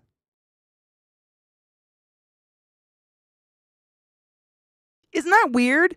I put them in there originally because so basically spiders hate having a water dish. All tarantulas, every tarantula I've ever owned, they love to push dirt into their water dish. You can see hers right here, full of dirt and sick. It's because she pushed like we've watched it on camera. I've done it on I've put the camera on one of my spiders on stream. They gather dirt with their front little arms, walk over to their water dish and plop it in and pat it down. They hate water. So because she's from a desert, arid area where it's like flat and sandy like this, I had to put something in there that would like gather dew. Like some sort of dewdrops when I missed it so she can drink. She definitely still drinks water, but it would be like dewdrops, you know, on a cactus first thing in the morning or something like that. And so I was like, I mean, I golf. Like, I've got a shit ton of golf balls. I'll throw a couple in there that are like cracked or whatever. And she pushes them around. And I don't know if it's because they're wet and she hates it. I don't know. She's got a foot on it. She's doing what the other one did. Are you going to tag it or what, bitch? You're like one of my bigger ladies and you're being kind of a poon about it. What a whore.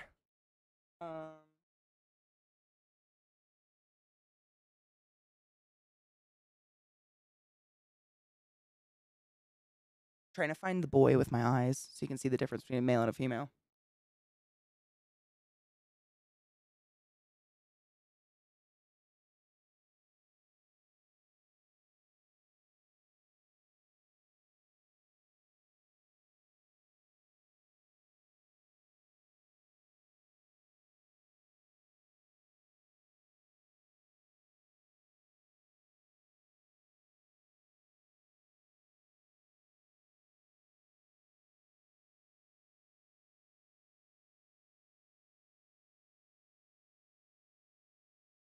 So these are the exact same age. This is a female, and the one I'm about to show you is a male.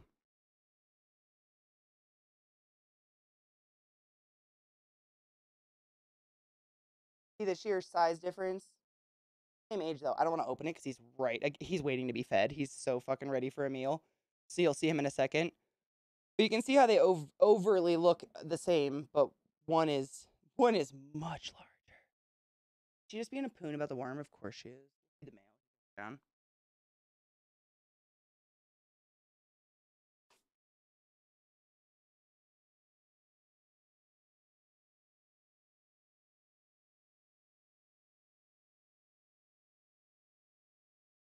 Bye-bye, Azula.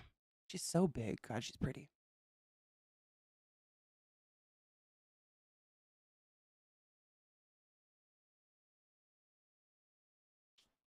If anything, I hope this proves that most tarantulas are just pussies.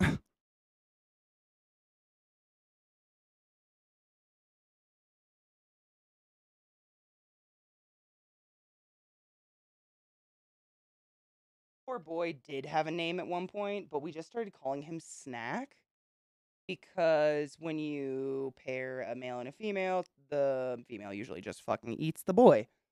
But we just started calling him Snack, and I don't even remember what his name was anymore. Snack. Brazilian fireleg, or not Brazilian, excuse me, Mexican fireleg tarantula, otherwise known as the Brachypelma bowmay.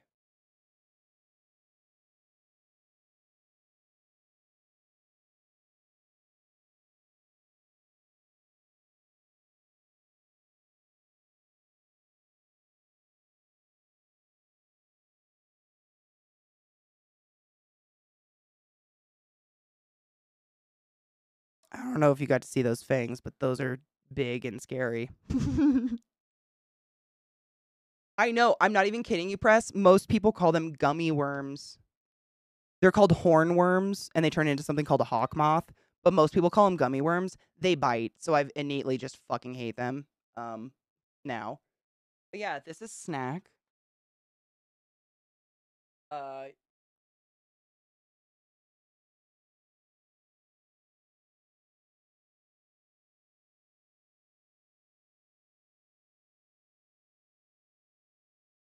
Now you can see him munch it with those teeths. Hex, holy shit, that's a long time. Jesus Christ. Thank you for resubbing to the class, keeping the classy alive and giving it any swings. I can't read your message yet because my face is too far away, but I will. Thank you, love. Isn't that sick? Me too, Slight. You want to know a fun fact? So when you buy these in Colorado, you have to sign a waiver saying you will not let them go outside because they're so bad. Yeah.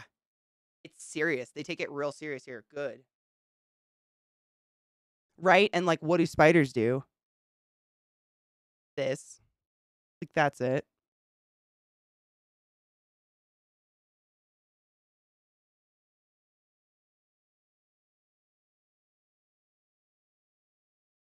I'm surprised he or the female didn't kick hairs at me. They usually always do. This, for some reason, this species, hair kickers. Some tarantulas can't kick hairs. Some of them, they have to like wipe their leg on you. Some tarantulas projectile shit at you.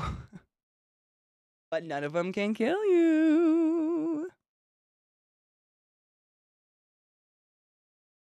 It's still alive. It's like trying to bite his fang. Oh, you poor thing. Bless its heart, right?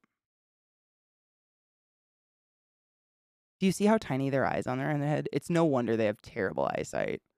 Their eyes are, I mean, why are they even there anymore? I think it's literally just to sense light. Projectile shitting, and I'm not kidding you.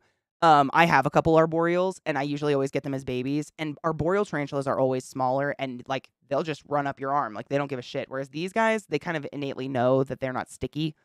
They're not wall climbers, really. And every single time I get one, it'll crawl out of my hand, and I'm like, oh shit, get a paintbrush, like get it in the enclosure, and they just leave the cutest little like poop on my hand, and I'm like, oh okay, I guess this is our life now together. Every single one of them have christened me with their ass. The moment I got them. See how he tucks it under so he can take it away?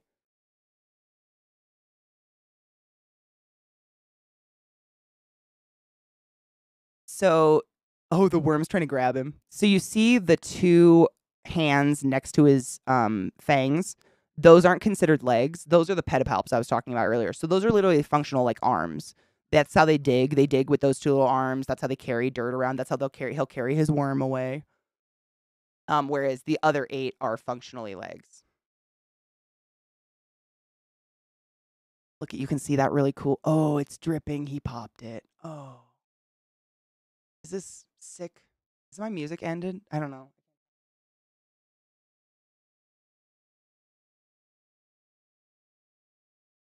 I have my headphones on because I'm standing up. That's my bad. I really love that gold banding on his joints. That's why they're called the fire leg, because there's like a Mexican red leg, Mexican orange leg. This one's the Mexican fire leg, and it's because of those bands. They're just so beautiful. But yeah, that's Snack. Let me see if I can move a shot of him. Quite beautiful. But they look so much just like a crab to me. It's crazy.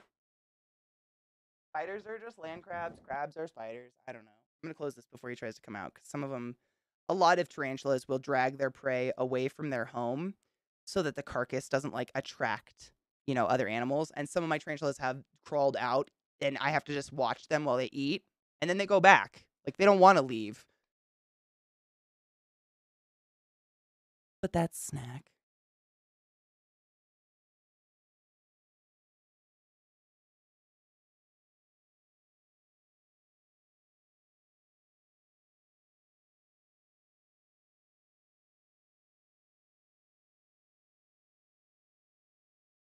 So earlier in the huge bin, the one that I was like, this one was sold to me as male, but I'm pretty sure it's a female. This is the female. I have an enclosure on order for her as well. But you can kind of get what I mean when I say they look so similar. They're both just like fat, like a female. It's the Cuban. Oh my god, Cuban bronze. I think the scientific name is like Formictopus something. But they're very beautiful. I love them. Look at, they're literally metallic. Like, that is not a trick of my camera. The Cuban bronze is fucking bronze. And this girl is the lady who laid a sack of eggs. And I was like, oh, fuck. She ate it, so we're fine. But I was scared. But isn't that carapace just something else? I mean, I wish my camera was better, honestly. Webcams are not built for this. But she's quite stunning. Notice the water bowl? Do you think I put it in there that way? No, I did not. Just wanted to point out another asshole tarantula. Dude, no shit, Rob. I didn't know that tarantulas, like a chicken, will lay not fertilized egg sacs. I actually have one right now. I can show you after this spider. I have a spider who did it again. And I did not breed this spider. I bought it as a baby and raised it to adult. There's no way it's pregnant. So what they do is they'll lay an egg sac, and if it doesn't develop in a couple weeks, I guess they just consume it. I don't fucking know. But I have one with an egg sac right now. I'll show you guys. You can barely see her. It's like through the glass, but you can see the sac. If she hasn't eaten it, we'll see.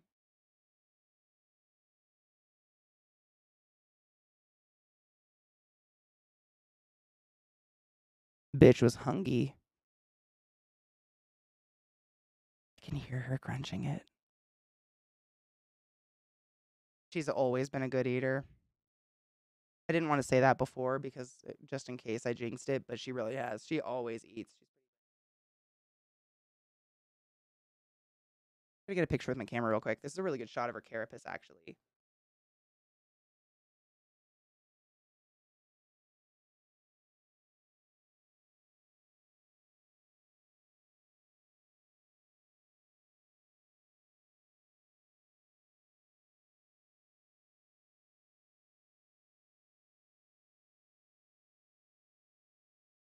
Oh, I'm going to upload this to Discord immediately. No edit. I mean, I swear to God, I'm not filtering this. She is stunning. You have to see how bad my stupid webcam is. It's ridiculous. If you're in my Discord, just go to the Spooters channel, because we made a special channel for those who are arachnophobic to avoid, because I ain't here to scare people. But holy shit, is she stunning.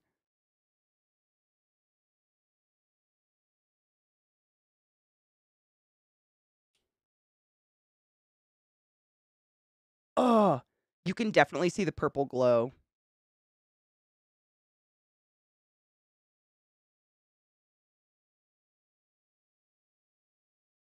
I can open it for those of you who don't even have Discord. I'm not here to force you to use Discord. I'll leave you alone, my beauty. But you see, she looks exactly like the male. I don't know, man. They're both just fat and metallic and pretty. Bye-bye, I love you. These lids, by the way, if you notice me, like, struggling, they slide in, but they're also magnetic, because some tarantulas are very, fucking swole.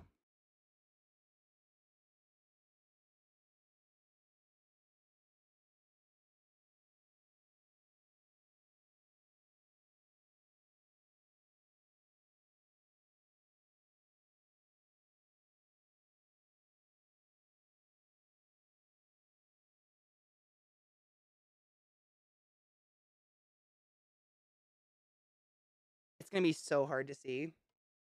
So that corner of all the webbing, that's where she is with her egg sac. That is fucking, I mean, unless it's immaculate. But you can't see it because she's got it tucked away in the corner. What a cunt.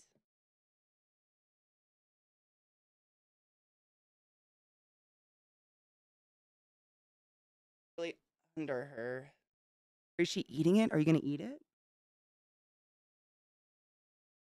Nom nom.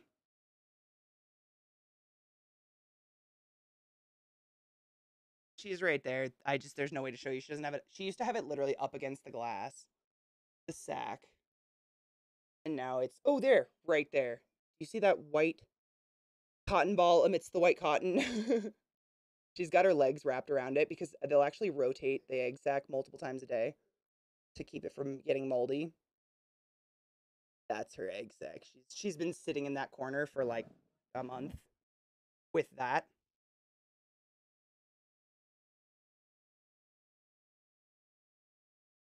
It doesn't look like she's eating it, so I think I don't know. I hope she doesn't die just sitting in there starving with it. I don't know.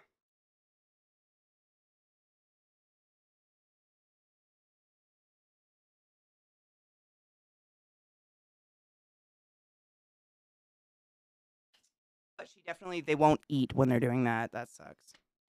Ooh, I started the paperwork. Oh my God, are you so excited? Fuck yes, dude. That's so soon, though. That's like less than 2 weeks. That's super exciting, C-Town.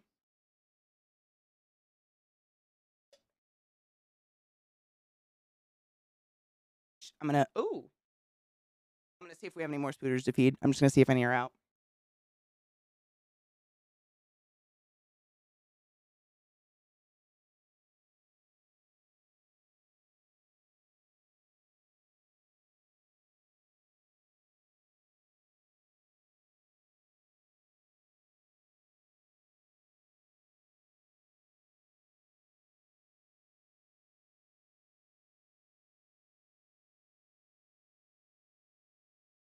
All right, I have an idea.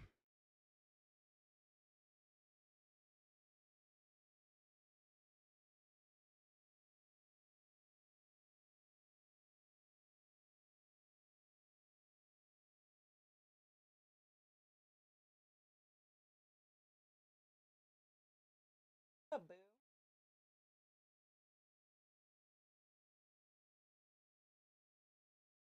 This is an arboreal. This is a pink toe tarantula, probably one of the most common. But she's usually also a very adamant eater. Will see.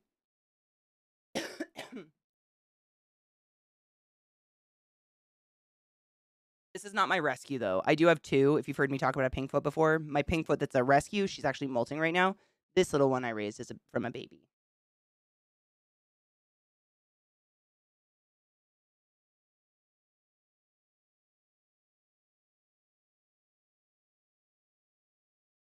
Kill the worm.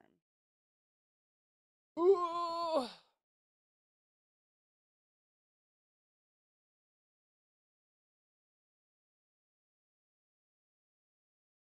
Don't come out, though. Put your foot back in. Footy's in. Footy's in. There we go. Good job. Ugh. Did she get it? Yeah. Hell yeah. That was sick. She's usually always a really good eater, though. Angled there. They kind of make a nest of webbing, so it can be very difficult to see them. But she's got it. She's taken it. It's hers.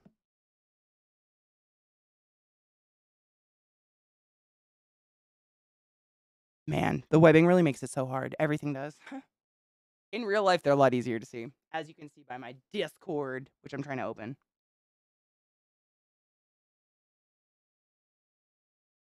There we go.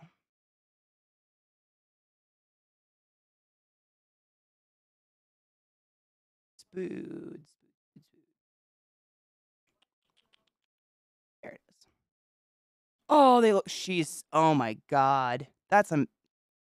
I need a camera. My god. Dude, my dudes. So not this lady, the last spooter we fed, who was in the bigger enclosure. Holy shit. Hold on.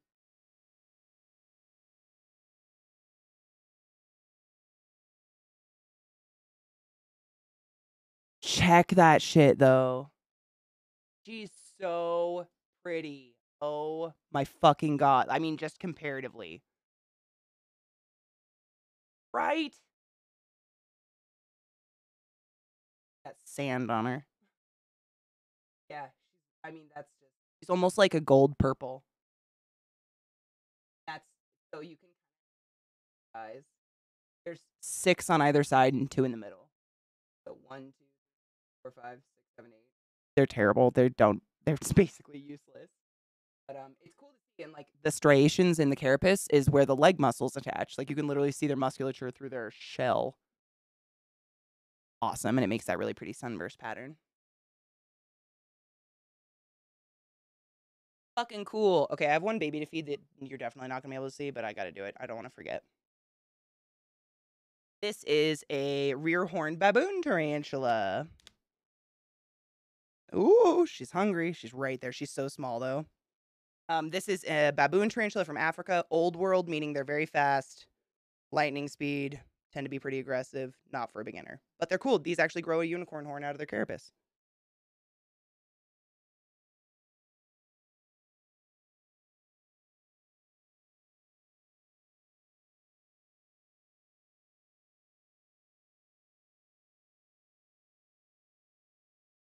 You see her fucking grab it?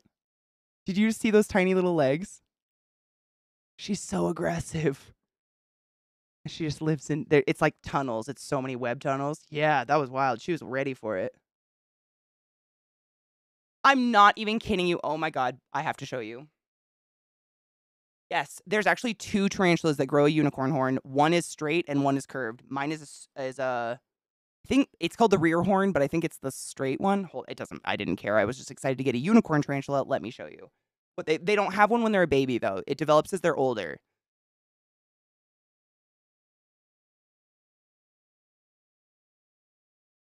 And no one knows why. That's like probably the most interesting part to me. Like scientists can't say like there's no like evolutionary purpose to this fucking unicorn horn. It just is. But allow me look at this. They're so pretty on top of that, but it's just crazy. It reminds me of I don't know. Look at this. I'm not kidding you. That is what my tarantula will be when she's an adult. She's itty bitty right now, but what even? I know. I know. Can you guess her name? I'm a huge fan of The Last Unicorn. Isn't that so fucking wild? And they don't know why. It just is a horn that they grow. But they're beautiful. I mean, literally, like, here's another shot of kind of this is actually from Fear Not Tarantulas, one of the tarantula dealers I've gotten tarantulas from. Their colors are phenomenal. But they grow fucking just a horn. Nobody knows why. But I mean, how could I not have a unicorn tarantula? Like, hello? It had to happen. But she's a little baby.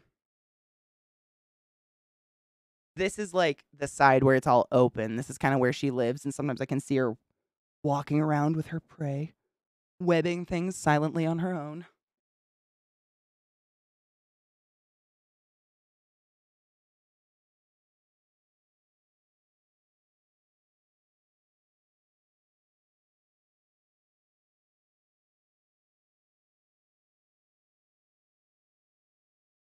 We might see this boo. These are more babes I have. Babies. Okay. No, this is a really good example, though. So, you know how I was talking about how to tell when a tarantula is molting and how to leave it alone? Sometimes they'll bury, and sometimes they web over their hole. So that's the tunnel the spider lives down, but if I look at it in the right light, you can see there's like a gauzy covering over the opening. That means the tarantula is molting, and it doesn't want anybody to come in and hurt it while it's molting. So that means don't touch me, so we're not going to touch them.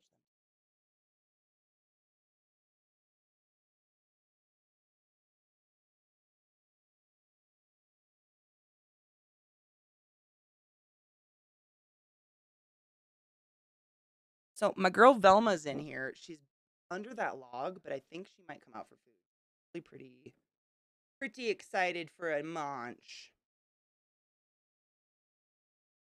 This is a Brachypelma emilia.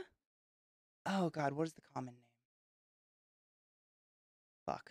I don't remember the common name. I'm real bad with those, but Brachypelma emilia is her scientific name. She's gorgeous. She's another big black Mexican tarantula. I mean, Mayo, you got me there. You fucking got me there. You ain't wrong. So, let's see. How can I make this so you guys can see it?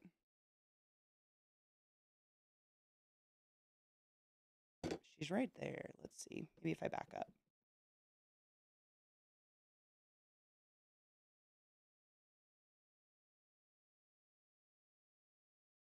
You're going to see her right there. Let me see if I can move the camera down.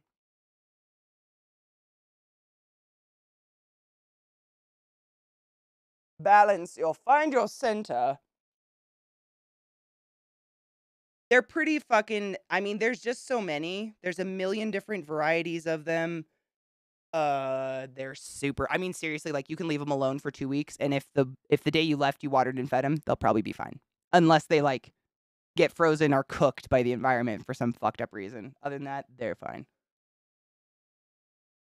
Which is why I got them, because I like to travel and I don't want to give up. I'm sorry, you're seeing my fucking stream deck down there. Get it off her little hole. Stream Deck, why you curse me like this? Bill, did you just fart at me? Oh my god, Bill, I think just crop dusted me. Did you just crop dust me, you filth? Is it time for a break? I think my dog just literally just fucking and walked away.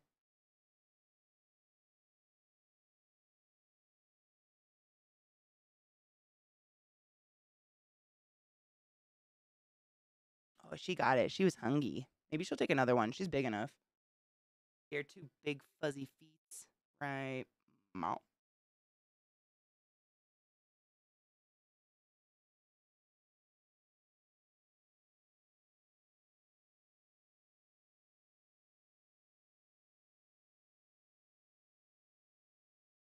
Help, Jesus. That's mildly better. Is it good? Okay, cool. That makes sense with the crop dusting. Oh yeah, she took 2. She's one of my favorite. She's honestly like probably top tarantulas I own, but she's always hidden under that log. But you can see her big furry feet. Kind of. Hold on, let me shut her top so it doesn't fucking slam down and scare the shit out of her.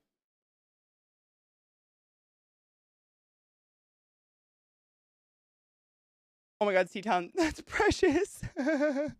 My dogs are, I mean, I've told you that. They remind me so much of greyhounds. Like, I believe it.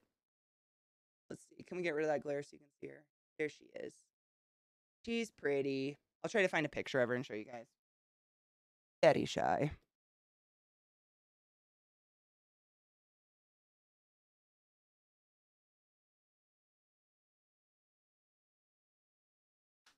All right. Take a break. So, what are you chewing on? A spoon. I'm pretty sure greyhounds and poodles must be genetically linked somewhere because they, I mean, you know, I've told you my my aunt did a greyhound rescue in New York, so we grew up around them, and they are so similar in their face shape too, like that weird skinny. Like if I shave them down in summertime, like all the hair, literally their head goes back from their eyebrow. There is no skull. It's just like a greyhound. Like you know how greyhounds, it's literally just like streamlined back from their eyeballs. They look just like that. It's so weird. I think the weird poodle cuts are to make them not look like greyhounds. No, I know what they are. I'm just kidding. All right, quick break. Some of those enclosures are really heavy. My arms are mildly tired. All right, I'll be right back. Pee, wash your hands, get a snack, load a bowl.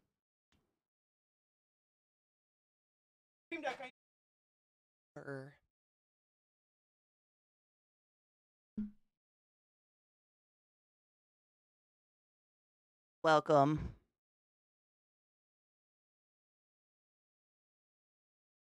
Skittish. I love ginger too. Let us cheers. My back hurts.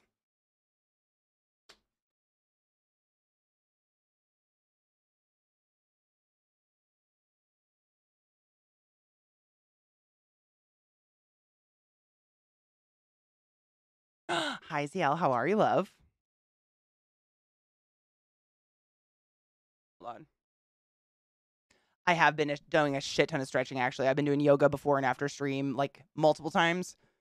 Like, doing, like, not, I don't think it's downward. It's not completely downward dog, but it's the one where you, like, basically, like, doggy style, but you shove your arms as far ahead of you as possible, and you put all your weight, like, on your shoulder joint to, like, do this stretch, basically. Because this is what it is getting my fucking shoulders to go that way. That's what makes my neck so tight. So I've been doing that, like, constantly, because honestly, it makes a huge difference. Like, not just because I'm feeling like it. If I don't do it, I get massive kinks in my neck. Like, I need it really bad, because I think just the combination of running and then streaming and just, like, sitting all day for the most part. And then when I'm this time of year, I'm cold, so I'm constantly like this all the time, and that cannot be good for my spine. So I've been doing this. Hex, did you send it in Discord, like, for stream? I didn't do anything before stream. It was so snowy and gross outside. I, like, stayed warm. Where is my Discord? Don't sass me, Dickcord. Shut up.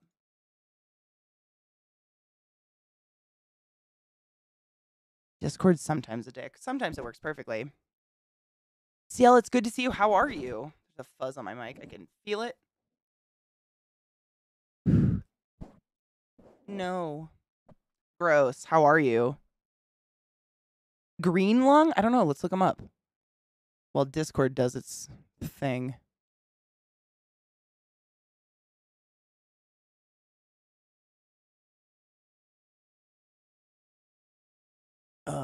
Let me see. I mean, maybe I might have heard him in a mix or something. I have a really bad time remembering names of songs. Let me look. Green Lung. Sounds like something I'd listen to. Is it? Oh my god, it is. Happy 420. Cheers. We hit it. It happened. It never happens. Finally getting put back on days. Oh, thank fuck. You've been on vampires for the last couple months. Oh, I'm so sorry. You know, like, when I work night shift, I would try to justify it to myself all the time, but the more studies come out about how terrible it is for you, I'm like, damn, you guys need to figure something out, because you're just killing people. Happy 420.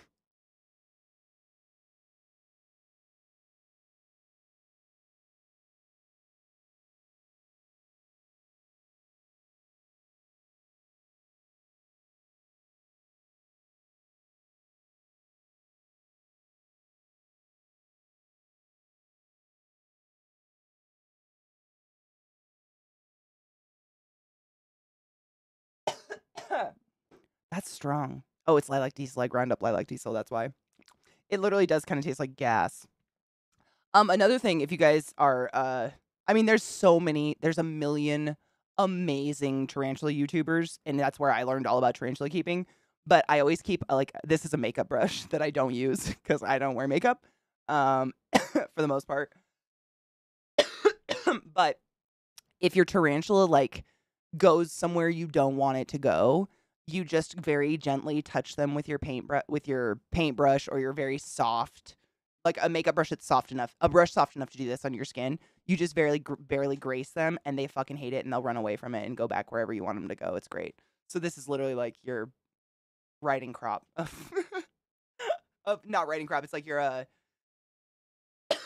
cattle prod, whatever, for tarantulas.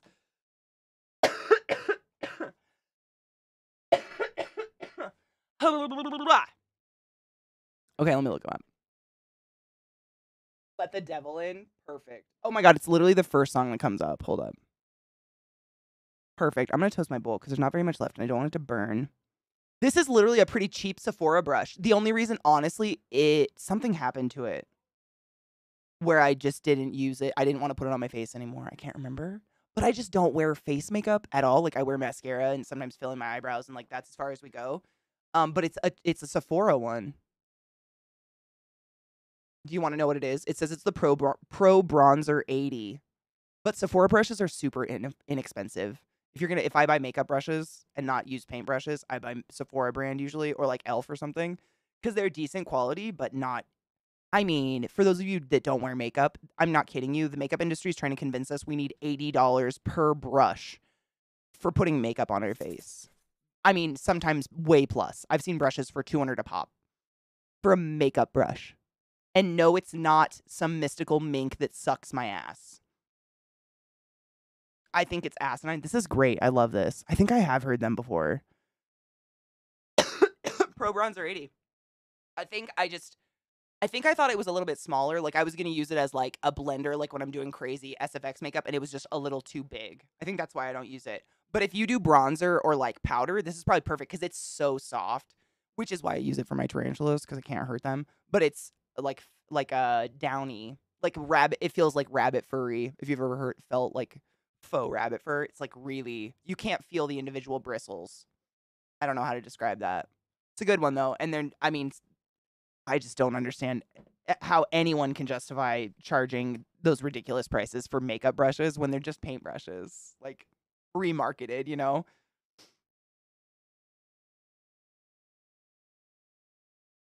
I quit smoking weed 2 months ago because I get mean over attitudes. Boo! I'm sorry that happens. I've known a lot of people who, I don't know anybody who's gotten like mean with weed, but I know a lot of people that do get panicky, like legitimately have panic attacks and shit.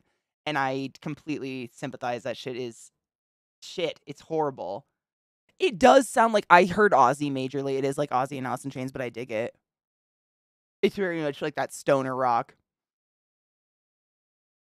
I took an unintentional nap. Do we already do link things or are we just starting down that road? Oh, we did a ton of link things earlier and then I fed spiders and now I'm just sitting down because my back hurts from hunching over feeding spiders. It's just like that one crook of my neck talking into the mic while I'm doing it. Ugh. Starts to kill my neck a little bit. How was your nap though? Was it good? For $200 a brush, if it didn't also give me a reach around, I'd go without. That's my opinion, 100%. 100%. It's kind of like the nail, the e-nail you got. Like, it is fucking awesome and gets you high as fuck. Worth it. A makeup brush is a makeup brush. Like, as long as it doesn't scrape my skin off. One of my favorite makeup brushes I use for eyeshadow is literally Wet n Wild. I just don't get it. The amount of money some people spend on that. I mean, not judging the people, the amount of money companies charge, I think is stupid. And they just try to create like a weird cult, like a culty, like if you don't have these brushes, you don't know how to do makeup or you're not doing real makeup or that's the reason it looks like shit. Like, and we all know that an artist is not as good as their paintbrushes. That is some bullshit. You know what I mean? Like, I hate that attitude. I hate when people are like, oh, if you only had a better, like, oh, you'll run faster if you just had nicer shoes or whatever. Like, as long as you have running shoes and you're not running in, like, sandals, you're fine. I hate that. I think that's so stupid. It's panic, but it's scary for everyone. Absolutely. And I don't think anyone should have to experience that. Like, I'm not one of those people who thinks, like, weed is the miraculous fixer of all humans. Completely. I hope to fuck it never happens to me. That shit sucks. It's greed maximizing profits. Exactly. Yep. Yeah, exactly. Absolutely necessary and awesome. I fell asleep full of lasagna. Oh my god, I haven't had good lasagna in so many years. Why is lasagna better the next day? It's like chili. I mean, I swear to fuck, I've made so many pots of chili, and Happy 426. The ultimate urge to absolutely not eat it and just save it for a day is strong because it's better. The flavors do some shit. I'm not a chef. I don't know, but it's better.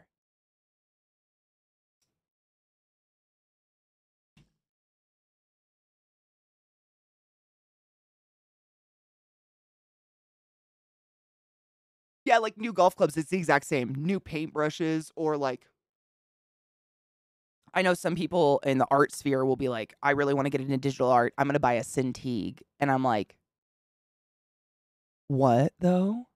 Or like streaming. You could really compare it to streaming. Like someone's like, I'm going to start streaming. And then they go buy the like top of the line, like things, like Co doesn't even have. Things that are unnecessary because I don't know why. I don't know where that mentality came, but a lot of us are led to believe like, oh, if you have the nice stuff, you're successful. And it's like, man. I started streaming on my laptop. I think I'm doing all right. Isn't this? I got this at Disney World. Yeah, Disney World. I got it when it was the year Coco came out, and I fucking love Coco so much. It's one of my favorite Disney movies. I'm a sucker for a good musical, and it says "Require May" on the back. Like I think it has a skull, right? I can't see. Yeah. It says "Require May" with like a skull and the guitars, but when I don't like to have souvenirs because I have a really small house and I don't like to like accumulate crap. But I try to get something useful as a souvenir. So like I got this and I was like, I'll wear a hoodie forever. I have hoodies that I wore in high school still. I just have to unclog my bowl. Every time I get a new pair of shoes, I tell people I run faster and jump higher while wearing them. I mean, some people believe that, Viata. Be careful. It's dangerous, the things we do. This ashtray. Oh, dude. So hold up. Mine has a bunch of Q-tips in it because I cleaned my bowl yesterday and my grinder. But hold up. I'll show you what it is. I'm getting the fucking sick ass resin off my list. So gross. Ew. I need a paper towel. Hold up. Don't get stuck, Katie.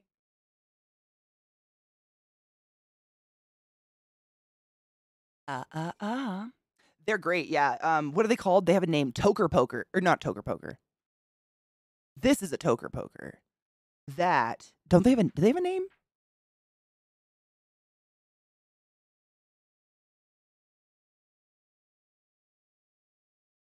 I don't know. Oh my god, having kick-ass gear won't fix a busted-ass personality. I think Trump is a really good example of that. Yeah, they're a silicone ashtray, but then they have this pyramid of like just solid silicone in the middle. So you can sit here and like get the fucking nasty off the walls of your bowl and it doesn't burn because silicone has like a super ridiculously high melting point. So you can really get all the shit off, and that's just refuse for me cleaning my grinder yesterday. But yeah, it's really nice for cleaning out bowls. I've never seen them available in a store, but I got mine online. Like I think I got them on Amazon or Hemper or something. But I have a couple, and I fucking love them. I don't know how to live without them. Like when I don't have one nearby, I'm like, how do I empty my bowl now? I'm a fucking like spoiled heathen. I'm like, what did we do before? Oh, okay. Yep, I have a rainbow one, a lime green one. I think I have a pink one somewhere. They're great, though. They're so nice. I have a silicone ashtray with the bowl poker in the middle, too, but mine's octagon-ish. Ooh, that'd be kind of nice. This one's really small, especially, like, if you're like me and you're sick and you, like, I clean my bowl all day long. I hate smoking out of a dirty bowl or dirty bong, so I'm constantly sitting here with Q-tips cleaning stuff. It's kind of gross, but it's great. I got one, then when it arrived, I was the exact same. I'm not even kidding you. I got one in like a Hemper order. It was like literally an add-on to get free shipping, I think. Like I was ordering some shit from Hemper and I was like, I want to get free shipping. I'll just add this on because I'd always been curious about them, but I'd never had one before. And I think I literally went to Hemper and bought 3 more immediately. I was just like, just in case for the house. Because they're just great and they're indestructible. You can literally, like after you get all the resin out that you don't want to destroy your drains, you can put them in the dishwasher. I have a bowl poker in mine, but the ashtray's plastic, so it has small holes in it now from years of use. Oh, dude, I mean, you can get, like, a discount with my code on Hemper, but they're pretty darn inexpensive even on Amazon and stuff. This one literally has the Hemper thing, so I definitely got it on Hemper, but you can I mean, if you just look up, like, ashtray with poker or a silicone ashtray with poker, I bet you could find them on Amazon for pretty darn cheap. I don't know what Hemper sells them for, to be honest. But I save your money, it's where you're putting your fucking ash, my dudes. Like, don't why would you spend more on an ashtray? Crazy. Save your money. Oh, dude, I'd be completely alone when I'm high, but then I just terrorize the internet, so I had to put it down. I kind of understand that. I kind of understand that. I've definitely been in, like, a zone like that where it's, like, a social high is definitely not where I should be in that place, because then I don't get panicky, but I get, like, anxious that I'm not high enough to handle the social situation at hand.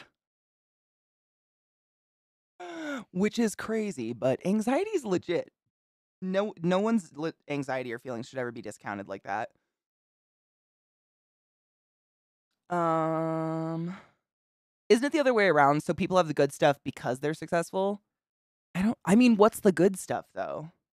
I don't know. Like, I know a lot of I'm not one, but via Zach, I am, 9 steps of Kevin Bacon from, like, Co and JP and a lot of the very successful streamers, and they have the same gear I have. It's like, you know, middle of the line for the most part, unless they're sent free shit. Like, I don't know. I don't know if it really like, I'd love to have a DSLR webcam. That would be incredible, but holy shit, that's a lot of money for a webcam. I don't know. I don't know. I don't know. There's definitely a few on Amazon. One of them has a narwhal in the middle. Cute. Oh my god, like those the teacups and coffee cups that came out like 10 years ago where you would be drinking and there'd be like a little alligator in the bottom. I love those so much. I think they're really fucking cute. I just realized my music stopped after that video for I don't know why. Said no. Why? Why? Hold up.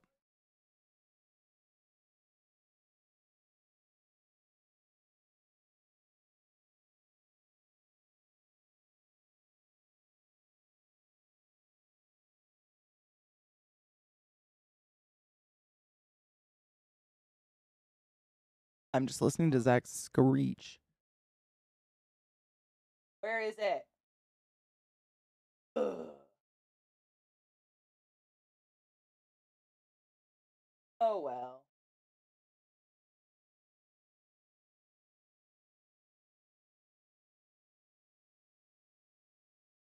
That's a good one. It was great for creativity though. I found that sometimes. Like, I don't know. I feel like it's not like if I really want to be creative, like if I want to sit down and paint something and I don't feel creative, it's not like I can sit down, smoke, and suddenly be creative. Smoking will help me calm the inner turmoil enough to focus on something, but I don't exactly get to choose what it is sometimes. Like sometimes it's like, oh, we get to clean the carpets. Okay, we're gonna clean the carpets now. Because for some reason my brain wanted to be physically active for some fucking reason. I don't know. But that's probably part of like ADD bipolar or something. I don't know.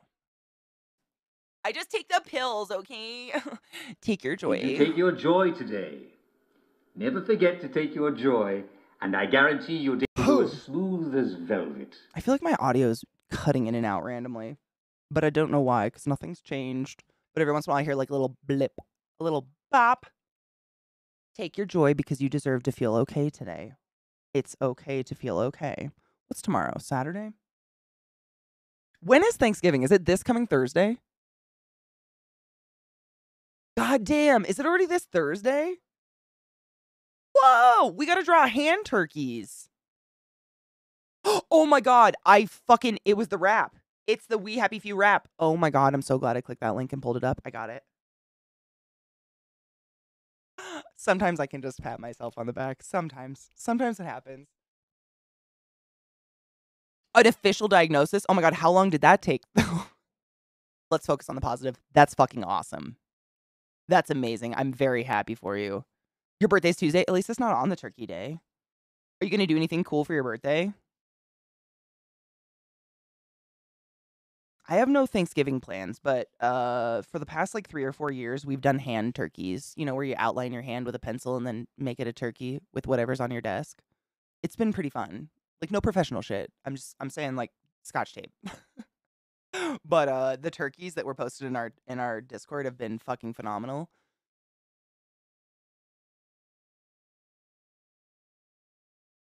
Oh, this song exactly. Oh, I love this song so much. It's a great one. Trent's just great though. I mean, I'm biased. I'm biased. Fuck yes. Maybe we could start some hand turkeys because I know it's gonna take more than one day. I'm way too weird about it. We could start some hand turkeys. That'd be fun. The Fragile is easily the best album to me. I love all, and that's not saying any of Trent's music's bad. That's just saying it's my favorite. I could listen to all Nine Inch Nails all the time. There's only a few albums that are a little pop. There's one, I can never remember which one it's called. I don't think it was Survivalism, but it might have been. It's the one where he has like capital G is one of the songs on there. And like basically the entire album's just attacking George Bush, which is fine. Piece of shit person. But I don't, it was too literal for me. You know, that was a little bit of a political piece for me. I don't really go back to that album often. Cheers, lovers. I packed a beautiful new bowl.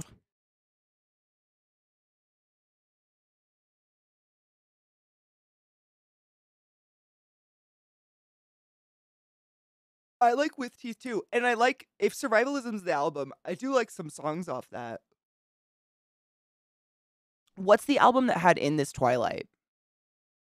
I can remember the exact place I was in time when that song was leaked. I think the whole, I don't know if the whole album was leaked or just that song, or if he did it as a marketing thing. I don't remember. It's been too long. But I was in the library at my college sitting with my little MacBook studying. And like, I was part of like the email. I've been part of the fucking fan club for Nine Inch Nails for many years now. And something happened where I learned that it was leaked. And I sat with my little earbuds at my laptop in the library and I listened to it and I cried. I bawled my eyes out. It was so beautiful to me.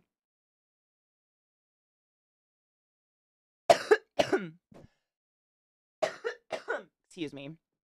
I have a friend coming over who has no family here, spending all Thanksgiving. Hell yes. Good. Then I get to see what models my uncle's been building. Oh, hell. What kind of models? Oh my God, that tree's precious. Is that a little nug? That is so cute. I'm so jealous. Infinitely jealous of that. That's fucking precious. The son that's close by will probably come over for dinner on Turkey Day, though we're not having turkey. What are you going to cook? Ooh, I love that. What are you guys going to cook on Thanksgiving? Everybody cooks something different, and I kind of love that. I love that people don't just, like, fall in line with the tradition. I don't like turkey. Like, I think it's overrated. I don't hate it. I'll fucking eat it. I'm a hound, and I'll eat anything. But it's not my favorite. I think we could do better than turkey. I don't know why turkey became a thing. Dude, right, Kel? I just took the dogs out, and I'm pretty sure my nipples took off from Mexico. They were like, not this season, bitch. It is fucking cold. The wind bites. The nug is so happy and wiggly. I love it so much. I'm infinitely jealous. That is so fucking cute. Have you heard How to Stray Angels? Yes. Oh, I love it. No, I really like it. I'm sad they didn't make any more. There was the like the one song that came out with the music video where they were like a couple murdered in a hotel room, but there was their song How Long. I'll play it after we listen to this rap. I want to hear this rap. How Long is one of my favorite songs to this day. I don't know what it is. The music video, everything. There's a sound in it that does it like hits that chord in your spine that makes you sit up a little bit taller and like really listen. I don't know what it is. We'll play it after we listen to the rap though. Hold on, I'll find it before I forget.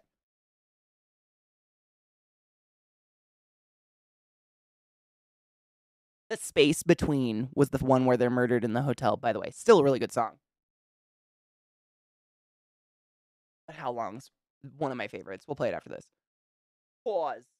I gotta hear this. This is We Happy Stick. I'm so happy to have that in my... I'm gonna have to save that immediately. It was just... It was catchy. It was like... But...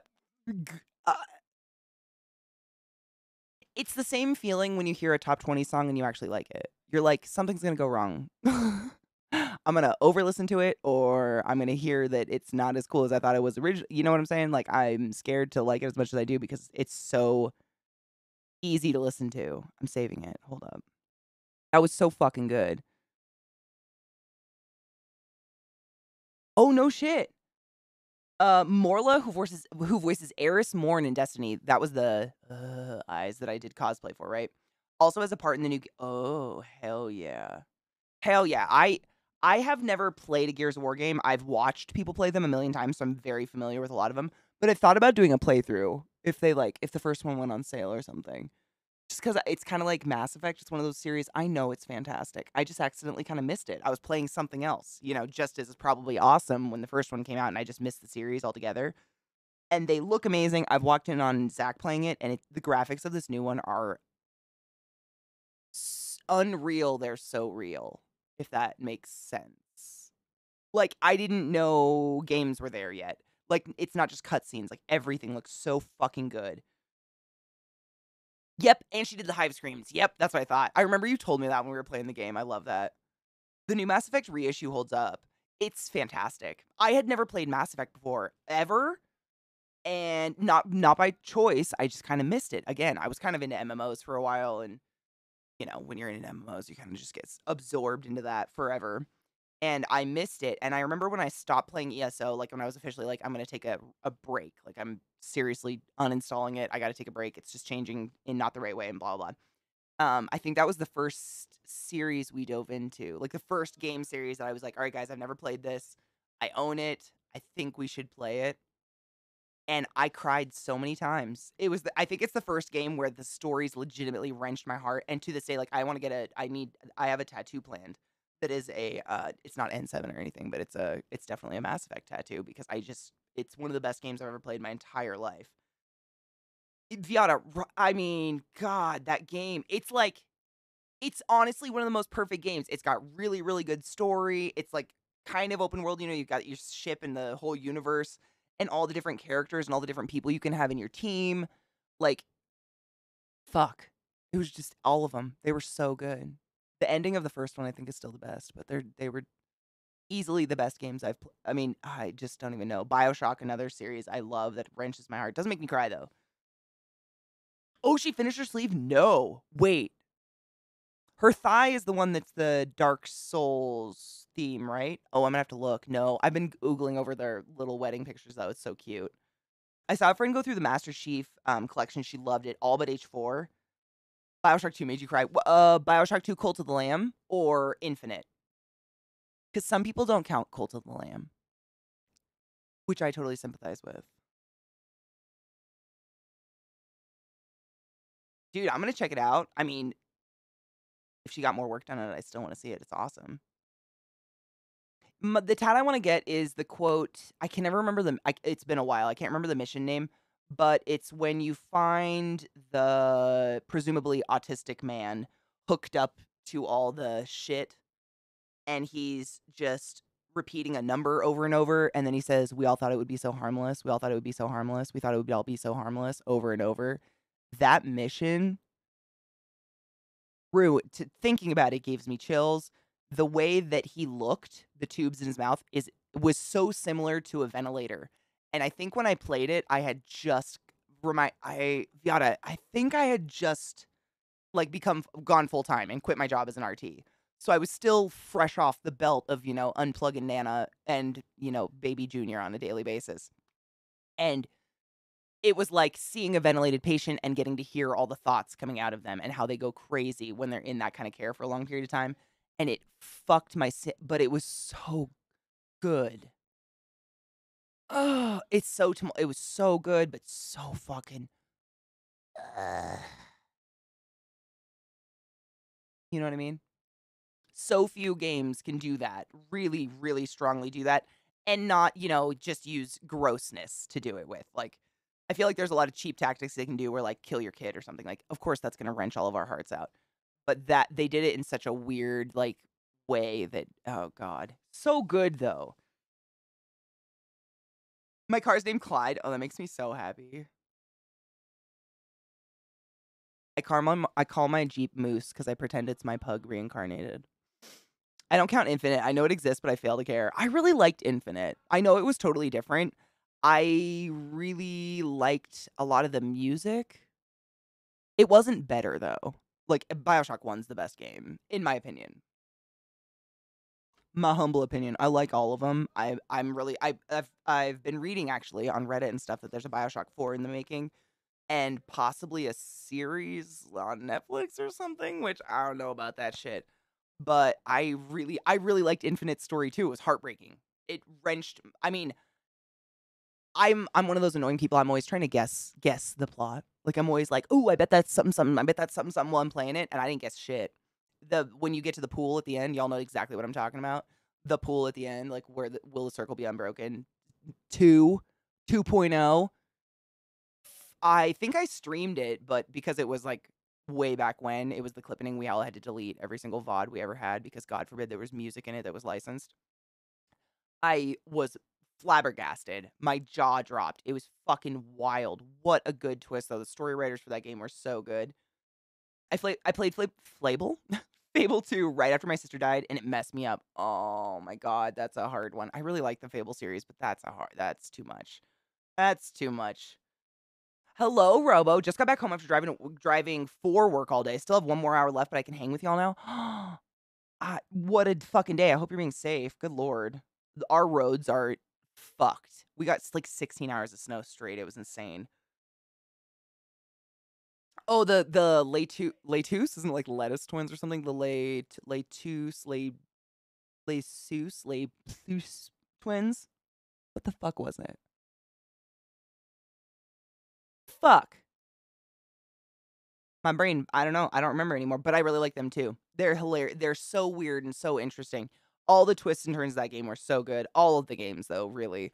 I didn't like the DLC. I didn't like the part. No spoilers if you haven't played it. I'm not here to ruin your life. But I didn't like when you get to play as Booker. Are you afraid of God? No, but I'm afraid of you. I just wasn't into it. It was kind of lame. Eh.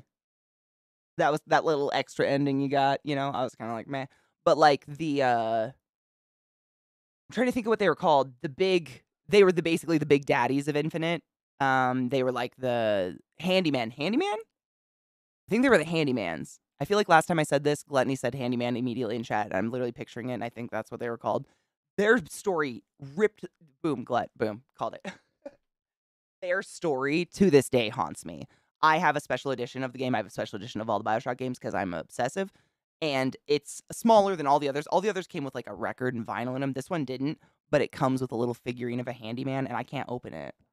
It fucks me up. That was so fucked up. I mean, it's just as fucked up. I mean, it's arguably just as fucked up as the Big Daddies and the Rosies and whatever. But I don't know. Maybe because you just got more details on it and like you read stories from families and stuff. It was so fucked. The trailer for them was so fucking cool, though. Easily one of the coolest game trailers ever was for those games. Those and then the George Washington guys. Did they have a name? Or were they literally just called George Washington? Whatever. They literally had like, I think it was just machine guns, like, wasn't it? It's been so long since I played. I don't remember. Columbia was literally like the satire of America. It was amazing. That's I think why I liked it.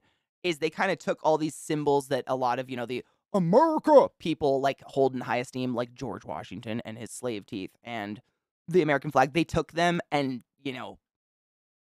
oh, would you kindly fucks me up every time. It's hard for me to play through BioShock 1 because I know who I'm talking to. No spoilers. Play those games if you haven't. They're beautiful. But for real, it's still, I start playing and I'm like, I know who you are. I know who you are, and I know you're trying to lie to me right now. I know the fuck you are. I get so mad. Same, Robo. BioShock is easily one of my favorite franchises I've ever played in my entire life. I have so much BioShock shit around my house. I've painted BioShock shit. I love the world of Rapture. Rapture, like sans Andrew Ryan and maybe some plasmids and the sewing of the faces and the no spoilers. The plaster people. I love that Art Deco style. That's like my favorite design style, interior design, historical interior design. I just think it's so like, I don't know. It tingles my dingle, let's say that. It's just gorgeous. And I love the underwater, like bloop, bloop, bloop sounds all around you, and you hear whales in the background and stuff. It reminds me of, not related in any way, but it reminds me of playing it was the Magic School Bus, like Miss Frizzle's Magic School Bus something. It was an ocean one though. It was like an ocean point and click like learning game. So you would like do a puzzle of a plankton, but the whole time you heard like bloop bloop bloop bloop bloop in the background, like water sounds. I love it. It gives me comfort. I don't know what it is, even though I'm terrified of deep dark water and whales and the ocean. Is it depression? Is it anxiety? Do I have ADHD? Am I just lazy? Am I burned out? What the fuck is wrong with me? Questions the world doesn't want answered. Was that what it was? The motorized Patriot. Oh, I love that. It's so fucking vague. It's beautiful. That was for the George Washingtons with the, I think it was guns. I think. They always came out of like a case. Like you wouldn't think it was a bad guy. And then this guy would be like, he'd just start saying patriotic shit. Oh my God. Do we have the fuck? I should just look up the trailer. We should just look at it. It's towards the end of stream anyways. It's such a good trailer. And I think he says his lines. I don't know. He's like, the United States of America is the go best. Go. It's fucking wild. Was it miniguns? Oh, yes, I knew it. Hold up.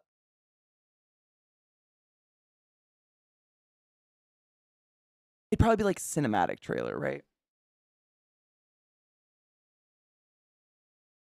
You laugh, C-Town, but I'm so not kidding. It was so sick. That's the Save Elizabeth. Is it the premiere trailer? I've got teaser. No, that's all BioShock teasers. We don't want that. We don't want that shit. I got the official trailer. Is that where you see it?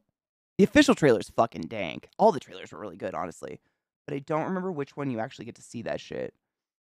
I'm just looking at like the little YouTube previews when you roll over the videos.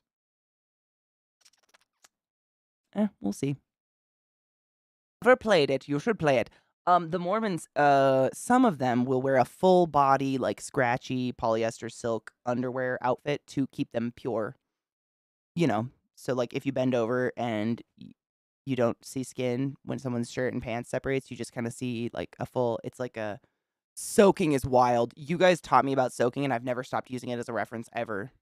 I love to teach people of soaking. If you don't know what soaking is, it's a way that young Mormons will retain their virginity. They'll put a penis in a pussy, but not pump. They'll just like chill.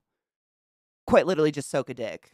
It is this, life is a strange thing. But also, I think there's something where they'll have a friend jump on the bed next to them. So like while they're soaking, there will be some movement. I don't know. It gets really detailed.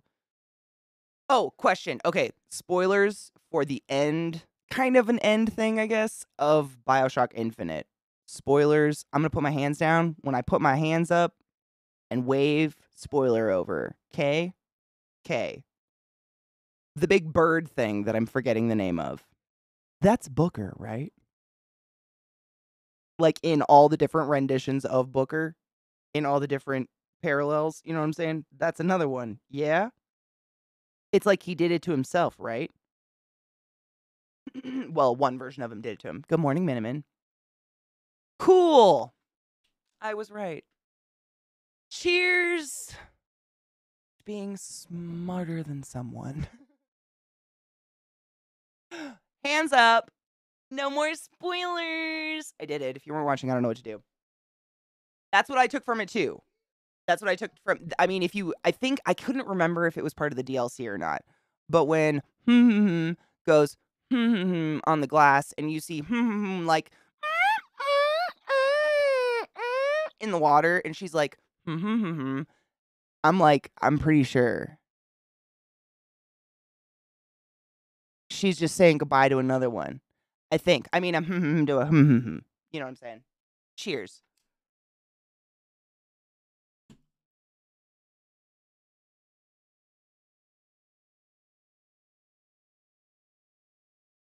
Lilac Diesel.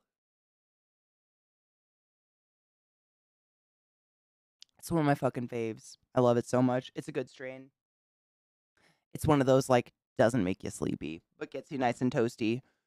Right? Well, I mean, I'm one of those people that, like, but I can't remember if it was before Cult of the Lamb or if it was before BioShock 1, but or if it was both, remind me. There was a website that was, like, one of those, like, it was like a hidden gem. Like, you would find this website. I can't remember what it was. what the website link was, but you go there and it was just a picture of like a bedroom and maybe the window would be animated or something, kind of like maybe a stop motion like click video game you would play. And you would click on every single pixel in the entire room trying to find something to click on, and it would lead to clues as to, story to the next game coming out or to the game coming out. I don't know, it was so long ago. But it was really fucking fun. And they did that for those 2 games. I don't remember if they did it for Infinite or not. But I was on, like, message boards, like, reading about the theories of BioShock and shit. I loved that game so much. And it was just so unique. It was very, like, who's done it? I haven't seen anyone do it since. And get this. So after they came out with, I think it was BioShock 2, they were like, you know what? Someone was like, are there more games in the future? And the creators were like, Rapture is such a fertile world. There's no way we couldn't make more stories out of it. And then they made Infinite in the Sky, and I was like, way to punch my gooch, you fuck sticks. Just rude. You know what I'm saying? Miniman, I've been all right. How are you? I'm fucking cold. Holy shit. It's like the end of my stream-ish, but we can cheers while I find someone cool to raid. Oh, yeah, we're going to raid fucking Katie. So, as we have been all week, Metal Meal Meltdown is doing charity all week. Today is my girl, Katie Peters Plays. If you don't know Katie, what the fuck? Hail Breb. Can I get some Breb? One of my favorite people in the entire world. We've done lots of RP together, and she is helping Metal Meal Meltdown raise money by cooking wild things in kitchens and listening to metal. And tomorrow, correct me if I'm wrong, Glut, tomorrow is when Dan and Goobs are doing it together. Like, tomorrow's the finale. I was so disappointed. I still liked it. Like, I went balls in and I was like, I can't not like it because it's BioShock. But I'm still to this day, like, there was so much of Rapture that they would show you looking out windows and stuff underwater that you couldn't get to. And I was like, they have to do it someday. And then how long? How many years? 11? Ish? Is she not live? Oh, it's Rabid Wombat right now? Oh, fuck. That's my bad. I thought it was Katie right now. That is my bad. We're still reading into it. That's on me. I thought it was Katie right now. That's me. My bad. You should still follow Katie Peters Plays. One of my favorite people ever, and she's an awesome streamer. Seriously. She's so fucking cool. We've done a lot of RP together. I sat leaned forward, and now my old kitty is laying behind my head. You just die there now, Mike. I hope you don't have to pee, right? Did she do amazing? Shut up. She raised 6,969.69. On that note, I donated to Metal Meal Meltdown yesterday when Will was streaming in the name of the holes. So I donated in all of our names. So if any of you are like, I can't go to a charity stream because I don't have any money, don't worry about it. I got you, boo. You helped me do this. I did that. We helped charity. We're part of it. I help every year. They're awesome. They're some of my best friends in the entire world that I've literally known forever. They're so fucking cool. So, like, walk in like you're hot shit. They're seriously, like, Dan, I think, was the first streamer, like, the first person from the internet I ever met IRL, I think. Like, we met via Twitch, and then we realized we were, like, literally an hour away from each other. I was in Bellingham in Seattle, and he was like, come to my house and cook with me on stream. And I was like, all right, I know he has a wife. He can't kill me on camera on Twitch. Like, that would be crazy. And we've been besties ever since. Like, he's just a quality human. I love him. And Dan and Goobs will be on at 8 p.m. EST tomorrow, which is 6 p.m. for me. Awesome. Perfect. I'll rate it no matter what. I mean, those of us, the music and the entertainment and the chatter from the chefs is enough for most people to just chill. I love just chilling in those streams and listening to them while I go do other stuff. Let me pull them up real quick.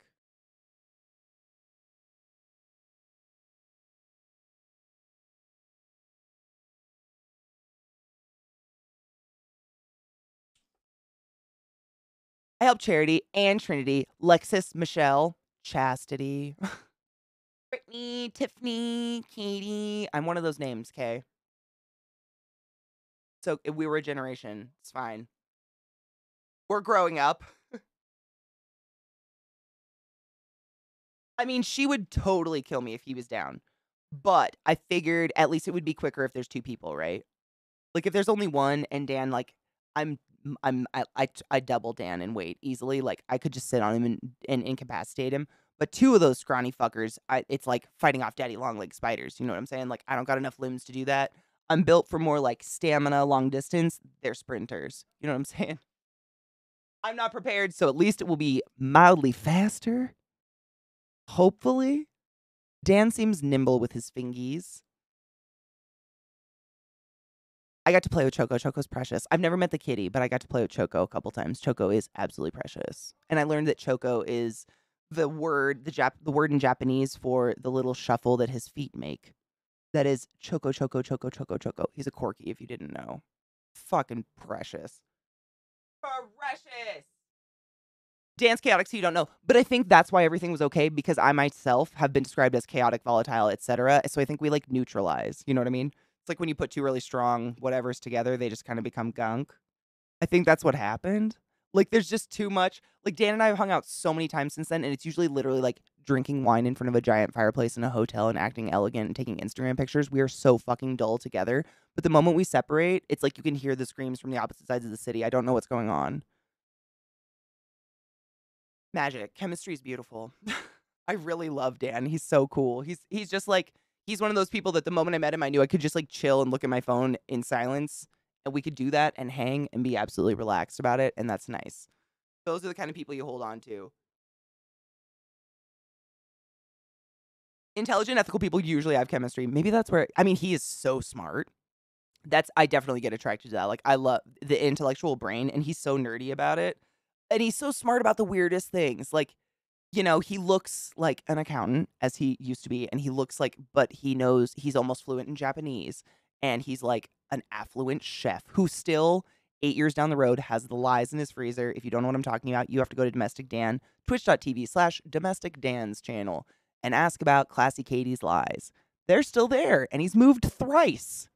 That's a genuine, I mean, why at this point? I don't know. I don't know if I could say I would have done that, but he's moved these things, which is wild. Like, what is friendship? I don't know. I love smart. I would never hate that. Some people love smart. Some people love good. We all have our loves. To each their own. To each their own. I like a challenge too. I'm into it. Depends on their methods. I mean, true. I don't want to hang out with someone that's going to, like, hurt me. Trick farted. Oh my god, look at Lilith, though. Hold up, before we raid. Check that shit. Check that dog. My stupid monitor's in the way, and if I move this camera too much, it freezes, but my precious poodle is precious. They're just so... And then my shadow. My little shadow down here. I think he... Oh my god, his head is between my wheels. I'm glad I didn't roll. Pretty sure he just cropped us the fuck out of me, though. I never in a million years thought I would have poodles, but damn am I happy. They're such nice dogs. Thank you.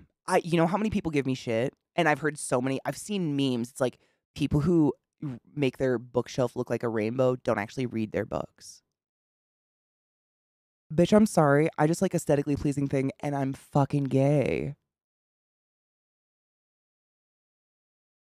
How do you know where your book is? I'm not an idiot, and I remember what the cover looks like. Why are we asking stupid questions? People have come at me about my rainbow bookshelf a lot in weird ways. I'm like, why does it upset you? It's not your bookshelf. Half of them are medical books. Why would you say I haven't read them? Why would I even have those books? That's so weird. You only got to organize books once. Word! Like, you don't got to shuffle shit when you get a new author name in there. It's just like red. Exactly. I mean, that's what mine is, though. Honestly. I like it because it's aesthetic. I've already read all those books. So the only reason I peruse those books is to show you guys a good book I want you to read or to pull like a reference book out. But other than that, that's just, those are books that I have moved across the country with twice because I clinically cannot separate myself from some books. I'm sick. I'm like Dan with the lies. I love you, Eliza. Why are people? I don't know. I don't know. I don't care how your bookshelf is organized as long as it doesn't have like rotting meat in it or dead bodies of people who didn't deserve it. You know what I mean? I have a couch in front of it because I just shampooed all my carpets where the couch was, and I'm waiting for them to dry. Unfortunately, I shampooed the carpets and it snowed. So my couch is just like shoved over there willy-nilly, which is where my dog is. But I do have a bookshelf that is quite rainbow. The bottom is black and gray and like books that don't match. But I have a slightly rainbowed bookshelf that I like to look at. It gives me a happy in my pants. I mean, just don't. Why are they in the bookshelves? Like the paper, the bindings, like the glue. I'm pretty sure organic material, once it sits for a long time, it kind of becomes a lie and it can break down the glue in the binding of your books. Honey, you know better. You know better. This is not where we keep the bodies. We keep the bodies away from the books.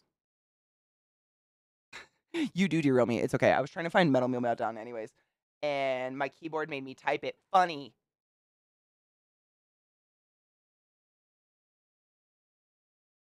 Same Robo. That's exactly how my mom's house is to this day.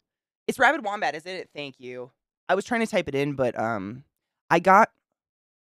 Now we're getting the trailer for Metal Meal Meltdown. Stop. I got one new keyboard just to test it. It was like really inexpensive, but had really good ratings. It's one of the Glorious keyboards, like a 60%. And I just wanted to test it. It's really good. So I'm going to order another one to replace this keyboard. But this keyboard has some dead keys on it, sadly. It's just very old and abused. It's abused and twisted and used. And I didn't look before I pressed enter. And it was like, right. That's not a streamer. Exactly. Fridge, cellar, basement, cold places. Cold away from the bindings. What do you do when the binding breaks down? It makes me so anxious. I have a gothic shelf, fantasy shelf. Okay, that's a good way to do it too. If I had enough books to do that, I don't know if I could genre any of my enough of mine, cuz honestly, what you see on that rainbow shelf, easily 20% of it's medical books or school books from college. They just look pretty in the rainbow cuz they're rainbowy. They don't have I don't fucking know what I would do with that. But I like having the rainbow. My ribs are so itchy. Okay, I'm typing it on the other keyboard. The keyboard that works.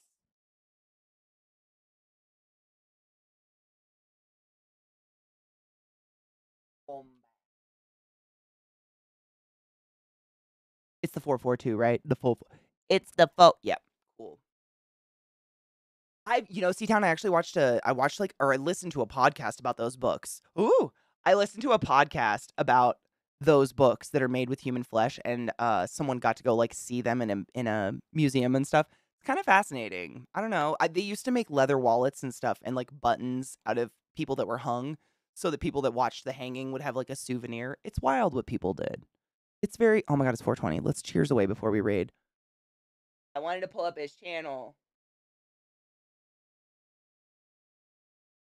He has a special guest, and I don't want to be ageist, but I think it's his nana or his mama, and I'm very excited to watch him cook with his nana or mama. That gives me so much joy in my soul.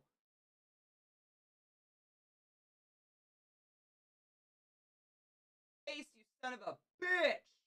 I got it. Dead keyboards being sass. Cheers, bitches. Happy 420 to the Central Fucks. Ooh, I need to pack a bowl, but that's okay. I'm 426 saying. Rob, thank you for hanging out. Thank you to all of you for hanging out with me today. I hope you have a wonderful faded evening and you're safe if you are. Don't let strangers cough on you. Be nice. I'll be back tomorrow. I'll go through my spiders and see if we have any more to feed, and I will hopefully be able to wrangle Zach into checking out my just trying to see if he can see anything wrong with my capture cards, so maybe we can fucking play a game or something. Because right now it's being a bitch. Don't be sorry, honey. I'll be back. It's fine. I'm not going to say it. Cheers.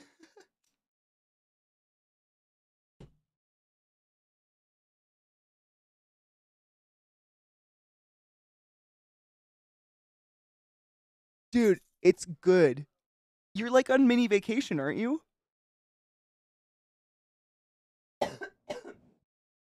I'm like herpes. I'm here all the time, even if you don't feel me itching.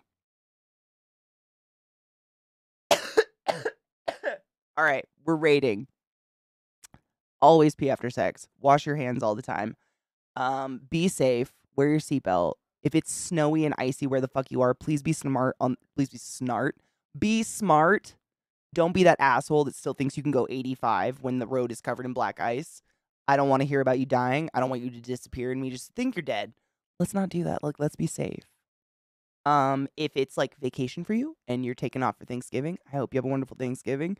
Try to find something to be thankful for. I don't know what it is, but we'll do our best. If you're around this week, we usually draw hand turkeys like we're in preschool because why not? Like, get a pen and outline your hand and whatever you got on your desk, just make a fucking hand turkey. I did it literally with like makeup, like lipstick on paper. I think one year it was